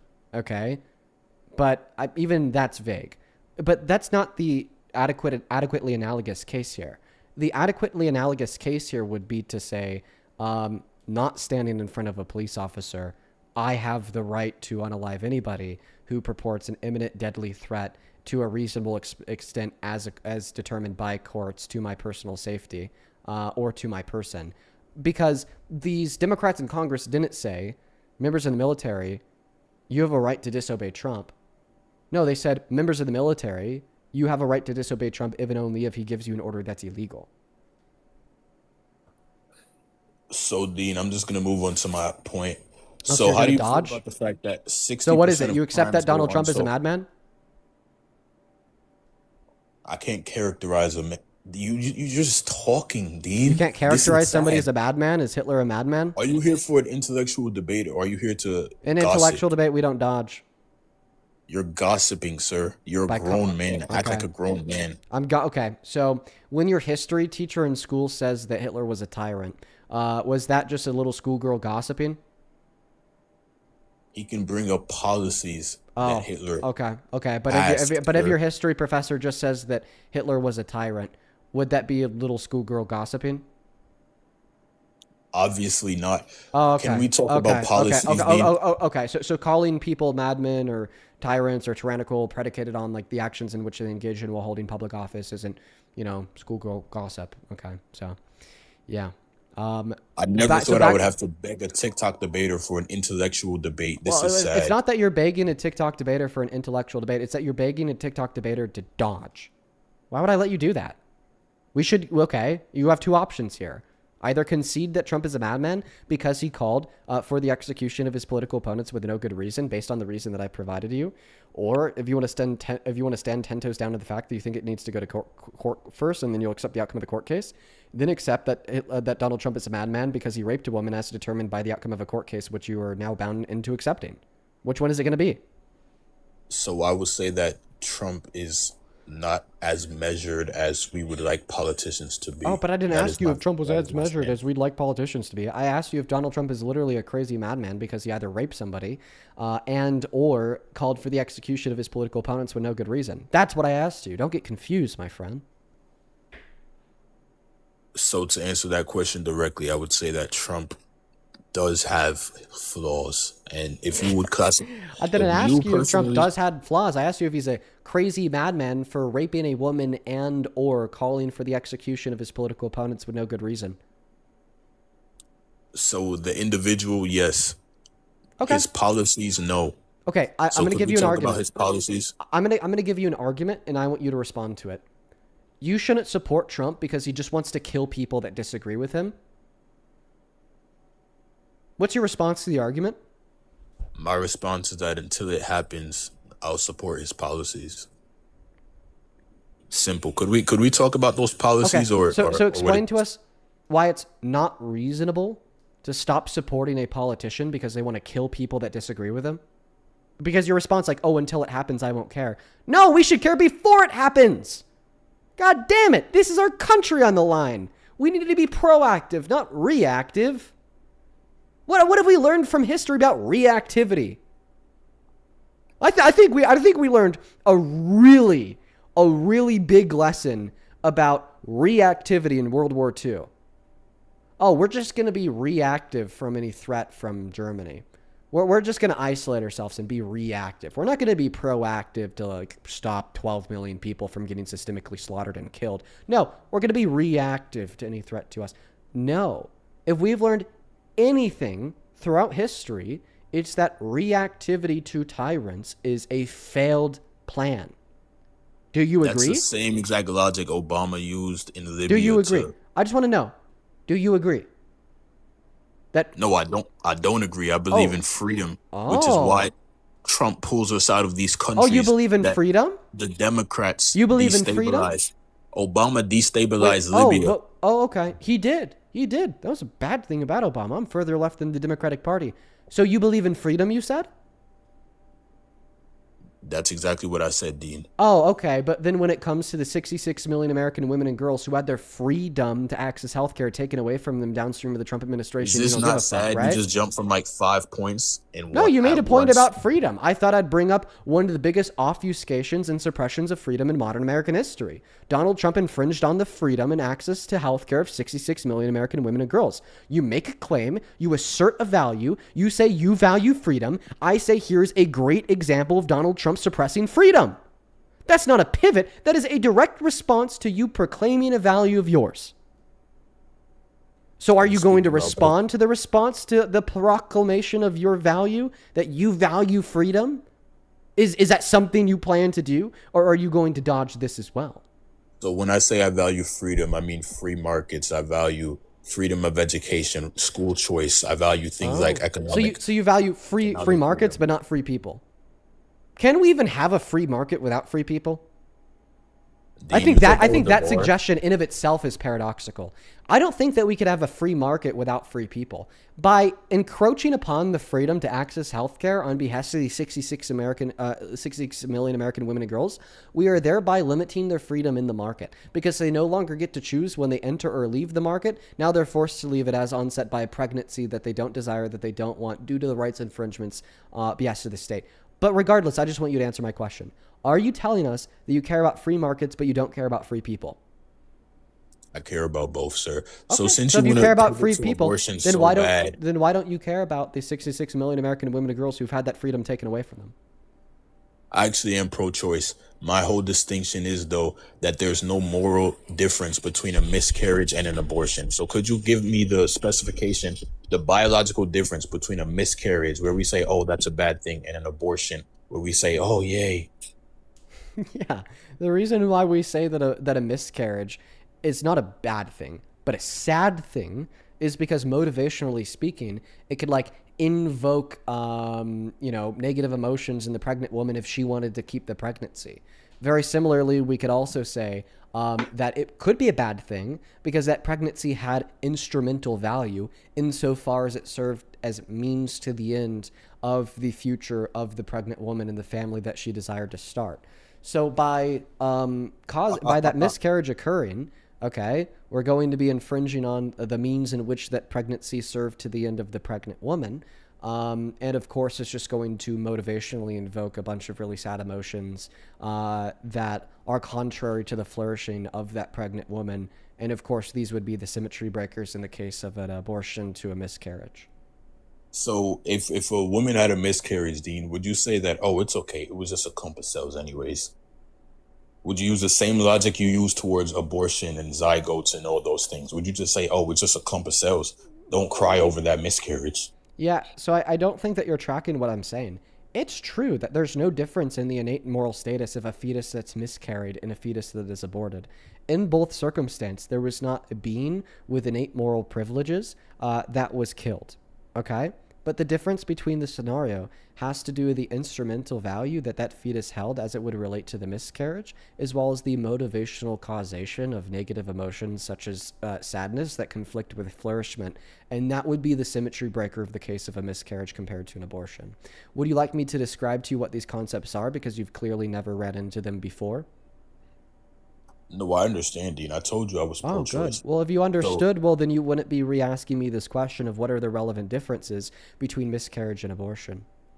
Dean, could I make my original thesis of the live, or are we going to keep going back? Oh, you're going to run from this too? You're the one that brought it up, and now you're asking to run away from it?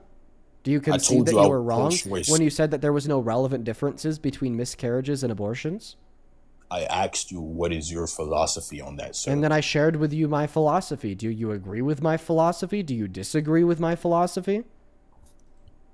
I agree with your philosophy, which is why I'm pro-choice, sir. Oh, wait, no, this is not true. It's not that you agree with my philosophy, which is why you're pro-choice, because you started off by saying, I'm pro-choice, and I don't think that there's a difference between miscarriage and abortion, regardless of what Dean's philosophy has to say about that. So I'm specifically asking you, do you agree or disagree with what my philosophy has to say about the meaningful differences between a miscarriage and an abortion?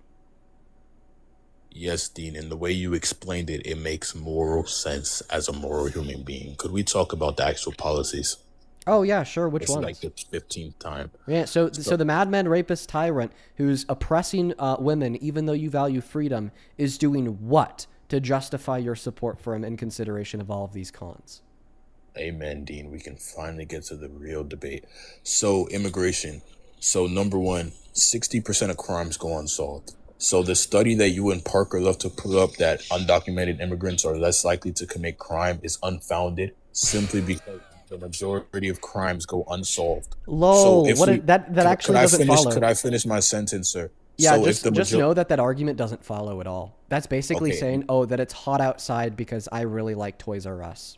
So I'll explain why in a bit. If you would allow me to finish, thank you, Dean. So if 60% of crimes go unsolved and we have a criminal population who are criminals just off the fact that they're here, that have already proven the ability to remain undetected, which is why they're illegal immigrants in the first place, that shows they have a higher propensity for crime that goes undetected because their original sin was being an undetected criminal. Respond to that point, Dean. Sure. Do you have any data to represent that point as being true? Respond to that point. Don't ask me a question, Dean. We don't do that where I'm from. Oh, yeah. It's a question of clarifying if you have substantial reason to believe that the claim is true. That's all. No, this is a confounding variable to the study that you and Parker referenced. Okay. Do you know what the propensity account of probability is? No. Okay. That's what I thought. That's hilarious. But anyways, so to get back to what I was asking you, you said that, well, you have this hypothesis. This hypothesis is that 60% of crimes go unsolved because undocumented immigrants have already committed a crime, that therefore maybe they're at a higher propensity, okay, to exist in the group of crimes that are unsolved. Yeah, that's a hypothesis, but I think that there's a couple assumptions that are baked into that. The first assumption that is baked into that is that because they're an undocumented immigrant and that first undocumented misdemeanor went unsolved, that therefore they're at a higher propensity to commit other crimes. What's your evidence for that? What data exists to demonstrate that that claim is true? That wasn't my claim. My claim is that they have the skills to remain undetected. Could you agree to that point? You're saying that they have the skills to remain undetected. No, I don't even think that's necessarily true. A lot of undocumented immigrants get lucky. A lot of undocumented immigrants overstay their visa and then get lucky because the government didn't come looking for them. A lot of undocumented immigrants came into the country as children. I don't think that there's baked into an undocumented immigrant that they're like a secret CIA covert agent that has the skills to remain undetected. No, they just kind of overstayed their visa. Now they're here and they're waiting for the government to come knocking on their door. So the question would be, of course, and ask for evidence that what is the evidence that exists to suggest that undocumented immigrants are at a higher propensity to commit crimes in comparison to natural U.S.-born citizens. And then even, I just want to clarify, even if your claim was true, that they're at a higher propensity to go undetected in the crimes that they commit, which you've still not supplied evidence for, well, how do you know that that propensity throws them over the equilibrium threshold of the crime rates that are true of citizens? Maybe they are at a higher propensity to commit a crime that goes undetected, and that just makes them go from being 4 times less likely to commit nonviolent crimes to 2 times less likely to commit violent crimes if we were to account for those in the crime rates. Okay? So your burden that you have to demonstrate, because it's your claim, is A, undocumented immigrants that are a higher propensity to commit crimes and go undetected for them, and B, that propensity outweighs the equilibrium of the crime rate of citizens. That's what you have to prove. I'm going to give you a direct source. So this is from ICE. So the majority of undocumented immigrants that are caught are found to be part of criminal networks, regardless of their propensity to commit crime. So this is from ice.gov. This is particularly the coyotes who come over the border. So that's a criminal act. Those are also people who participate in human trafficking. So someone who's willing to risk their life. I would like to see your source on this. What's your source specifically? Ice.gov what? So let me pull it up for you real quick. By the way, this guy's saying that over 50% of the 1.3 million undocumented immigrants that were caught last year are members of gangs. But only that is not what them, I said, sir. Yeah, involved in gang activity, criminal activity, organized criminal activity. So it's titled, the article is titled, ICE rings in 2026 with more arrest of worst criminal illegal aliens. So my point here is that to even get to America, you have to cross the Darien Gap and collude with criminals, the worst of the worst criminals. It quite literally is. If you don't you think that people who flew into America on a visa then overstayed that visa had to cross the Darien Gap? You think that individuals from Mexico first went south to Panama, crossed the Darien Gap, and then went north again back through Mexico and into America? That is the worst point I've ever heard anybody on my live ever make. Yes, undocumented immigrants from Mexico to get to America first go south to Panama, through the Darien Gap, then north back through the Darien Gap, back to Mexico, then back through America. Can you admit that was stupid as fuck for you to say? That was one path of crossing. You already know. You said that in order for them to get here, they have to cross the Darien Gap. You said in order for undocumented immigrants to get here, they have to cross the Darien Gap. Oh, that's stupid. They can't live north of the Darien Gap. They can't fly a plane into America. They can't take a boat around. Well, the thing is this represents such a small portion of undocumented immigrants that it's even crazy to use that as a generalization for undocumented immigrants. Imagine that you have 50 people in a room and one of them was a pedophile. Would it make sense to say that people in this room are pedophiles? No, that's a crazy generalization to be made based on the fact that only 2% of the people in the room are pedophiles. So then when you generally say that undocumented immigrants have to cross the Darien Gap in order to get to America, but that's clearly false because already a majority of undocumented immigrants are here that overstay their visa, meaning that they likely flew in, took a boat, or something like that. Already the generalization is ruled out. But then when we account for the undocumented immigrants that live north of the Darien Gap, and we also account for the undocumented immigrants that will take boats and planes or ferries around the Darien Gap, that even gets smaller and smaller and smaller and smaller. But I'm looking at this website that you gave me, and you're saying that somewhere on this website we'll learn that more than 50% of undocumented immigrants caught by ICE are engaging in criminal activity. I just want to see where you see that on this website. I never claimed more than 50%. My claim was that 50% of them came over the border, and to come over the border, you need to be processed by a coyote. I'm not sure you understand how you can Google this and fact check me, sir. Over 50% of illegal immigrants to this country crossed the border illegally. And to get over the border illegally, they needed to collude with hardcore criminals. We're not just talking you're about saying people you're saying just in walking all across. cases of undocumented immigrants crossing the border illegally, they have to collude with hardcore criminals. Prove that. The majority. No, you just said that they need to. They all need to do it. Now you're going to the majority? You keep saying all. I said the majority, sir. No, you didn't. You never invoked the majority. You said that they need to. That suggests that it's a necessity. Okay. Well, if it's just the majority, then it's not a need. So then just concede the fact that you said this was a necessity. What? That has to be the dumbest thing I heard, Dean. Oh, what That's like, specifically did I say that was dumb? that's like me saying the majority of people run marathons with shoes. Therefore, shoes are not a need for the marathon. What? That wasn't even my claim, you idiot. You said that in order for an undocumented immigrant to cross the southern border, they need to collude with a gang member. Okay, well then you say that, well, it's actually not all of them. Okay, therefore they don't need to do it in order to achieve the goal. So you were just wrong when you said that this was a necessity for undocumented immigrants who cross the border. Your debating style of semantics actually shows your low IQ. Okay, yeah, says the guy that's conceded to like 3 of my points so far. Why would you one moment. Why would you call me low IQ after you conceded to my point calling for the execution of Democrats in Congress? Why would you call me low IQ after conceding to my point about the relevant differences between a miscarriage and an abortion? Why would you call me low IQ after this was your biggest blunder? Earlier arguing that a free market can be comprised of oppressed people. Because I said that Donald Trump is taking the freedom away from people. Then you're like, I just care about the freedom of the market. As if there could be a free market without free people. Like, I'm sorry. Listen, man, are you going to post this debate on your page too? Yes, I am, and I'm going to absolutely clip you and destroy you. Parker couldn't even define. Yeah, go clip that shit, bro. Cam, thank you for the $50 over on YouTube Super Chat. I appreciate you so much for that love, Cam. That is very, very, very kind of you. Thank you, Cam. Let's get 500 Cam W's down below in the comment section. Who says, hey, I love tuning into your lives. You've educated me so much. My boyfriend used to be a huge MAGA supporter and you changed his mind. He called you Lord Dinas. Hope you have a great day. Hey, shout out to you and your boyfriend, Cam. And thank you for the $50. That is incredibly kind of you. I'm very, very grateful for you. Thank you for the love. Like, genuinely, that is very, very kind of you. Couple other people to thank here real quick.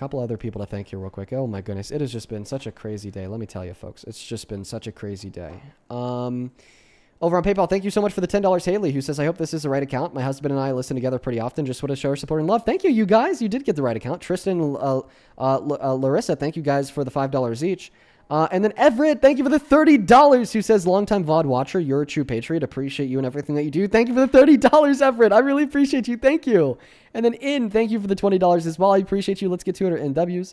I appreciate you. Thank you. Then Brianna, thank you for the $5. And Darius, thank you for the $10. She says, find that POS, hire a private investigator. We got you. You're doing great things, bro. Bro, maybe I do need to do that with the proceeds from the live today. Holy moly. Maybe I do. Maybe I should do that indeed.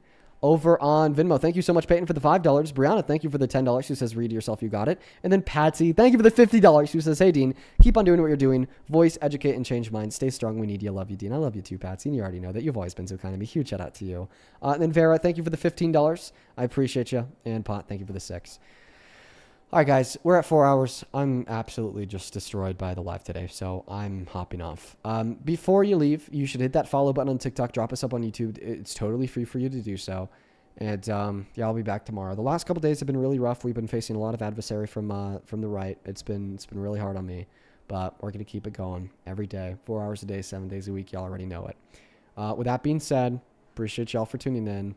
Peace, love, good night, and goodbye.